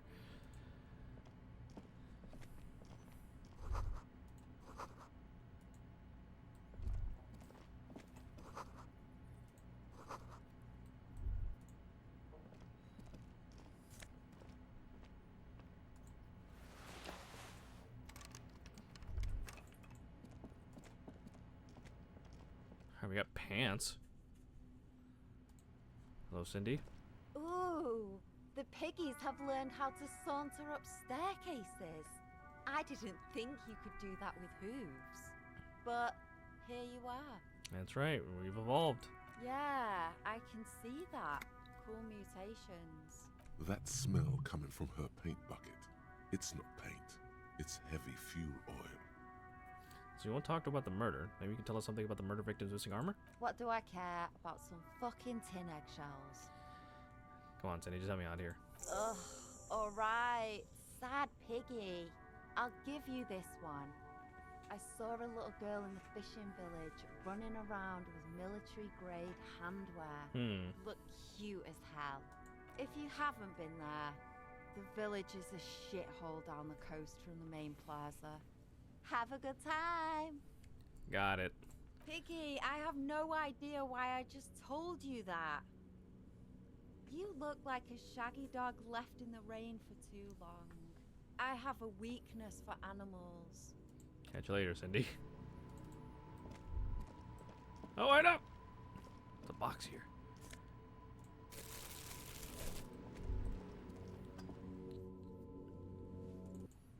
Okay. Permit 8. I think I saw that guy go into one of the buildings. Not buildings. One of the doors. You hear someone walking around inside, rearranging the outside. furniture. I just don't know how to get The in. number on the panel says 10. The walking stops abruptly, but no one comes to the door. A poor communard from the looks of it. The room is barely bigger than a closet. The fuck? I don't know what is going on about. Do I have to open the door? Do you have a warrant? I'm not obligated to open the door if you don't have a warrant. Let's go. We don't have a reason to get inside that apartment. It's generally easier to do things that have literally any reason. Fair enough, I suppose. Okay, let's go back up to the balcony.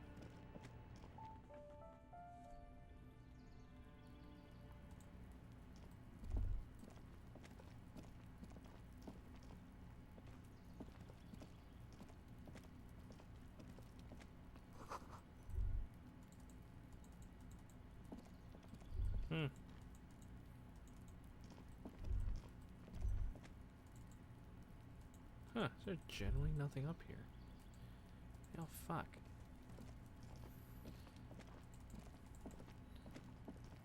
This is when you say, maybe I do, but you won't know unless you open the door to see it. I don't... quite know if that's how that works. Play the mind games. Oh, I gotta ask around for his apartment number. Okay, I think I see. Okay. Well, considering I can only ask one person. Or there seems to be only one person to ask. I gotta check the journal more. It actually helps me where I gotta figure out where the fuck to go. Alright, lady. Got some questions for you. Give me a moment. An elderly woman is leaning on her broom, her knuckles white as bone. She seems to be having difficulty breathing. The cold never does any good for my bronchitis. She sneezes into a dirty handkerchief. This woman's health is failing her. There's not much to do. Not in this damp. This won't take long, only have a few questions. Go ahead then. What do you want to know, policeman? She's the cleaning lady. She knows the floor plan and the residence. Looking for a young male in his mid-20s, dark hair, skinny build, smoker on the balcony. Yes, yes. I know who you mean. The scrawny boy who's always smoking like the devil, right? Somewhere in the building, a child starts crying. You hear a Perception just coming in with superhuman hearing all of a sudden. Someone taking a shower. What's he in trouble for? No trouble. Just want to talk to him. Do you know where he lives? Talk? The cleaning lady starts laughing, but it turns into a violent coughing spasm. Squeezes her broom, trying to catch her breath. What was so funny about that? He lives upstairs in room 28. Go to the balcony. It's one of those doors there. He's usually home in the evening. Thank you. We should go. Alright, oops. Alright, didn't mean to cut you off, Kim.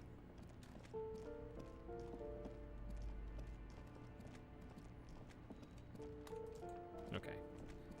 So now we should be able to tell her to cover her mouth. She did. She coughed into the freaking handkerchief. Or sneezed into it, or both. I don't remember.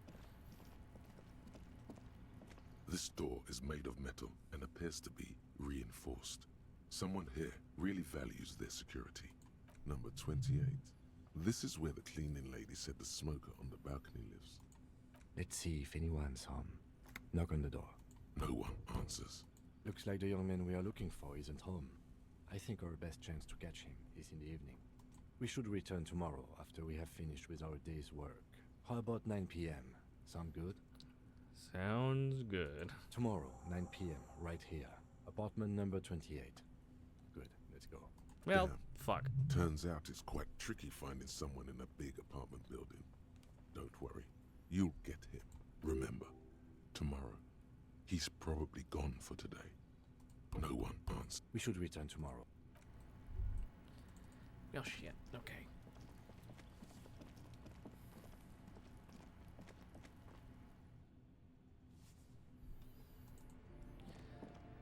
Alright, we're back to save scumming, I think.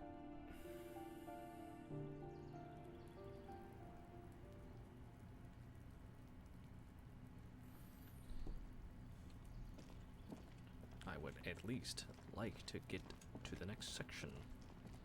Granted, I don't think we'll be able to do much until Wednesday, whenever we're able to open the water lock and access the rest of Martinez, or the waterfront.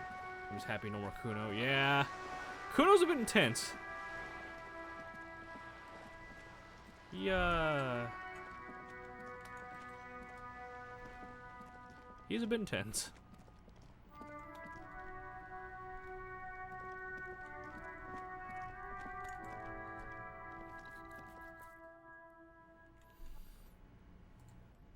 What sucks is we still don't have anything that'll help.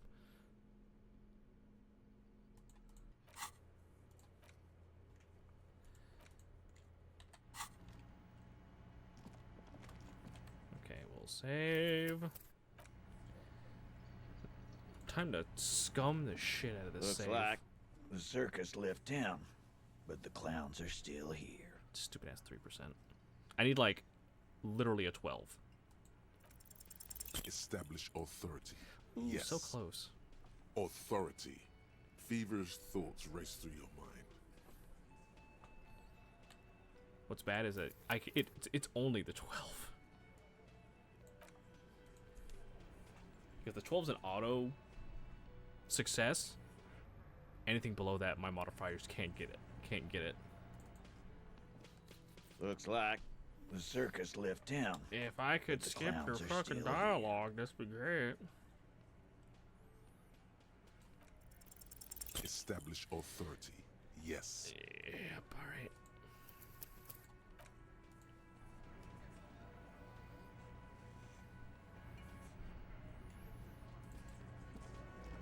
Looks like the circus left town, but the clowns are still here.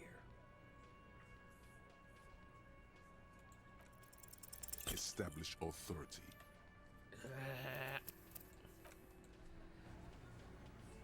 If I just had like maybe a couple more points, couple more bonuses, something, I could get through this no problem. Looks like the circus left town, but the clowns are still here.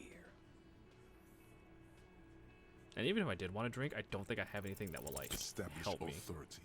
Yes.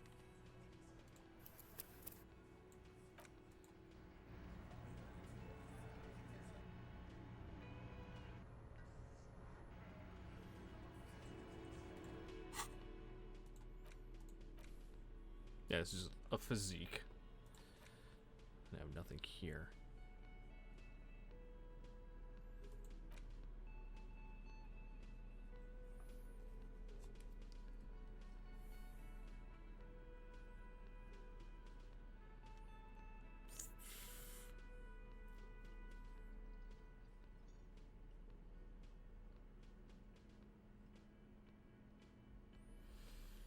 I suppose we could...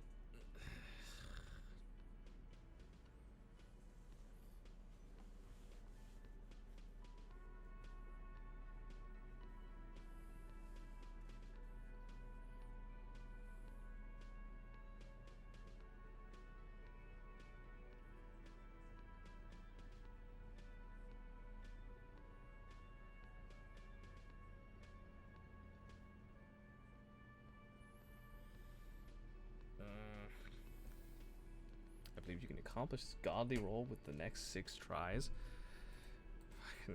Fucking, I doubt that. Looks like the circus left town, but the clowns are still here.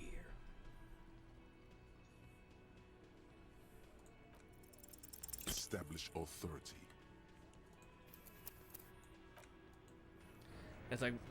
As a last resort, I could probably go back to Everard. But I don't. Looks like the want circus to. left town, but the clowns are still here.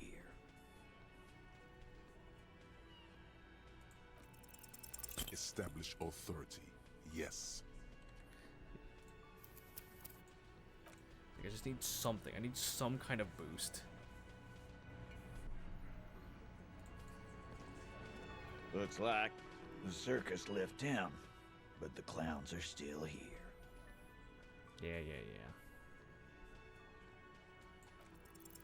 Establish authority. Yeah. Something to at least like give me a better fighting chance. Not that it matters, especially with that last 42% one we had, where I'm just failing. Looks like the circus left town, but the clowns are still here. God, I'd shoot you now if I could. Establish authority. Yes.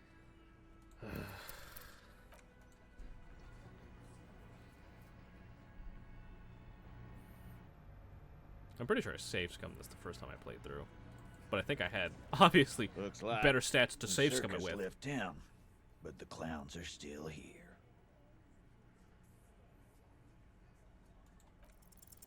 Establish authority. Yes.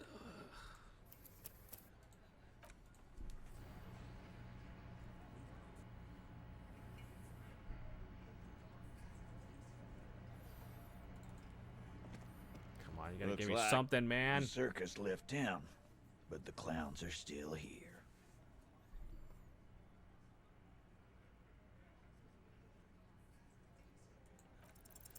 Establish authority. Okay, yeah, this is a fool's errand. I can't fucking pull it out with this.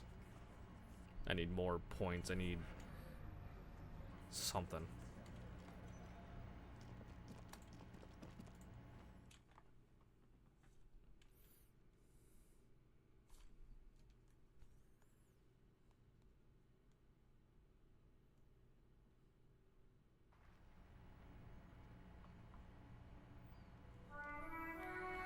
Maybe if we talk to this guy, maybe he's got something else. Maybe I can go different direction with the drug Now smuggling. it's turning into a kind of a snow limbo, man.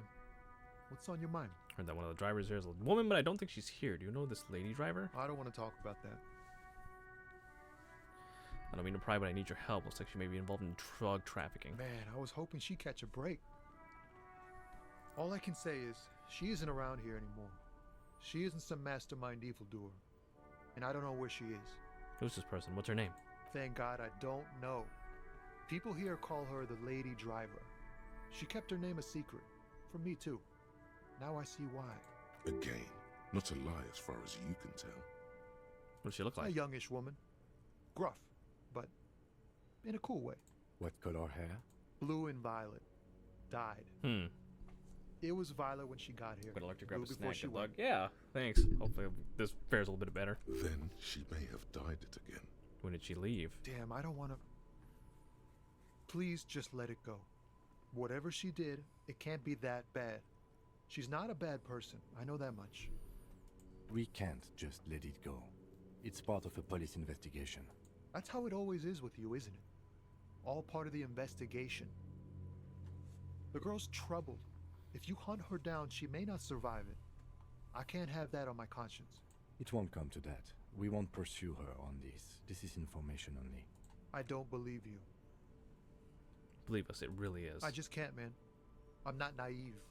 You said she's troubled. How? She's got the darkness in her. The darkness? That young person's darkness when you think it's all over. And you're looking for a way out.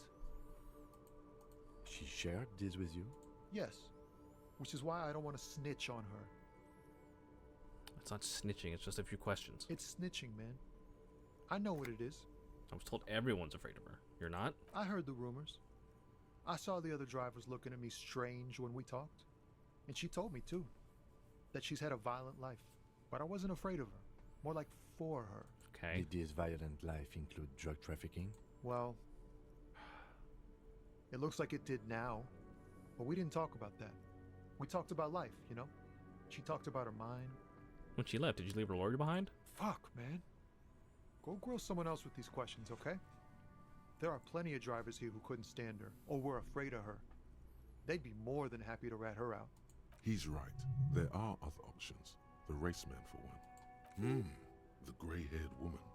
Maybe she knows something. Wait, this guy says they're friends, then acquaintances, and he's okay with others ratting her out. Now is not the time to focus on feelings. You need that info, son. It's right here. The answer is right here. You just need to ask him. Come on, do it. Put yourself in my shoes. I need this for another investigation, too. It's important. I can't blow it. You're not gonna put a bullet in your head if you blow it, are you? Because she's on the edge, man. I wouldn't be so sure, Tommy. So you're alright with others ratting her out? You just don't want your hands dirty? Fine. I don't want to be a butcher. And I don't want to be a knight either. I just want to be a person who can sleep at night. A little fame wouldn't hurt, too. She's a suspect, and I need you to tell me where she is, or I can't finish the investigation. Ooh. I don't know. I feel like I don't want to force him, but it's fucking coming to this.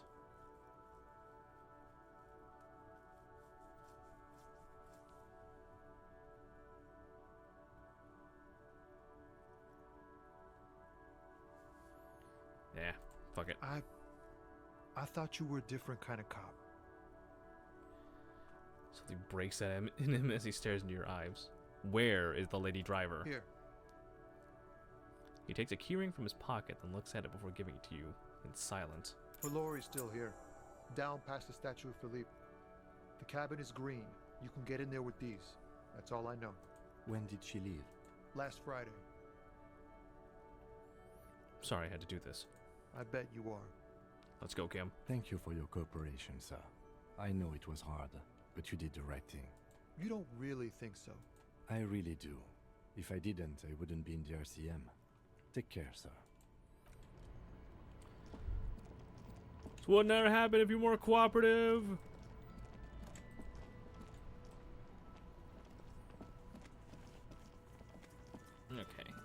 We said it's down past the statue. Granted, this also probably wouldn't have happened if I didn't, like, fail that half-life check on the fucking racist. What are you gonna do?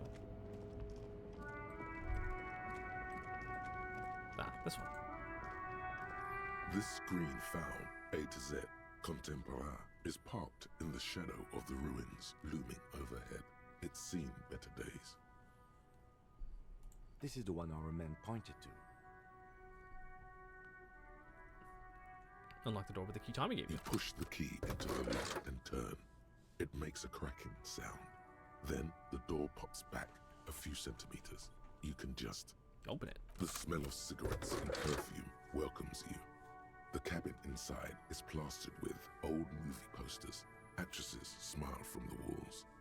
There's a radio transmitter in the front and a toolbox tucked under the driver's seat. Some tools lie scattered near the pedals. Admire the posters. These are movie posters featuring starlets from long-forgotten films from the 20s, the teens, even the 90s of the last century. One of them particularly catches your eye, a centerfold of an ingenue attached right above the back seat. There's definitely perfume in the air. It's spicy, with a hint of amberette, wafting through the bitter air of the cabin. Study the centerfold. The actress is draped in a sheath dress, one of her shoulders bared. The faded remains of an autograph run across the poster. She's looking past the camera. Wait, doesn't she resemble someone you know? But you can't put your finger got like maybe the on RNGB kinder. exactly. Yeah, hopefully. This is Tijon, a starlet from the dawn of cinematography. Less known I'm for down her a whole other talent road here. than her tragic, untimely death. She wasted away in a drug den called the Door to the River, not far from here on Boogie Street. A mixture of cocaine and morphine. She was afraid of the world and the camera too. The actresses and the rear act looks like the frequency dial is absent. It requires a key to work, but the key has been removed, likely by the missing lady driver. Strange. There are so many radio stations saved here. Must be over 100 at least. Why would anyone need so many radio stations? For contacting an entire fleet of lorrymen, for example. This is all shortwave, UW and UKV. Looks like we are dealing with an impressive organizational tool. The nerve center of a huge operation. With quite a range too. Is there anything we can do with the radio? Doesn't look like it. It's completely inoperable without the dial key. What else is here? The smell of 1,000 cigarettes. Some Check the pedals. You wedge yourself under the steering wheel to get a better look. Seems like the few tools lying around here, a hammer, a pair of pliers, a rusty wrench, have been casually thrown there by the disorganized driver.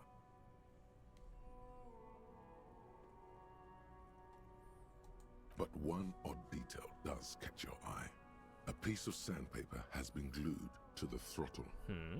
Sandpaper adds extra grip.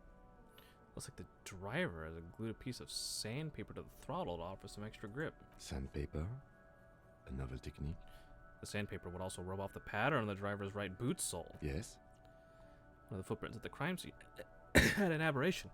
One sole was smoother than the other. Which means that the missing lady driver was present at the lynching. Wait, the missing 8th Hardy? Here? Looks like her, yes. First the drug smuggling, now this. How deep does this rabbit hole go? Now we know for certain who is the missing 8th person at the lynching. Do you think that Hardy and his boys could also be involved in the drug operation? Those jerks? Definitely. We should see what Titus has got to say on the matter. Are we finished with the lorry? The movie stars are still smiling from the walls. A metallic drawer slides out from the seat. It's empty, except for a folded newspaper. Unfolded newspaper? It's an issue of Petit Féric from last Wednesday. A piece of paper falls out from its pages. It looks like an article ripped out from a radio enthusiast magazine. Complex mathematical equations explain the basics of something called the Ulan frequency system. These formulas look oddly painful. Maybe it's the hangover, but they give you a headache.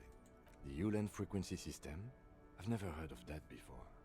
I know of FM, AM, UKV, but... The pull-out tool slides back into its nest.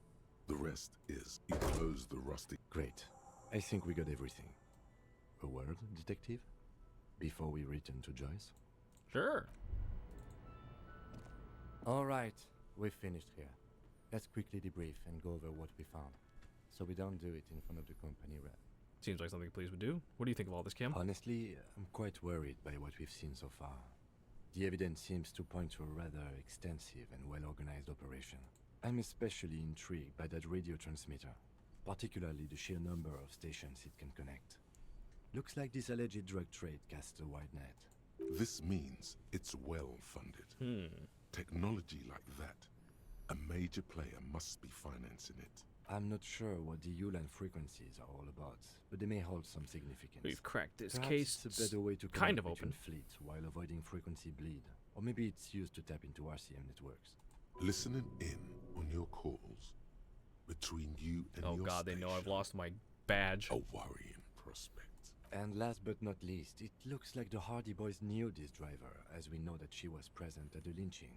This may be the Union connection we've been searching for. So it turns out this is connected to the Union. Like Joyce told us, yes, logistically. But don't expect to bust this open during our stay here. At best, this is an angle we can use against them, to other ends, as extra ammunition. Will the RCN open an investigation into this? We should return to the murder case. See what Joyce tells us about the lynching. When we are done for the day, I call my station and suggest our narcotics department look into it. There are more than enough grounds to start an official investigation, sometime later when we are done here. We do not want to get caught in that. Yeah, I don't want to get caught in what we're in now. The fact that one hasn't started already gives me pause. An investigation, I mean. Especially if the Madrid grouping is involved, and I can't imagine they aren't. It's certainly worrisome. Corruption? All the same, I don't like the idea of internal affairs descending on the matter. That won't help anyone either. Okay, debrief over? Debrief over. After you. Alright, let's go talk to Joyce. I don't know where this will lead, but hopefully it leads somewhere good. Also, grilling the Hardy Boys about the drug trade and all that, that might give us an extra point or two. So that might help things out, but we'll see. Where am I at? 25.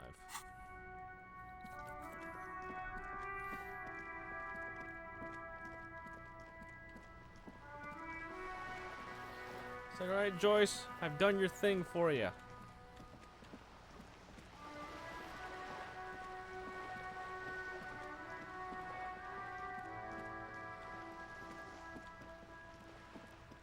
Like, we seem to have found potentially what you may be looking for. You're back. Good. What can I help you with? I spoke with the lorryman at the roundabout. Yes, my eyes on the harbour have sent word to that effect. What have you discovered? We have discovered enough to conclude for now. Yes. And will you start an official investigation? If there is an investigation, it will be part of an ongoing operation, subject to confidentiality. I am sure you understand. Of course, detectives. In any case, you've held up your end of our arrangement. I trust you with the rest. Now it's my turn. Yes, please. I wouldn't normally break protocol like this, but the situation demands it. If you don't solve this murder, I'm afraid we may have a bloodbath on our hands. The words bloodbath sound cold in her mouth. They taste of iron and strawberries. I've already heard a connection between the lynching and the strike, but I need your testimony. I have an indirect role to play, I'm sad to say. My employer experienced a momentary lapse of faith in me. In that moment, they elected to deploy a private military contractor as an insurance measure. They called it my security detail. Do you need a security detail? Absolutely not. These mercenaries are muscle, pure and simple. They're meant to intimidate the Union into surrendering. Oh dear. Who are they, exactly? Crenel, an Oranese military company. As far as I know, 3 arrived in Martinez. They report to me sporadically, but they do not answer to me. To be frank, our relationship is deteriorating. Ooh, that's not ideal. They wear ceramic armor, have semi-automatic weapons, and years of combat experience. They also have trauma and stressor disorder, and no idea how to conduct themselves in an urban civilian environment. So they're basically the spark in this already abundant powder keg. So, what happened? The story is, one of them, the Colonel, I don't know his real name, sexually assaulted a local woman while he was drunk and separated from his unit. This allowed some of the more militant Union members to subdue him. He was taken out behind the whirling in rags and lynched last Sunday night. What then? Nothing. Mr. Clare refuses to let me into the harbor. I have not been able to discuss this matter with anyone there. The remaining 2 Crenell contractors carry out their orders, for now. For now? It's a smokescreen. In secret, they are conducting an independent military tribunal into the lynching. Once this investigation is concluded, executions will follow. Oh. What is the nature of this so-called investigation? Whether to execute one, some, or all of the Union militants. It will be all of them. The decision is already made. I have to say, this is not disco. It is very far from disco. My only hope is that you provide a single, concrete suspect before the mercenaries indiscriminately pick theirs. Simply put, She grabs hold of the mainsail. if you don't pin this on someone good and do it fast, they will identify and execute everyone present at the lynching. This in turn will force the Union to respond. The Debardeurs have over 2,000 men. It will be 1,000 to 1. Have you ever seen a Hornet invade a beehive, Lieutenant? It's not pretty. The Serai's giant hornet, the world's second largest insect, can kill 40 honeybees a minute, while a group of 30 can decimate an entire hive of 20,000 bees in less than 4 hours. These men work in tandem using semi- and fully automatic firearms. Their armor is virtually impenetrable to muzzle-loaded weapons, even yours. Most Union workers don't have guns at all. That's not great. As I said, a bloodbath.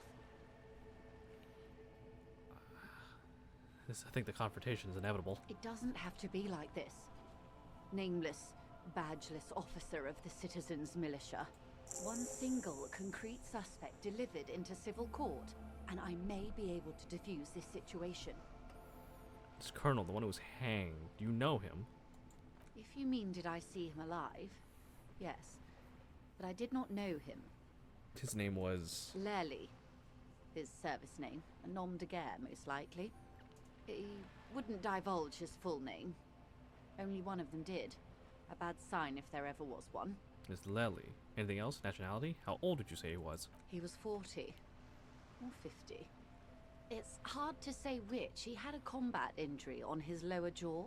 It made it difficult to estimate his age, or gauge his facial expressions.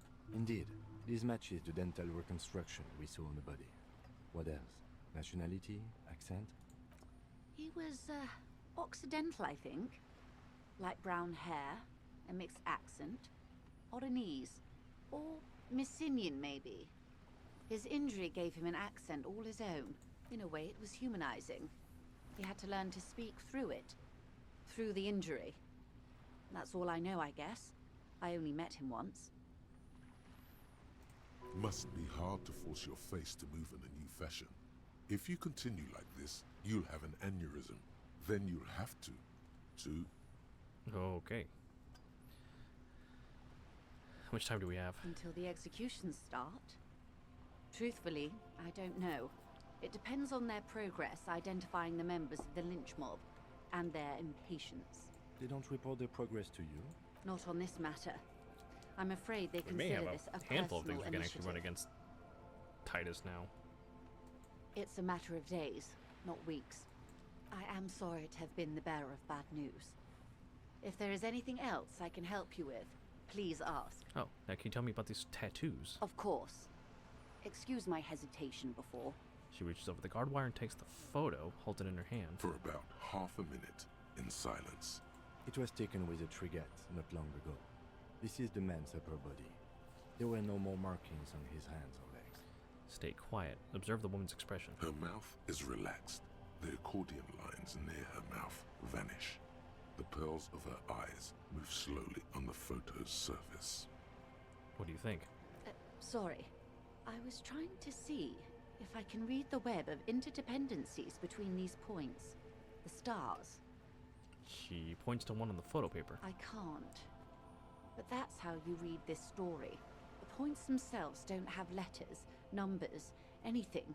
Their size, location on the body, and distance from each other tells you what they represent. Like blooms in a pattern? Close. Port cities. This is an Oronese map of the waterways, a sailor's tattoo worn by wayfarers of the Dolorian century. Over 300 years ago, the sailors would mark their bodies to map their travels. Who could tell me more? His platoon members? The other contractors, though I do not suggest you go and show them that picture. This man was their friend and comrade. Fair. You wouldn't even know where to start. Let's talk for the tattoos. Is there anything else I...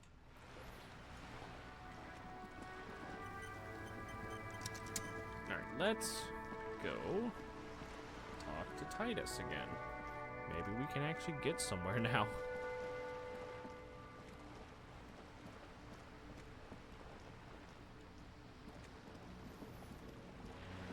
I want to at least get that done before we stop for the night.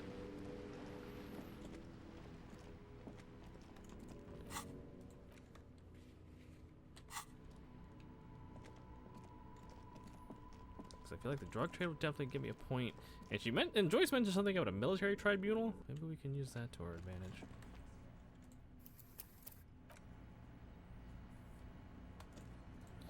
I got more shit for you, sir. Looks like the circus left town, but the clowns are still here. Yeah, that's right. Talk to Joyce. Merc, you hanged? His friends are coming for you. Yeah. By friends, you mean his squad mates from Cronell. Wouldn't want to beat up his grandma. There's snickering in the room. Some of the men put their beers down. Nervous snickering. There's a rush of adrenaline present. Yes, they're forming some kind of tribunal, and they're coming for you. This is what happens if you take the law into your own hands. Other people start doing it too. Let them come. The Hardy Boys are right fucking here. You heard the man. Right here. We're armed. We got the whole district behind us. And Glenn. Glenn is fucking crazy. Yeah. A well-oiled murder machine. The mood is on the rise. They're feeling confident, ready to punch out the whole Merc platoon. The mercenaries are armed with automatic weapons. We got weapons of our own. We got Ister 50s, Zeelagers. Glenn's got a knock cannon at home. Will they pierce ceramic armor? I guess we're gonna see, aren't we? That was an unsure phrasing. See what? That they don't? Yeah. Like you've been up against ceramic armor. He takes a sip of beer to bide his time, then tries to get the last word in. You haven't even seen the whole suit, right?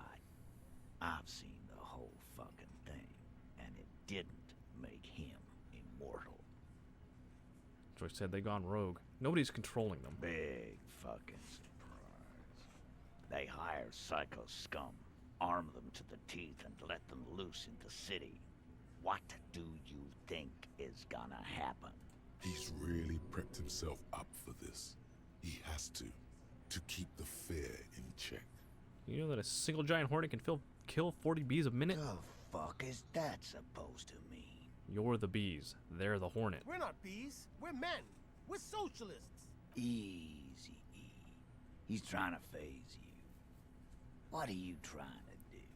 Scare my men? Alright. What do you mean? Okay.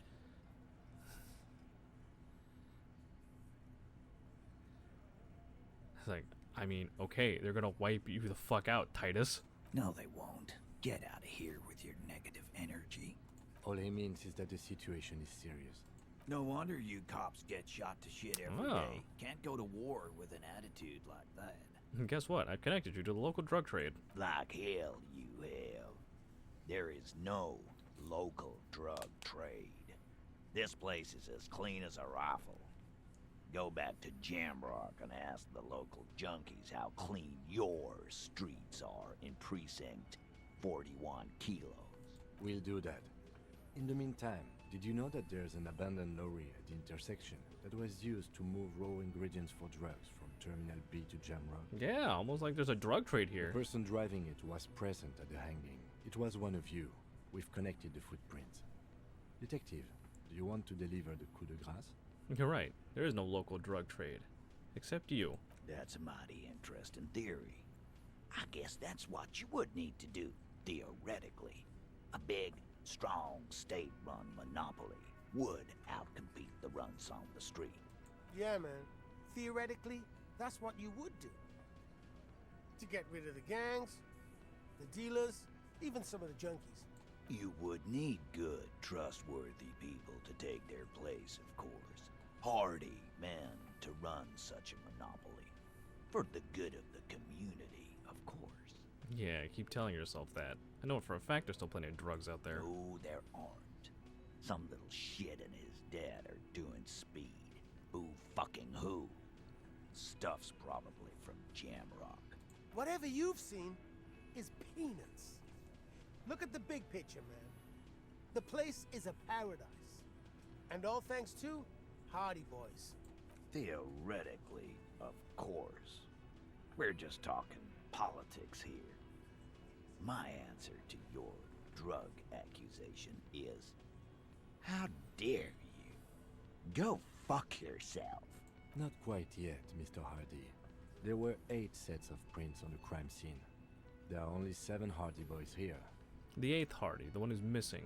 She runs the thing, right? My answer is, fuck off. Mind your own business. There is no 8th Hardy. I run this goddamn scene. And here we go. Back to the usual. I know! Fatty walked on all 4s. He's so fucking fat, he left 2 sets of footprints. Go fuck your mom, Dennis. That's more like it, boys. You heard him. It was Angus on all 4s. Anything else you need to know? Okay, we're up to 17%. That's actually a much better result than the 3% we had before. Unfortunately, we're still kind of low in a lot of shit. It's not ideal.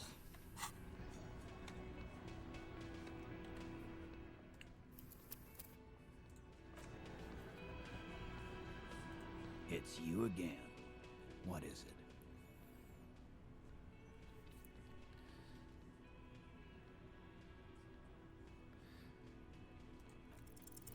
Establish authority. Yes. Authority. Feverish thoughts race through your mind. So I need to roll at least a 10. Which is better. It's a little bit better. It's not great. But it's better than the 12 we had to run. It's you again. What is it?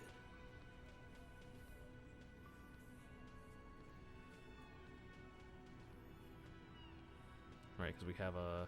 So we need a 16. We have a 1, 2, 3, 5. So we actually need a 11? No. That's a 5, 7. We need a 9. As you like look that. around this room full of sweaty men, swearing, drinking, spitting out tobacco, does this look familiar? Where have I seen this before? You believe the place was called Precinct 41. It was also filled Okay, with cool. We got almost past exclusively this. men, sitting on desks, talking shit and wasting time. I get it, Titus. You guys really are the authority around here. Huh? You must be. You're just like real cops. Drinking beer and sitting around with your dicks in your hand. You got a problem with beer now? Not quite there yet. Push on. Oh no, I'm a big fan of beer. And jerking off instead of helping people. You saying we don't help people? I've been doing this job for 10 years. Martinez was a dump before we put this outfit together. They don't know, man. They weren't here. We had 3 shootings a week, kids dead, fucking graffito everywhere. You cops haven't shown up since the 30s. Congratulations on the graffito removal. All I see is you sitting around talking about Monica's titties while there's a rape victim. So what? What do you want from me? We took care of that fuck. Don't let him drink that. One more push. Quick. It's not about who did it, it's about the victim. She needs help. Titus? She stops mid-sentence. That's it. You got him. He's going to give it up, but on his terms. You wanna help her, cop? Fine. I'm gonna let you help her. But you treat her with respect.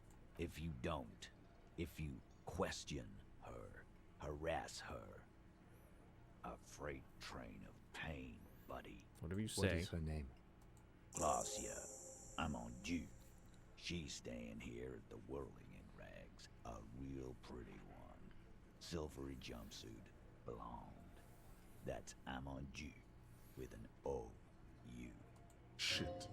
The girl. The girl upstairs? That can't be her. Remember what you said to her? You told her you want to have. Said you don't remember being a cop. Said you don't remember reality. Said I want to have fuck with you. Yeah, sure, we'll go for it. You That's about right. inexplicably add cool after the victim's name, with your eyes bulging like some wild beast. Your fingers are fidgeting. Forgot about that part. Oh man, the shit you don't expect comes back to bite you.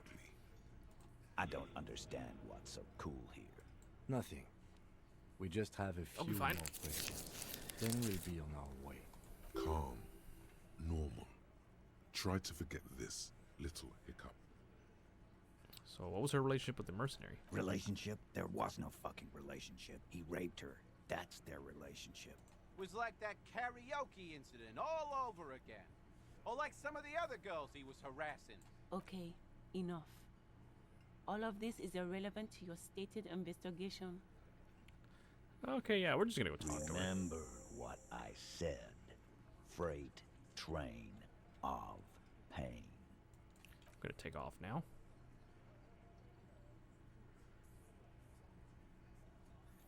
Well, that was a whole thing we had to do to get there, but we got there. What you got, Kim? Officer, what was that? What? You mean the sweating and the fidgeting when you mentioned her name? Yes. And the sort of quivering jello thing with the eye? Yes. I think I know that woman. The victim? Is there something I should know before we talk to her? Whatever you do, don't say the first thing. I met her in the hallway after I woke up. Understood. You were not in good shape on Monday. She knows I don't remember being a cop. Okay, that's manageable. I tried to hit on her. Understood. She said I'm going to have to interrogate her later, and it's going to suck for me. It is. This would have been good to know before. It didn't come up. It should have. Anything else? Nothing, let's move on. We'll be alright, officer. This is nothing. Is it though? Nothing? You're still in for a bumpy ride here. Try not to mess it up. Yeah, I can't guarantee that, sir.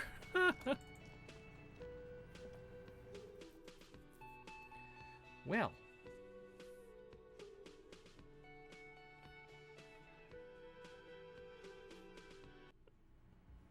I believe this was her room. The door is closed. Who is it? Tired. Controlled. This is the police. Can we come in? Come on up. The door is open. I'm drying my hair. Sounds like it's coming from upstairs somewhere. You could snoop around before going up. Well, might as well, right? Hotel bell calculations. Looks like she's had an extended stay. Pile of dirty clothes. A woman.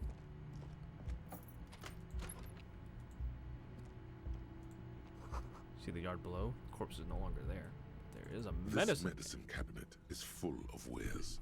Sheets of pills, haphazardly stacked, one on top of the other. There's also a toothbrush somewhere in there. Look at the medications. Pharmaceuticals line the shelves. Sheet upon sheet of pill bottle next to pill bottle. Acetylic acid, APAP, eye drops, blood thinners. It's quite the collection in here. Anything of note? Search the Pill bottles. bottles rattle like bones as you search the cabinet. Paracetamol, histoperidol, something in a foreign language you can't read. Behind them, an unusually shaped nasal spray. Its label reads, Nacra. Nacra. Nacra. This is used to treat opioid overdoses.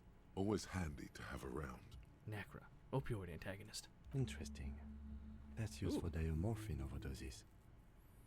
Search the pill sheets. Among some foreign, probably Messinian or Godvaldian, marked red blister packs you find. What do you find? This is going to take a little know-how. Good thing our electrochemistry is very high. A bright orange bottle with Preptide stamped on it. In sunny, happy letters. Jackpot, baby. Oh, Lord. That's the stuff you're looking for. Your palms begin to sweat just holding that little plastic container. And your chest swells with pride. Let's not do that. It's made right here in Revachol by San Baptiste. A proud Just Revachol take it in plain sight. company with great traditions. What's so exciting about this orange bottle? It's speed, man. Oh, Jesus Just Christ. what you were looking for. They call it dextroamphetamine and talk about psychological disorders. But what we're seeing here is some scientifically advanced trucker speed. Lieutenant, I also see a brand called Preptide. Preptide, a euphemism for pharmaceutical amphetamine. Prescription speed. Prescription speed? The Is that a fuck thing? Let's get super fucking preppy. How about we don't? See, drugs got me into this mess. Let's not, like, exacerbate this fucking situation. Okay, we have 2 skill points we're gonna sit on.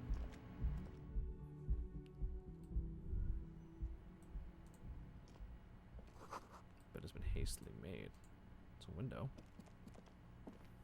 This window is pristine on the inside, unlike the one next to it. Light from the desk lamp reflects off the glass in an untarnished golden halo. Run your finger across the surface of the glass. Smooth as ice. There are spots of mud and rain on the outside, even smudges. But the surface of the window is clear from the inside. No chips, no hairline fractures. Following your lead, the lieutenant leans in closer to inspect the surface. This window was recently replaced. Looks like it, yes.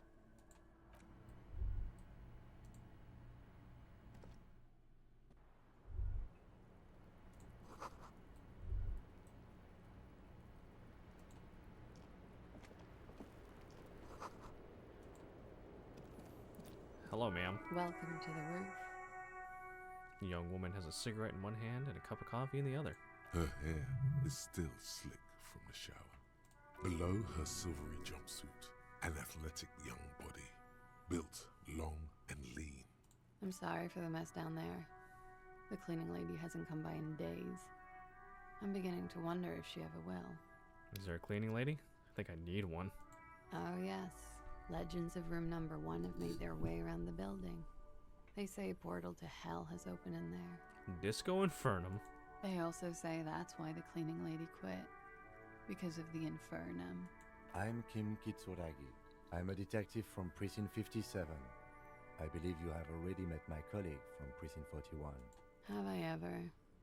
This man has an unforgettable way with words. I would like to withdraw the comment I made earlier. Given the situation we find ourselves in now, it seems out of place. And what is that situation? Miss, we are investigating the murder of the man down there. The people who put him there have asked us to talk to you. Huh. I see. What is your name, miss? For the record. Clausier Amondou. How old are you? I'm 28. And where are you from? Vredefort, Republic of Oranje. What is Oranje? A bad memory, officer. A bad memory of what? Of lilacs and lightning. Parks, glass. Duraluminium. Gotta hit the hay. Have a good rest of your stream, Vredefort is Sky. a conference city. I will, Clive. Thanks for hanging out. It's always autumn there. And night. At least it was for me. Why is everyone such an artsy fucking... What's so bad about that? Nothing. If you're no longer there. And what do you do, miss? What is your specialization? Something stupid. What's that? Oranese lit. Oranese lit. Oranese literature. It's what I studied at the university. Back to you. Back to me. Could we take a look at your passport, please? I'm afraid you can't, officer. Why is that? Because it's buried in a sealed plastic bag at an undisclosed location on the coast, along with cash and airline tickets. Thank you for your candor. Why? They say so in your tourist brochure. Keep travel documents away from your person when west of the river. How do I know you told us your real name? If I were to lie to you, I would come up with a more mainstream name than Clausia Mondu. It's a weird name. She seems to be telling the truth, sire. Okay then. Okie dokie. That's it. Thank you for the record. The record. So official. Yeah, we'll just get right to it. It's a bit early in the morning for rate, isn't it? Actually, it's already afternoon. Is it? Squinting, she takes a look around. The spring sun is high in the sky. People pass below. It is afternoon. Time flies, man. So were you? Yeah. I'm gonna go with not raped. I don't want to say that shit about him. By him, she must mean the victim. Okay. Tell them it's not my style. They'll have to, you know, if they want to jazz up the charges, they'll have to get someone more, rapeable. Not quite the adjective I'd use. By they, she means the Hardy Boys. Are you saying that you were asked to tell us you were assaulted? Not explicitly, but I understood what they meant. It wouldn't hurt to spice things up a bit. Some assault and battery. Sexual assault, maybe. It was clear the latter would be spicier. Titus asked you to spice things up for us? Pretty much. Warming them. She must be very cold and exhausted of this life. What did happen between you and the victim? We partied. It's like, what kind of partying? Point to your bloated face. The kind I do? With all due respect, sir, I think we partied a little harder than that. Harder than this? Keep pointing to your face. I didn't know it was physically possible. Oh, it is. You're still alive. That's true. We did fish him out of a fucking tree. What did you do when you partied? We drank, sir. A lot. For weeks, basically. We had that effect on each other. We made each other drink harder. That's why I liked him. Because you both were enabling each other's alcoholism? What else? Stimulants. Speed also has that effect, making you drink harder. And then drinking harder makes you do more speed. It's quite the combination. We also had sex. Nice. Whoa. After so much drinking and drugs, how did they manage it? Were feelings involved? A little. The drugs were good enough, and we did enough of them. How did you two meet? Downstairs, at the bar. He was on some sort of assignment, a military man, as you probably know. Had a cool, scary scar. When was this? A month ago? Something like that. Must have been hard for you. Point to the yard, seeing him there. Oh, yes. I've had a great view. From the roof, out of the bathroom window, in my dreams. A bitter cringe. It hurts. You look to the lieutenant. You called us, the RCM. Yes. Jackpot. The call, reporting the hanging, that was you? I made it. And I would appreciate it if you didn't tell everyone. In Martinez, they call it snitching. Reporting crimes is confidential in Ravachol, miss. Before we go on, if it's snitching, then why do it? Because I couldn't handle it anymore. None of these people called. He just kept hanging there. Then they started stripping him. Caller's voice was disguised. I didn't exactly disguise it. I just muffled the mic and nicked the landline a little. Nicked it? How? With nail clippers. And I diverted some radio fuzz into it. Into the cold wire. So, she's Scott's mystery foam cutter. And in the process, you broke the landline downstairs. Did I? Fuck. I didn't mean to. I had no idea what I was doing. Why go through all the trouble? I don't know, sir. It was stupid. I was drunk, too. I was probably afraid the union was listening in. Locals say they have ears in the wires. Thank you for making the call, miss. It was the right thing to do. I didn't want to, sir. But if I hadn't, he'd still be hanging there. What can you tell me about him? Name, eyes, age? I'm sorry, I can't do it. Not right now. Later, maybe. I keep seeing him. Like he is now. I can't talk about his... I don't know. Hair. I know it's difficult, miss. We can return to it later. What did they hang him for? He had something to do with the strike. One has been roiling since I got here. Rotten timing. but you probably know all about it. And his role in this strike was what? I think he was in a security detail. He was ex-military, worked for Wild Pines, and against the Union. We didn't discuss work much, if you know what I mean. But I understood it was dangerous. Yeah, considering he's dead. And they lynched him for it? She nods. Why was there a bullet in his head? Bullet? They shot him too? I'm not picking up on any theatercraft here, sir. The pause is sincere. They stripped his clothes and they shot him? You mean after they hanged him? I'm confused, sorry. So am I. Were you aware that he had also been shot, miss? Things are starting to go a little over my head here. I thought he was hanged. I was not present when they did it. I don't know what happened. I just know what they told me. And Sylvie, the bartender. This is beginning to get confusing for you too, and we don't like that. Where was she last Sunday night? Where were you when this happened? Cowering. I was cowering downstairs with Sylvie. How do the Hardy Boys know you? They're frequent guests. Downstairs, they have a booth for union members. They're probably down there now. And how did you meet? Over drinks. It's been a long, boring winter. Did you party? A little, yeah. Like you partied with the deceased? No, not as hard. I'm sorry to have to ask this, but have you had a physical relationship with any of the Hardy Boys? I have. Which one? Which ones, sir? I don't remember precisely. Titus, obviously. But as I said, it's been a long winter. Are you sure? I'm 89% sure. Does that mean you're 11% not sure? You know how it is. Do you? It's like, how is it then? Maybe you don't know. There are numerous cigarette burns on those silvery scales. Easy to see now that you're closer. In conclusion, officer, I'm gonna go with a mild to medium not raped here. It's a serious matter. I need a serious statement from you. Serious. Takes a long, hard drag of her cigarette and stretches her neck. You hear cracking in her shoulders.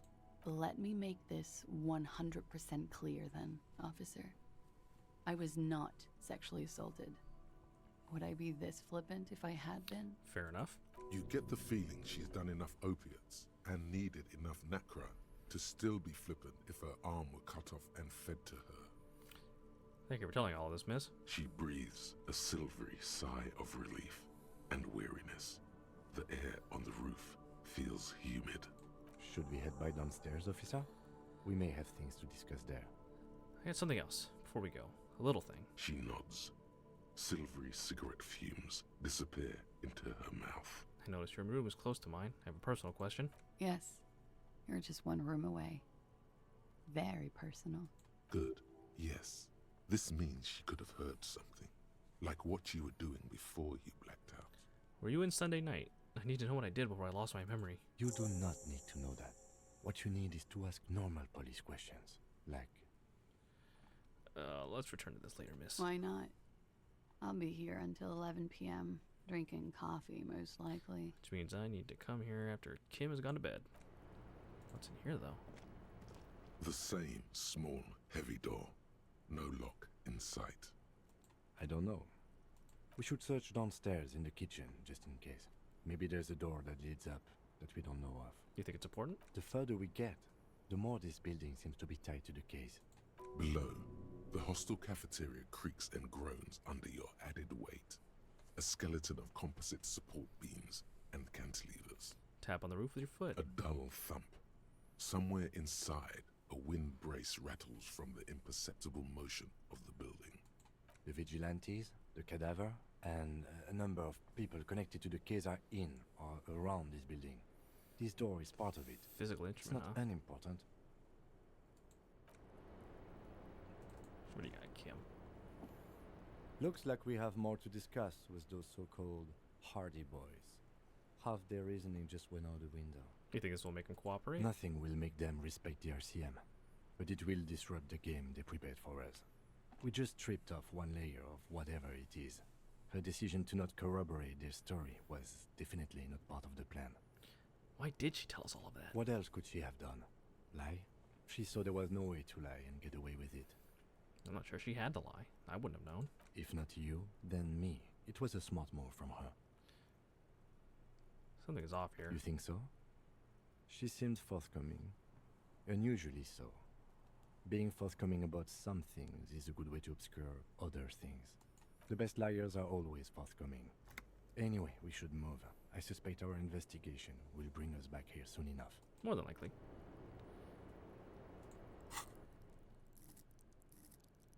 We have a couple skill points. We use one here. See if that changes. The same small, heavy. Not by much.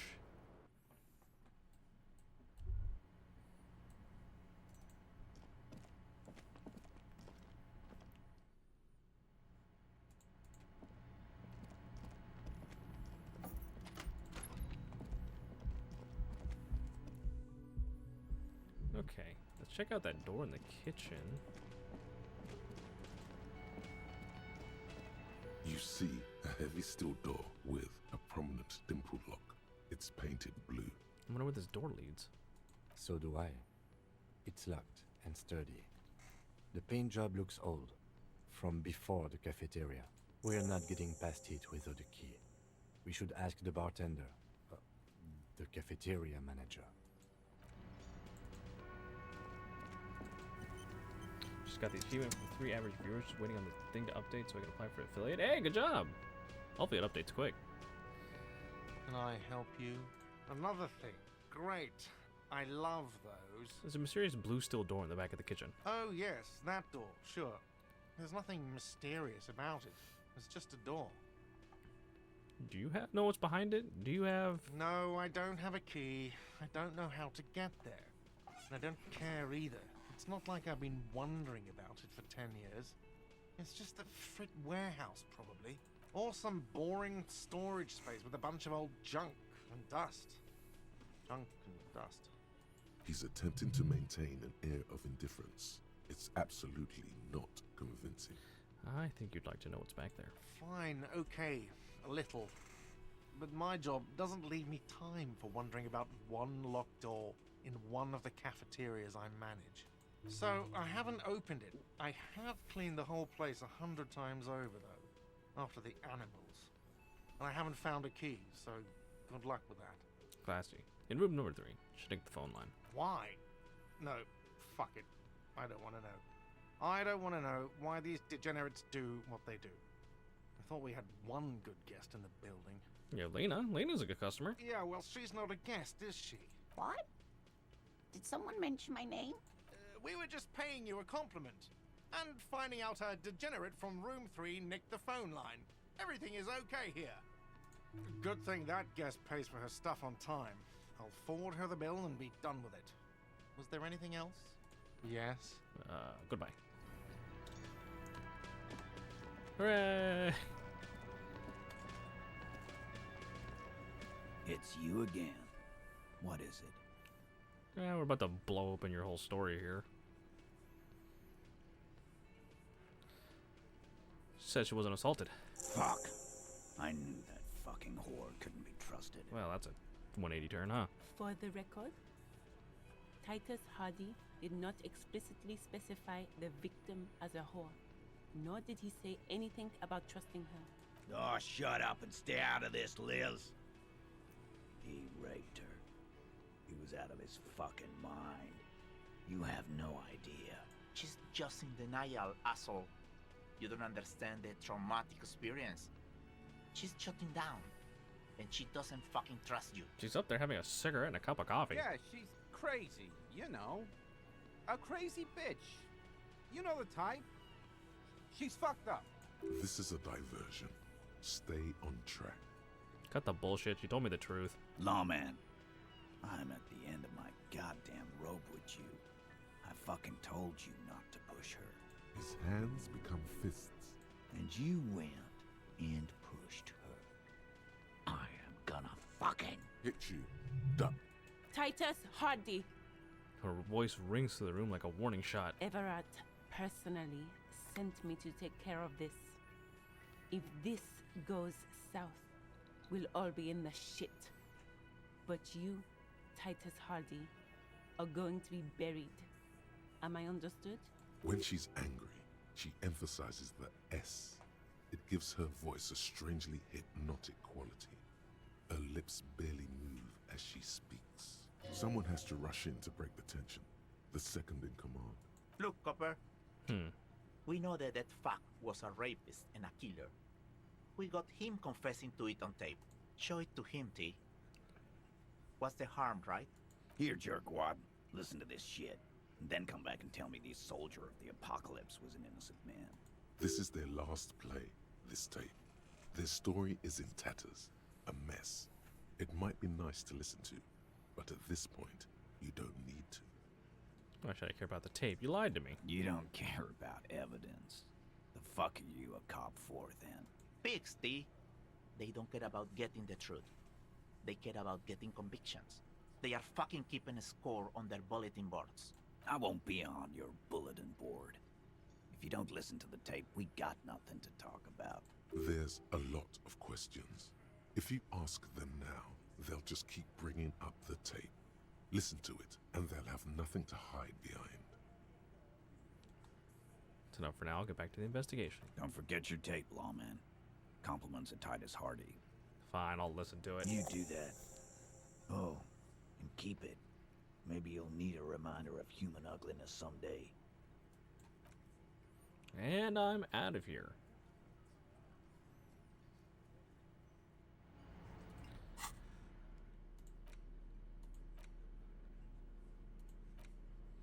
You stare at the great door gunner Megamix. If only you had a boombox, you would be able to play Titus's tape. I luckily remember where we can get one. I just don't remember how much it is.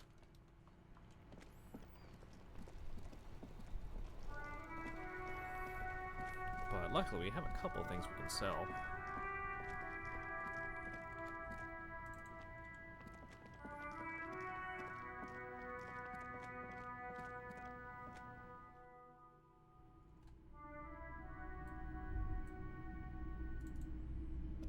The boomboxes on the shelf look well-loved and well-traveled.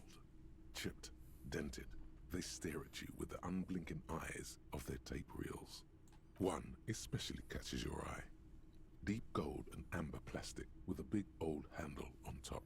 A classic boombox that says, Stereo 8 approved. Just make sure it works before you buy it. Can I play tape on one of the boomboxes real quick? Sorry, man. I can't be giving out freebies.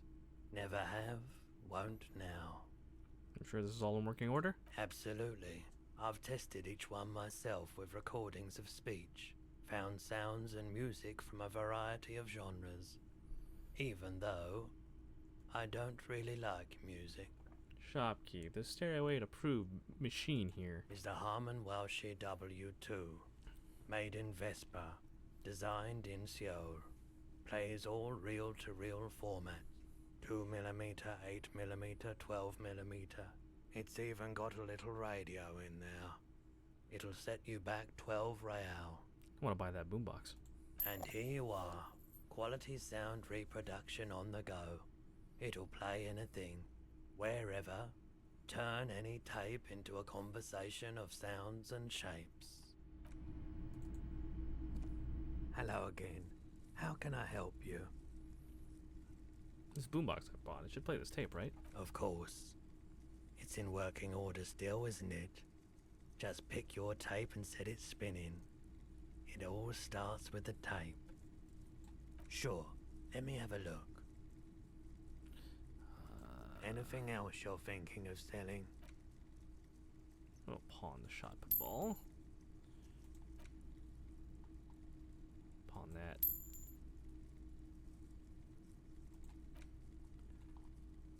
I'll get rid of that. I don't want to sell the gun just yet.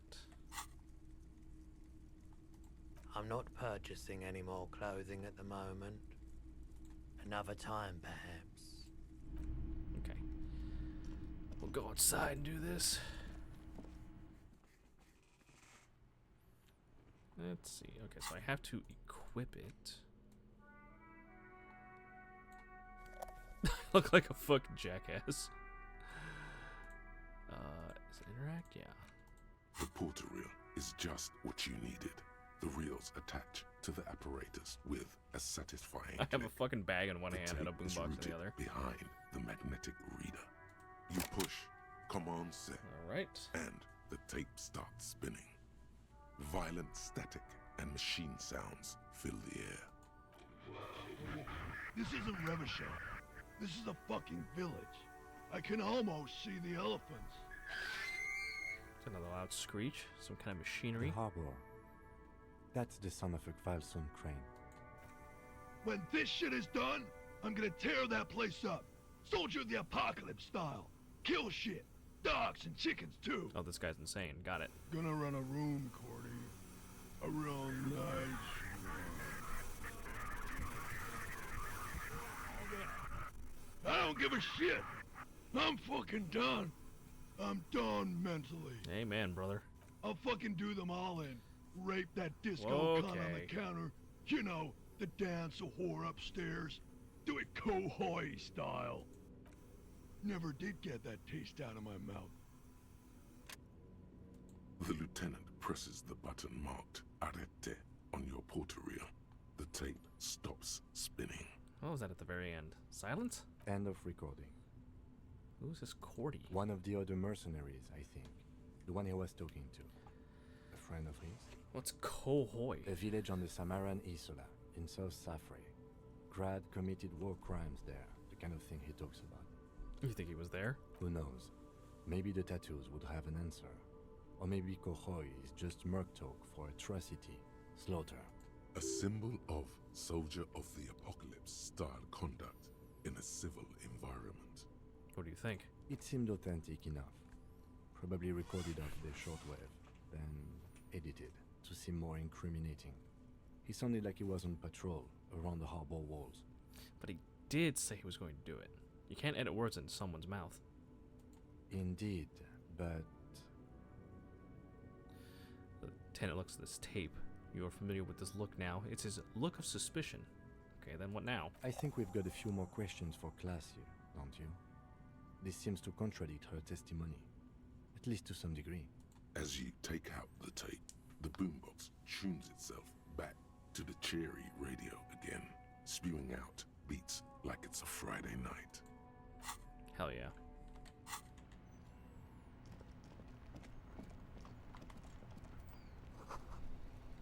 There's a tree in it.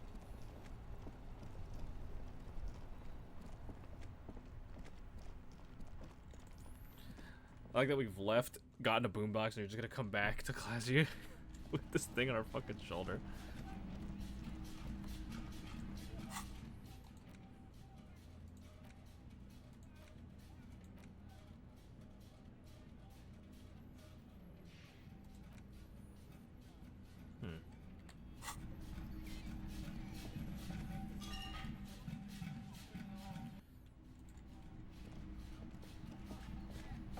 I just realized I think that music's actually coming from the boombox.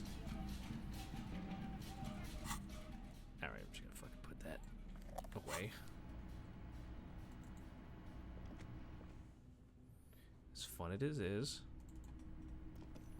Like we don't need it right now. I was just thinking, what a nice day for questions pertaining to a murder investigation. Titus Hardy gave us a recording where the deceased states his intentions to commit assault. She puts her coffee cup down with a soft ring as the porcelain meets the metal table. Did he? I never said he was a good man, or that he had good intentions. Only that he was never bad to me. Fair. She doesn't care. If anything, she sounds amused. On this tape, he specifically identifies you as the target. Where did they get this recording exactly? It's intercepted radio chatter of the deceased, recorded via de-encryption station. It's authentic enough. Does he say he's gonna do it Soldier of the Apocalypse style? Those are the exact words he used. Yeah. That was practically his pickup line. A memory surfaces in her tired neocortex. It's not entirely unpleasant. Did he say whores a lot? Was he pretty much on the verge of doing it Kohoi style? Kohoi was mentioned. He wasn't actually there. He didn't do a tour, or at least didn't tell me he did. Would have been overkill anyway. He lived his own little Kohoi.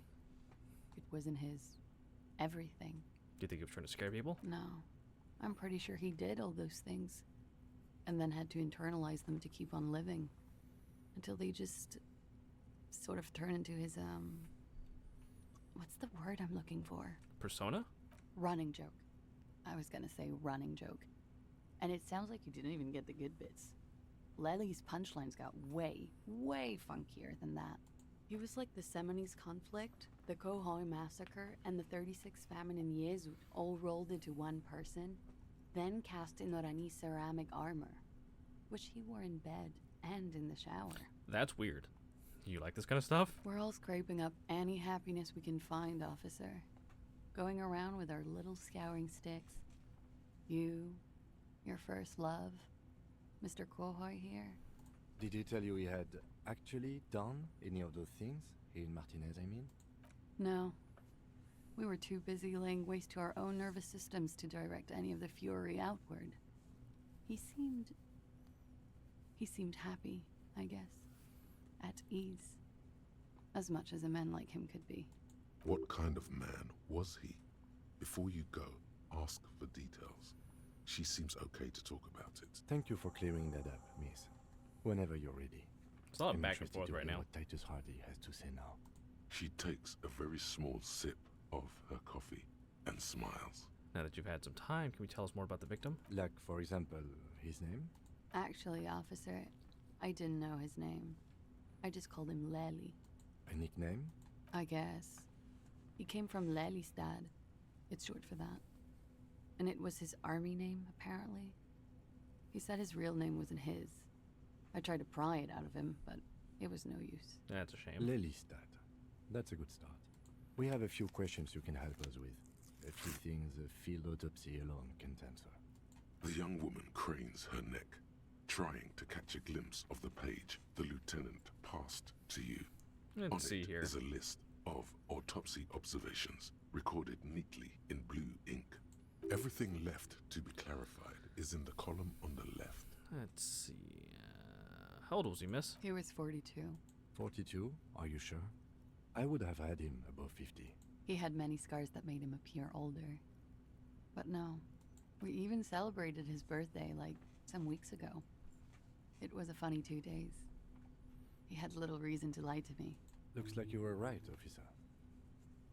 Lieutenant taps on his notebook once, as though signing some kind of point. Points are good. Have one, you old dog, before we all die. So better not to mention it. The young woman looks at you, then the lieutenant, then you. His eye color? Blue. Light blue. They were like little blue galaxies, you know? It was strange, seeing those eyes in his fucked up face. Pardon the swearing. I do him an injustice. He wasn't ugly. And he had a beautiful, soft voice. Yeah, I was about to say, I only saw him in the tree, so I can't really... With all the scarring. It was quite something, watching him speak. He had a combat wound on his chin and mouth? Yes. Severe. It made him look like half his face was cracking away in some strange smile. That and those eyes... It's clear she was very much attracted to him, and still is. You found him attractive? Of course. He was the most strangely beautiful man I've ever been with. And I mean that. And now, he's dead. A pity. Ah, yes. His hair, if you can remember? It was light brown, almost blonde. He darkened it with brilliantine, made it oily. Not nice to stroke. I couldn't convince him to leave it alone. Kim, I said to put the brilliantine on the form. Do I get a point? No. Okay. She tries to light another cigarette. It's windy, but she gets it done. Where's Lelystad? The place, I mean. In Oranje, officer. It's, I think municipality is the term. A nowhere town there. Lelystad municipality has few boroughs and even fewer cities. It's made of agricultural plots near the border of Gottwald. Executive summary. Other Cows, encyclopedia just chimes in and just like, ah, yes, I know, I'm familiar with it somehow. You were almost right, officer. That means his race was occidental, not mondial. I'll update the form. You were both from Rwanda? Yes. We were compatriots. Did that bring you together? No. He was too old for that. And from another part of Oranjenrek. I didn't even understand his accent. What brought us together wasn't Oranje. It was bad habits. Sex, alcohol, speed, probably also sildenafil. No love for Muta Oranje. Wasn't he a soldier? This is a military man, but not a patriot. No. He left the National Service after they taught him to do what he did on Seminine. He wasn't the flag-waving kind. He was the making money, killing people kind. Okay. He was by no means a stupid man. A people person. A small platoon leader. Certainly not a patriot. A flash of rage comes over you. The words have already left. Oh gosh. Alright. A disgraceful mercenary. The Oranese state should have checked his breast for sublime patriotic rage before they trained him. Had he passed that test, we wouldn't have gotten along. Come to think of it, maybe it was our Fucking hateful Half-Life Oranje coming out that of brought us nowhere with the together. weird patriotism. I love Revachol, though. I hope she loves me too. A column of air encircles her, brushing gently on the metallic silver fabric that covers her shoulders and her long, slender arms. Revachol chooses carefully. True. It did not love him. The feeling dissipates. The cold passes. The woman's eyes follow yours to the piece of notebook paper. He had a tattoo. What did it mean? Oh, that. What did it represent? Do you know? It was a map of his life and the places he visited as a soldier. It was mostly for showing off to chicks, though. Showing up the chicks? How so? How? Imagine him lying in bed. Freakish musculature laid out on the sheets. Scarred, of course. Tattooed. The sheets are dirty for some reason. Is this Oranese lit? Don't interrupt. He's smoking and drinking, of course. And his chest and shoulders and arms are studded with stars. Tens, hundreds of them. Maybe even thousands. And the woman goes like, "What was this, baby?" And he says, "That was too hardcore. Don't ask me about that." So she goes, "Okay, but what's this, baby?" And he's like, "Saw some bad shit there. Killed some loincloths." This sounds like a personal recollection. And so it goes. Star after star. Port after port. Third world country after third world country. And he's done horrible things in every single one of them. You were the woman in this? Oh, yeah. Can you tell us precisely what these mean? No, thank you. I've seen enough of him dead. I can tell you what they meant without looking at them. Go on. He was a blue-eyed boy with thick arms, from a small town. He was also poor, and the government of Oranje needed some people killed, so they turned him into a grotesque killer. For money. He went to Killer Academy in Vredefort. Then he killed some people on the Seminine Islands. And on other islands, too. All of the islands. After this, he came to Revachol and got killed himself. Thank you for clearing that up. Change of topic, perhaps? We ordered a toxicology report. Any idea what it'll show us? A real rainbow splattering of pharmaceuticals, I bet. Barbiturates, amphetamine, sildenafil. Hear that? Sildenafil. Just like you suspected. You have a great nose for this stuff. What is sildenafil? It's for maintaining an erection. Oh. Uppers are vasoconstrictors, so that feat becomes problematic. Okay, and why do I know this? Because you're a scientist, of course. Right. How much does the toxicology report cost the police of Revachol? I can do it for half of that. Save you some money, make some myself. It's quite expensive, miss. But we'll manage without your help for now. I think we're finished with this line of questioning. All right. Lieutenant puts the slip back in his notes and observes the young woman for a moment. Coolly, gracefully, she pours herself more coffee. 2 minutes later, miss. Wait, stop. That man, bloated beyond all recognition, Oh was boy. 42. What does visual calculus have for us? That's what she said, yes. Below the damage, the weeks of decomposition, all the swollen indignity of mortality. He was 42 years old. Where is this going? How old are you? That's where this is going. Oh dear. 45,000 liters of raw alcohol has left its disfigurements. What lies beneath, you wonder? You could ask either one of them. Kim, how old do you think I am? Huh? How old do I look? How old? 58. Oh my god, that's really old. Really? You asked. You're probably right. That's about what I look. Actually, make that 54. Alcoholism has severely impacted your appearance, and I was wrong about the age of the deceased. Wait. This requires scientific measurements. Bring it on. I'm not afraid of the truth. To the laboratorium. Date of birth generator.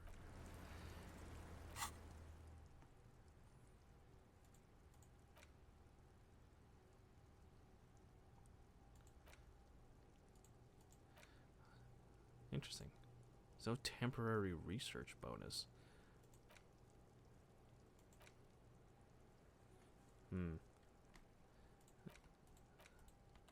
I do need to unlock a new fucking thought cabinet. Oh, stop looking at the window.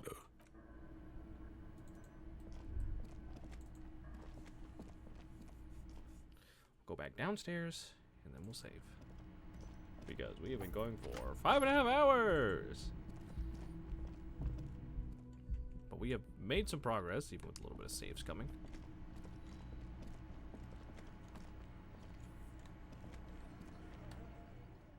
Okay, we'll save here.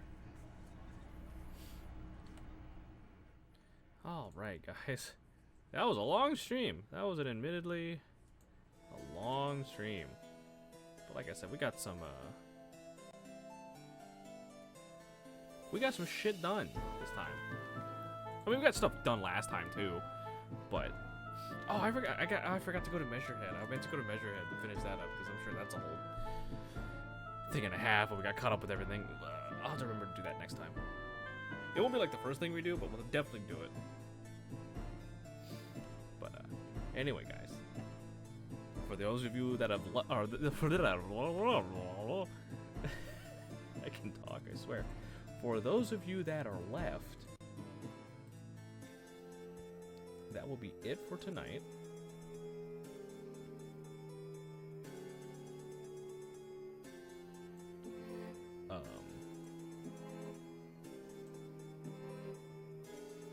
My brain has stopped. But yeah, that'll be it for tonight. Our next stream will be tomorrow at 4 p.m. Central. We have a collab with Dusk and Crab Champions. As I've stated before, I basically know nothing about the game other than I think it's like some sort of roguelike kind of deal. And you play as a crab, and I think it's a shooter. So we're going to see how that goes. And then that'll be the last stream for the week. And then next week, I don't know what we have. It'll be more disco. Actually, it'll probably be more disco or Pokemon Reminiscencia. And a return to Resident Evil 4. Because we did not play that. We didn't play it last week. And we're not playing it this week. So that'll probably be for next week. But anyway, guys. Thanks for sticking around. Hope y'all enjoyed the stream. Again, thanks to...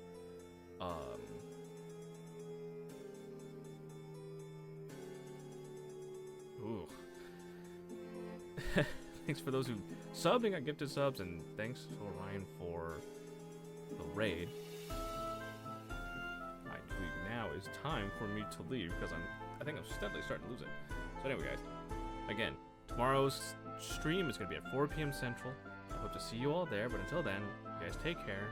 Enjoy your weekend, as always. I hope to see you next time. But until then, bye-bye.